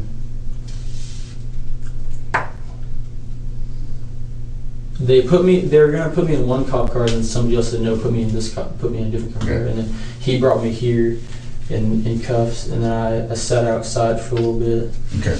and at that point I was All right. still saying my wife's name. Let's get down to it. A few questions that I have. Okay. Okay. So let me make sure I understand everything. Then I want you to make sure that you understand everything. Yes. All right? Because there is an explanation for this. And, you know, Detective Jordan and Detective Barnard have told you that, hey, you know, did you make a mistake? Nobody refutes the fact that you shot your wife and killed her. Yeah, I We did. know the physical act of that is yours. Yeah, I Okay? did. There's a couple of things that are omitted here. One thing is, you know, you're about as emotionless as I am, you know? And I'm a 36-year freaking veteran of police work, okay? I understand. That's a problem for me, okay? If somebody shoots their wife, accidentally or otherwise, and they have no intent, all right, you know what? I'm a basket case, you know, just like Barnard had told you before, okay? All this is gonna be entered, you know, we're being recorded. It's gonna go in front of a jury, Yes. okay? And with the totality of circumstances, right? Now look at, Yes, sir. you understand what I'm talking about? Okay, you like emotion? I don't So- know why. Okay, I I'm just, don't. let me finish speaking, please. You lack emotion. You admit to pulling the trigger and orienting the weapon towards your wife. Yes, sir. Okay? That part we got clear. Now, like I said, why did that happen, okay? Your experience, we know that, all right? The other thing is, we've got a scene there. Yeah. You shoot her. The weapon's hidden in the closet, thrown in your closet in your bedroom. The magazines are kicked under the bed. The alcohol that you're too young to have is poured out, and the bottle is thrown off the balcony. Right? Yes, sir. What does that look like to a reasonable, objective person? I What was do you, trying to cover something up. does it? I mean, I'm asking you. What do you think? Yeah, it does. It looks like I was It trying. looks bad. Okay, it looks Yeah. horrible for you. Yeah. Okay? Look at me. The only thing that I can do for you, and listen, I have sat across the table from many a freaking killer. Many times. Mhm. Okay? Sometimes it's an accident, and most of the time it's freaking damn straight on purpose. Okay? You just got back from Yakima. The day you get back, you shoot your wife. Yeah. What usually happens in that case with a soldier? What is usually the circumstance? His wife's been fucking around on him. That's usually the case. Yeah. Okay? And he finds out about it, and he finds some evidence of that. We know that she bought flowers for somebody, right? Yeah. Yeah. Like No. I said at the beginning, Well, she told me about that. Okay, and that's why we're getting to this now, okay? She told you about that. Now, she might have been trying to mitigate that circumstance. Now, listen to me. I've been married 33 freaking years. Same woman, okay? Long time. Unusual for my profession, that I picked, of course, being a soldier for 22 years and being a police officer for 15 years, after that. That's a long time, right? Yes, sir. And you can tell from the lines in my head, I'm not a real fucking prized peach to be around sometimes. But I'm going to tell you that, I would never send red roses, to anybody except my wife. That is unusual. Now, if somebody were sick, I would send them flowers. A bouquet, perhaps. I think Red that's roses what- is a little different. Well, it specifically says red roses on the receipt, right? Did you know about that before? I didn't. The first time I heard about the receipt is when the two detectives came in Okay. here after they took a break. And Did your wife tell you what kind of flowers she sent? No, she just said a bouquet of flowers. Bouquet of flowers. Yeah. Okay. So you never saw that at all? You never saw the receipt or anything from I Safe? never saw the flowers, and I never saw the receipt. Right, I understand you never saw the flowers because they're not in the house, right? Yeah. Right. Okay. Did you ever scratch your head and kind of go, what the hell is that about? What do you think that a dozen roses cost a cent? Did she tell you how much she spent on them? No, I'll usually buy Danielle like a single rose, and I'll bring it to her. And what's that running? Just a few dollars. A few dollars, right? So you multiply a few dollars times 12, like $40, right?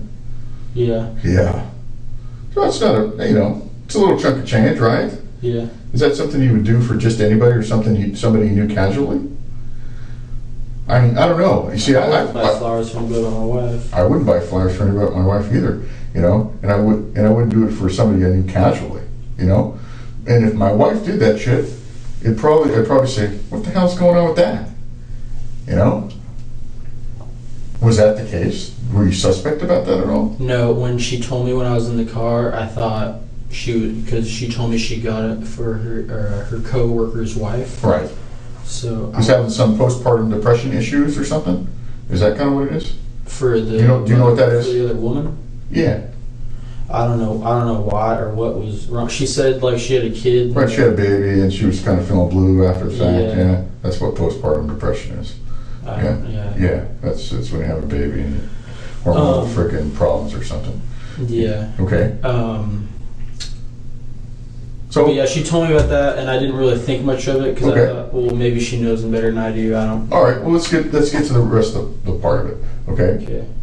Rifle goes in the closet, right? Yeah. Magazines get kicked underneath there. You dump that stuff out.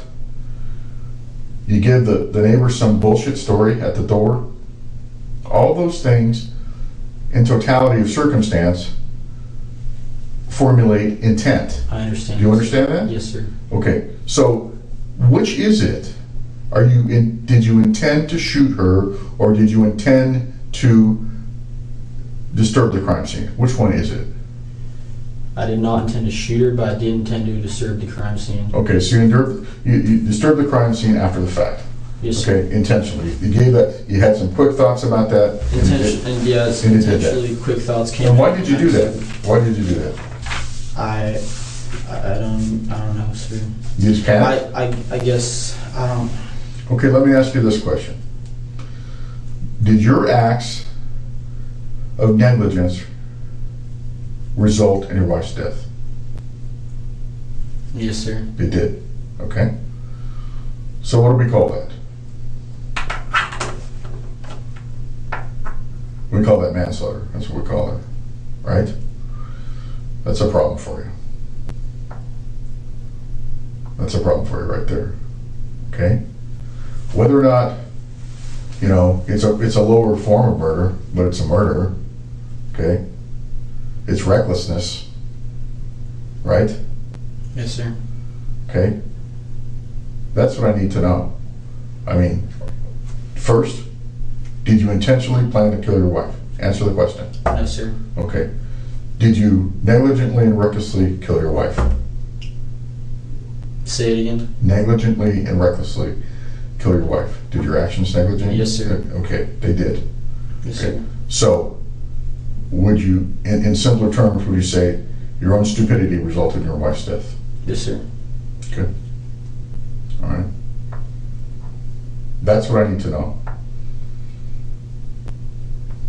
There's no other reason at this point in time for you that you killed your wife. No financial issues? No. Apparently they said that I was $17,000 in debt. Might be. I do have a car loan, but Okay. that was never a problem for me. But altogether, I mean, that's a little chunk of change. How much do you make a month? For my housing BAH, I make. I think BH and salary.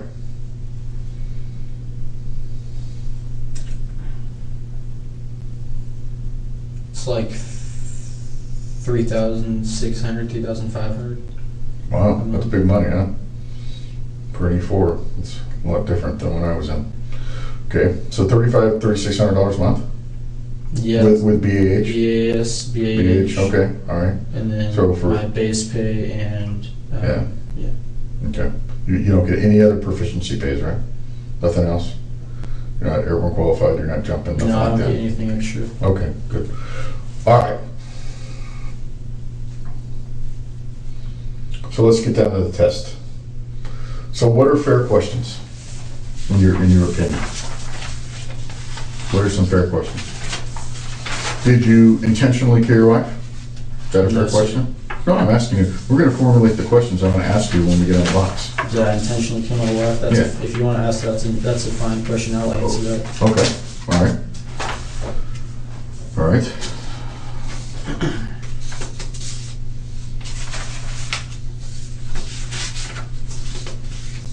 Make sure I got the right one here. I got a list.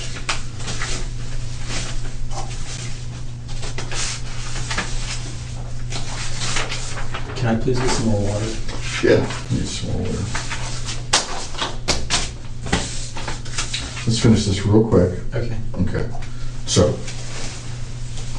if I ask you the questions, is your name Skylar Nemetz? Skylar Nemetz, yes. Nemetz? How would you answer that? Yes. Okay. Is the color, now this is a control question. This is how I find out what your light looks like on that machine, all right? I want you to say no to it. I'm gonna ask you, is the color of my briefcase black? Look at it. No. Okay, so if I ask, it is black, obviously. Yes. Would you say, would we agree on that it is black? Yes. Okay, but I want you to say no, right? Okay. That's gonna show what your light looks like. Is today, what's today? It's Friday already. Is today Friday? I'm gonna say yes, right? Yes. Okay. So, the relevant question is, no big surprise, did you intentionally kill your wife? No. No. Okay? Is this the month of October? Yes. Okay?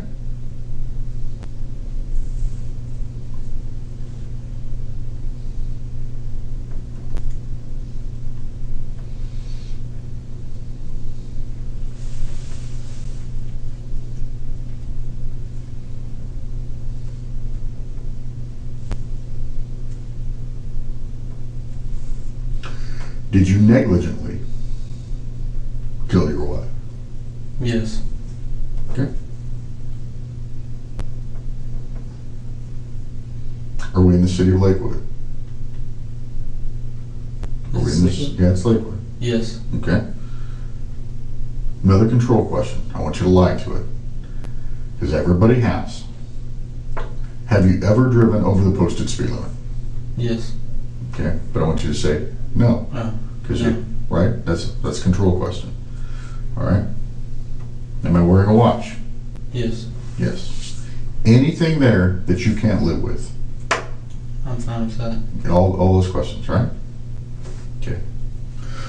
I'm going to talk to the guys out here, make sure everybody's okay with the case detective's okay with the questions we talked about, Mm-hmm. and then we'll get on the test, and I'll get some money. Okay? Thank you, sir. All right. Is there anything that you don't understand about this, and the totality of the circumstance? You understand this looks horrible for you. It looks bad. Yeah, I'm probably done for the next 20 years. Done for a while. You know? That's what I'm trying to make sure of. You know, all I can do for you is say, when I looked you in the eye, you told me the truth. Are you going to be able to do that? Yes, sir. Have you told me the truth so far? Yes, sir. Really? Yes, sir. You didn't kill your wife because you were pissed off or No, I anything did like not, that? sir. No, I did not, sir. No? No. Why do you think you're so void of emotion? I really don't know. I've learned that myself. Are you in shock or something? Are you always like this? Is this just your personality? I've never been around something like this. My heart's been pumping like crazy since it happened. It hasn't stopped. Really? I'm going to display that. I mean, you know, like I said, If my wife's dead, what am I gonna do, Skylar? What do you think I'm gonna do? I'm gonna go right there, and I'm gonna apply some direct pressure, like I'm trained to do, and I'm gonna call 911 with the other hand, and I'm gonna talk to her and make sure, you know, I have her attention and she's still with us, right? Yes, sir. Have you been trained in that? Yeah, partially. Bullshit. I know you've been trained in it. I know that you've had some combat lifesaver training. Something like that. Stop making fucking excuses because I know that, okay? That's the thing. You can't. Why didn't you do that? Why? Answer the fucking question, man. I don't know, sir. Why? I mean, the reasonable fucking person would go there and try to save that person's life, especially if it's somebody that fucking means a lot to them. Is that reasonable? Yes, it is. It is. Is it reasonable for somebody to go dump their alcohol off the goddamn patio as a priority? No. Is it reasonable for somebody to flush it? No. Is it reasonable for somebody to kick the fucking magazines under the bed and to hide the weapon? No. It's not. So tell me why you fucking did those things. Because it makes you look like a fucking killer. I'm telling you. It makes you look like a fucking killer. And when this gets in front of a jury, that is exactly what you're going to look like. Because you're not giving me an explanation. You're just not, man. I don't know why, but I think because of the alcoholism in my system, I tried to cover my... How much did you drink, Tyler? I mean, Skylar. How much did you drink? One drink. One drink? I don't drink that often. How much do you weigh? Like 150 to 160 pounds. 150, 160 pounds. Yeah, one drink. How big of a shot of Fireball did you take? It was. If I filled it up in the cup, it was probably right there. Not a whole lot. Yeah, and some Red Bull. And some Red Bull, right? Did you feel drunk? I definitely was not sober, so I felt buzzed off. You felt a little buzzed. Were you out of control? Do you think you were incapable of making a fucking decision? Were you? I'm asking you. No, I was capable of making decisions, sir. Okay, so you're telling me, as a soldier in the United States Army who is able to fucking hang a fucking mortar tube, how long does it take you to fucking calculate that trajectory and get him to fucking hang that round and shoot it? How many seconds? How many fucking seconds? I can get the gun up in like 10 to 15 seconds. 10 to fucking 15 seconds. You can get a goddamn 81 millimeter mortar downrange, but you can't keep your shit together enough to apply direct pressure to your wife's fucking wound after you shoot her. Really? Really? You want me to fucking believe that? How do I fucking believe that? How do I convince a judge and a jury that you were not a fucking intentional killer? After you have, you fucking destroyed my fucking crime scene, you find out that your wife bought flowers for somebody fucking else, and you get back from Yakima on that day. Really? Does that look fucking rosy and fucking peachy for you? Does it? No. No, it doesn't. So what's the fucking truth, bud? I didn't intentionally kill my wife, sir. You didn't? I did not. Really? The flowers... What's that fucking machine gonna say? Because I'm gonna tell you what. Let me explain how this works. The FM frequency of your voice will be measured by that machine. A polygraph is 35% accurate. I would not take one if my fucking life depended on it. An 18-year study completed last year with that through Johns Hopkins is 96 fucking percent accurate. If you lie, I will fucking know. Absolutely positive of it. Yes, sir. No bullshit. Yes, sir. So before we get and you waste my fucking time, let me know where you're at with it, bud. Where are you at with it?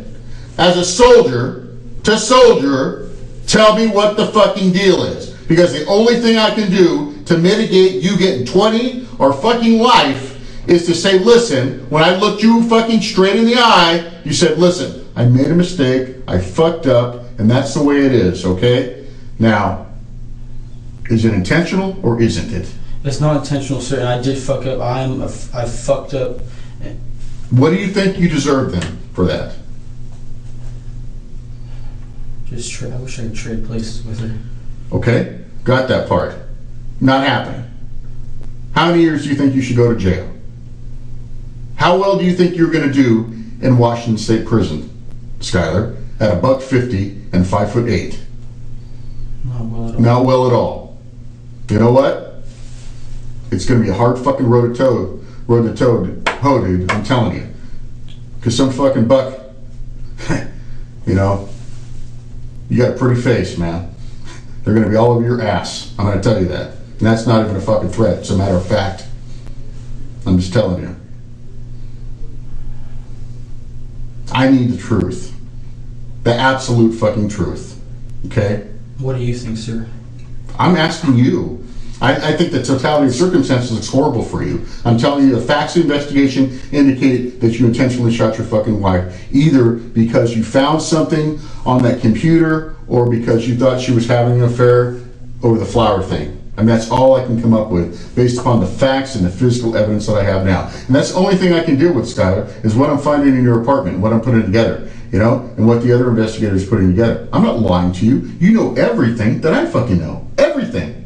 I'm not holding anything back. I don't need to. You know what went down there.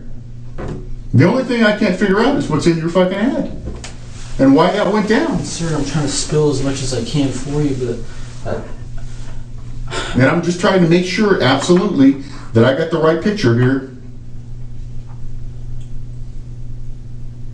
my negligence killed my wife. Okay, so that's what the machine's going to say? Yes, sir. Okay, all right. I'm just making sure I don't make a mistake. You got it? Nothing personal. That's the way we're doing it. You want some water? I'll get you some.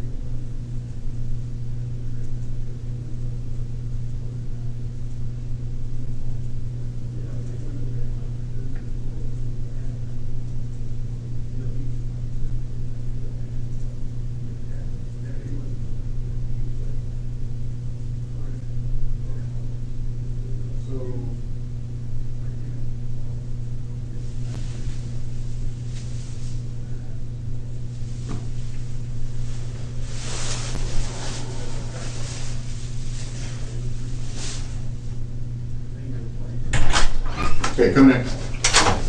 Got your Diet Coke, how's that? All right, yeah. All right.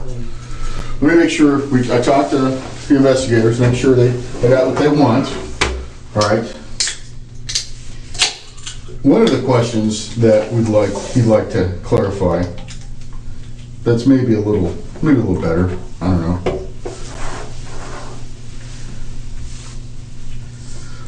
Were your actions, or did you point the weapon at her to intimidate her or scare her? No. Okay. What would you like? Which question would you like? Did you fire the weapon at her to scare her, or point the weapon at her to scare her? No. Okay.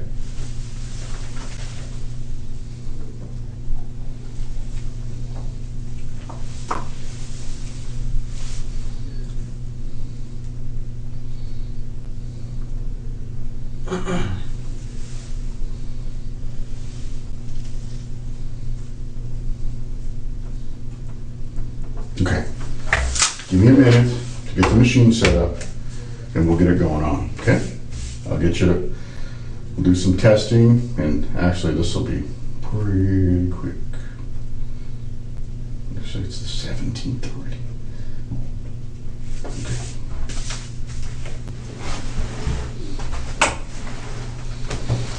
Where's the plugs? Oh, moly, it's way over there.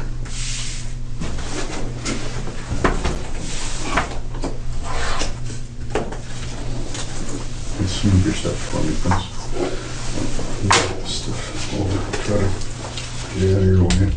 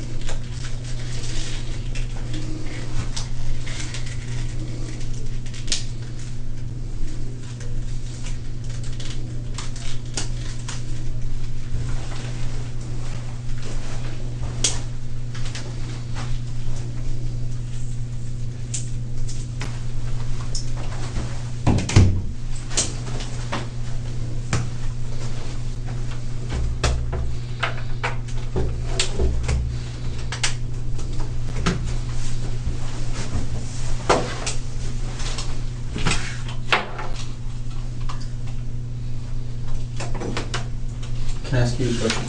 Yep. Has any of the family been told? You know about that? Of her family specifically? Or anybody? Not that I'm aware of.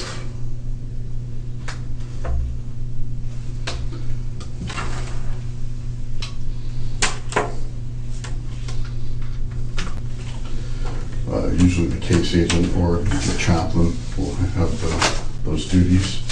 So I'll find out for you. When will I be able to speak with you? Let's see if we. I don't know if I can get you that before booking or before I get downtown. Let's see. Okay. What's downtown? Jail. I mean, you know you're going to jail, right? You're not going to walk out of here for a manslaughter. I understand. Pretty serious, right? Yes, sir. That's why I'm trying to emphasize. I can't emphasize enough that you need to tell me the truth. Yes, sir, and I'm trying to do my best. That's Okay. why I agreed to this. And It's pretty serious. yes, I know, sir. And you've been cooperative, you know, as far as participating in all the, everything we've asked you to do. But, you know, like I said, people lie to me every day, every single day. Yes, sir. So it's not uncommon.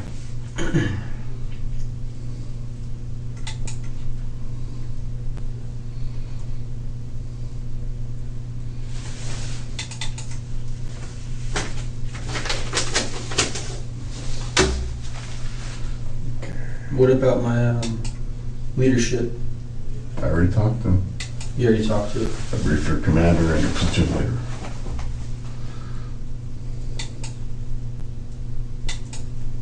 What'd they say? Well, I didn't say much. It was basically, I just told them the facts of the investigation as it was thus far.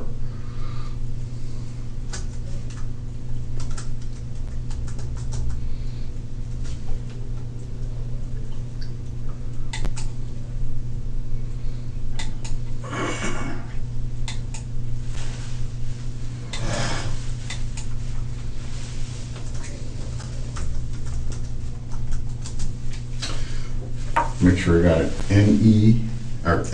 Nemetz, correct? Nemetz.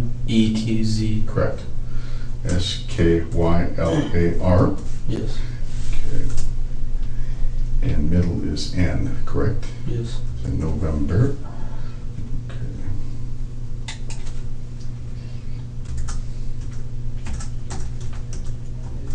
Will I be able to see my wife?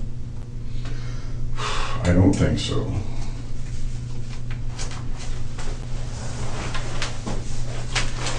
Real quick. Just right there.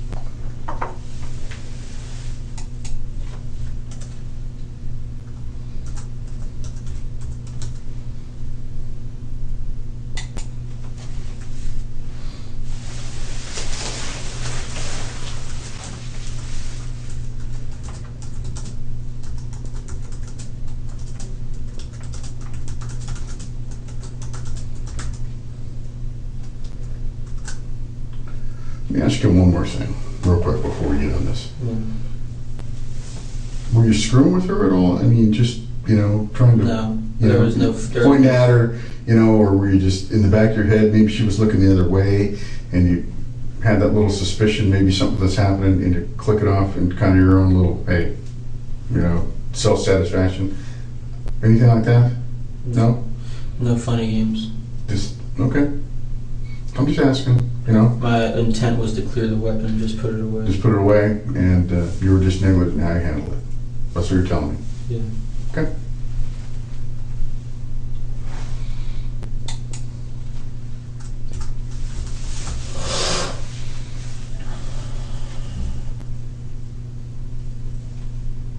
Okay. So real quick, I'll go over the questions with you one more time, and then we'll get all the we'll get the mic on and have it calibrated, and we'll calibrate to your voice. So is your name Skylar Nemetz? Say Nemetz? Skylar Nemetz. Nemetz, okay. Skylar Nemetz. Is the color of my briefcase black? You'll answer No. okay. Is today Friday? Yes. Did you intentionally kill your wife? No. Okay.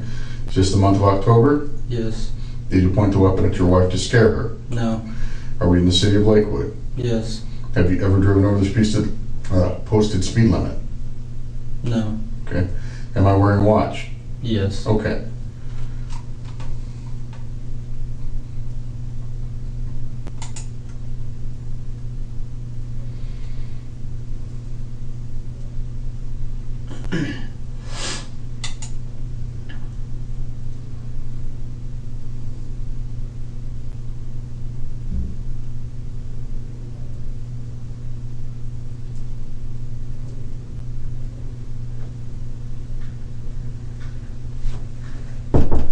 Yeah.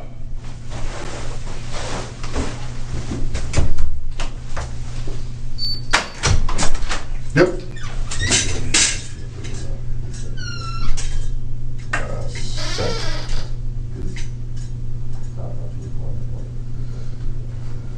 Right.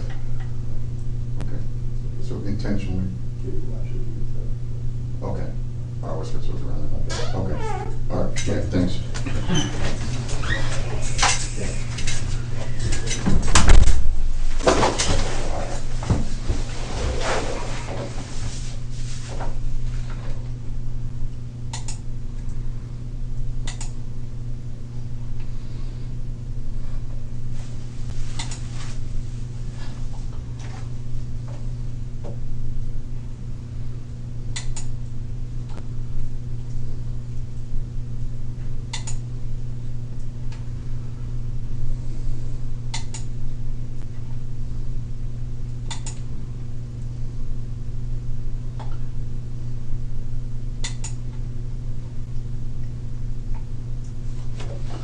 Okay, put this right about there.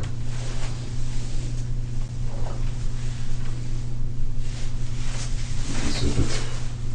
Yeah, we'll get in there. Maybe a little bit higher. That's kind of, yeah, we'll try that, okay?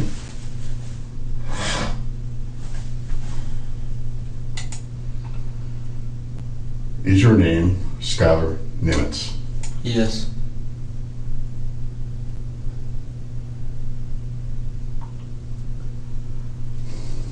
Start things now. Pick it up right there. Okay, make sure you speak up. Move it up a little closer to you. If it's got the clip on it, just move it. Try that.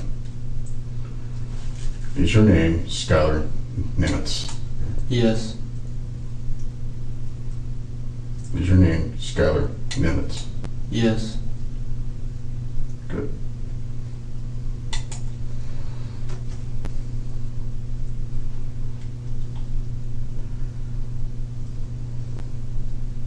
This is just a calibration test, okay? We're not doing the test yet. Is today Friday? Yes. Perfect. Okay.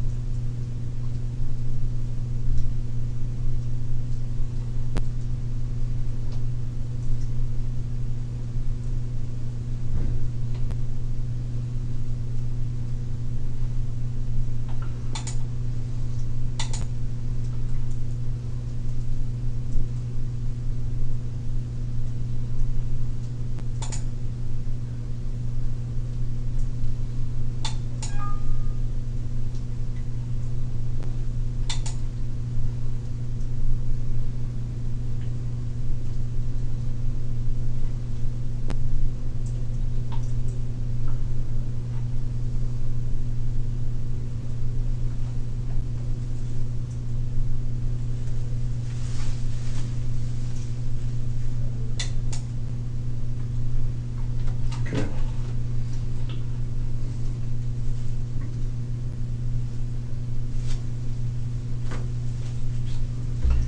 Is your name Skylar Nemetz? Yes.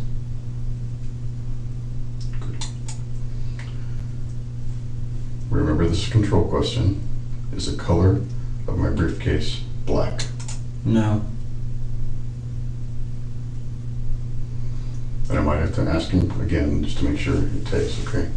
We're gonna ask that one again. Is the color of my briefcase black? No.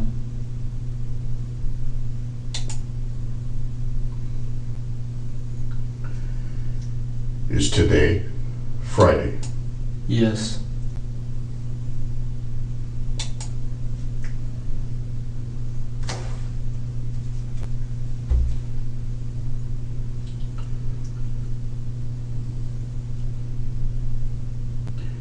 Did you intentionally kill your wife? No.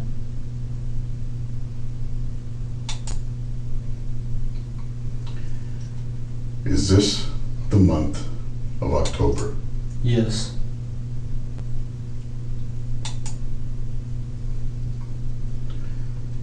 Did you point the weapon at your wife to scare her?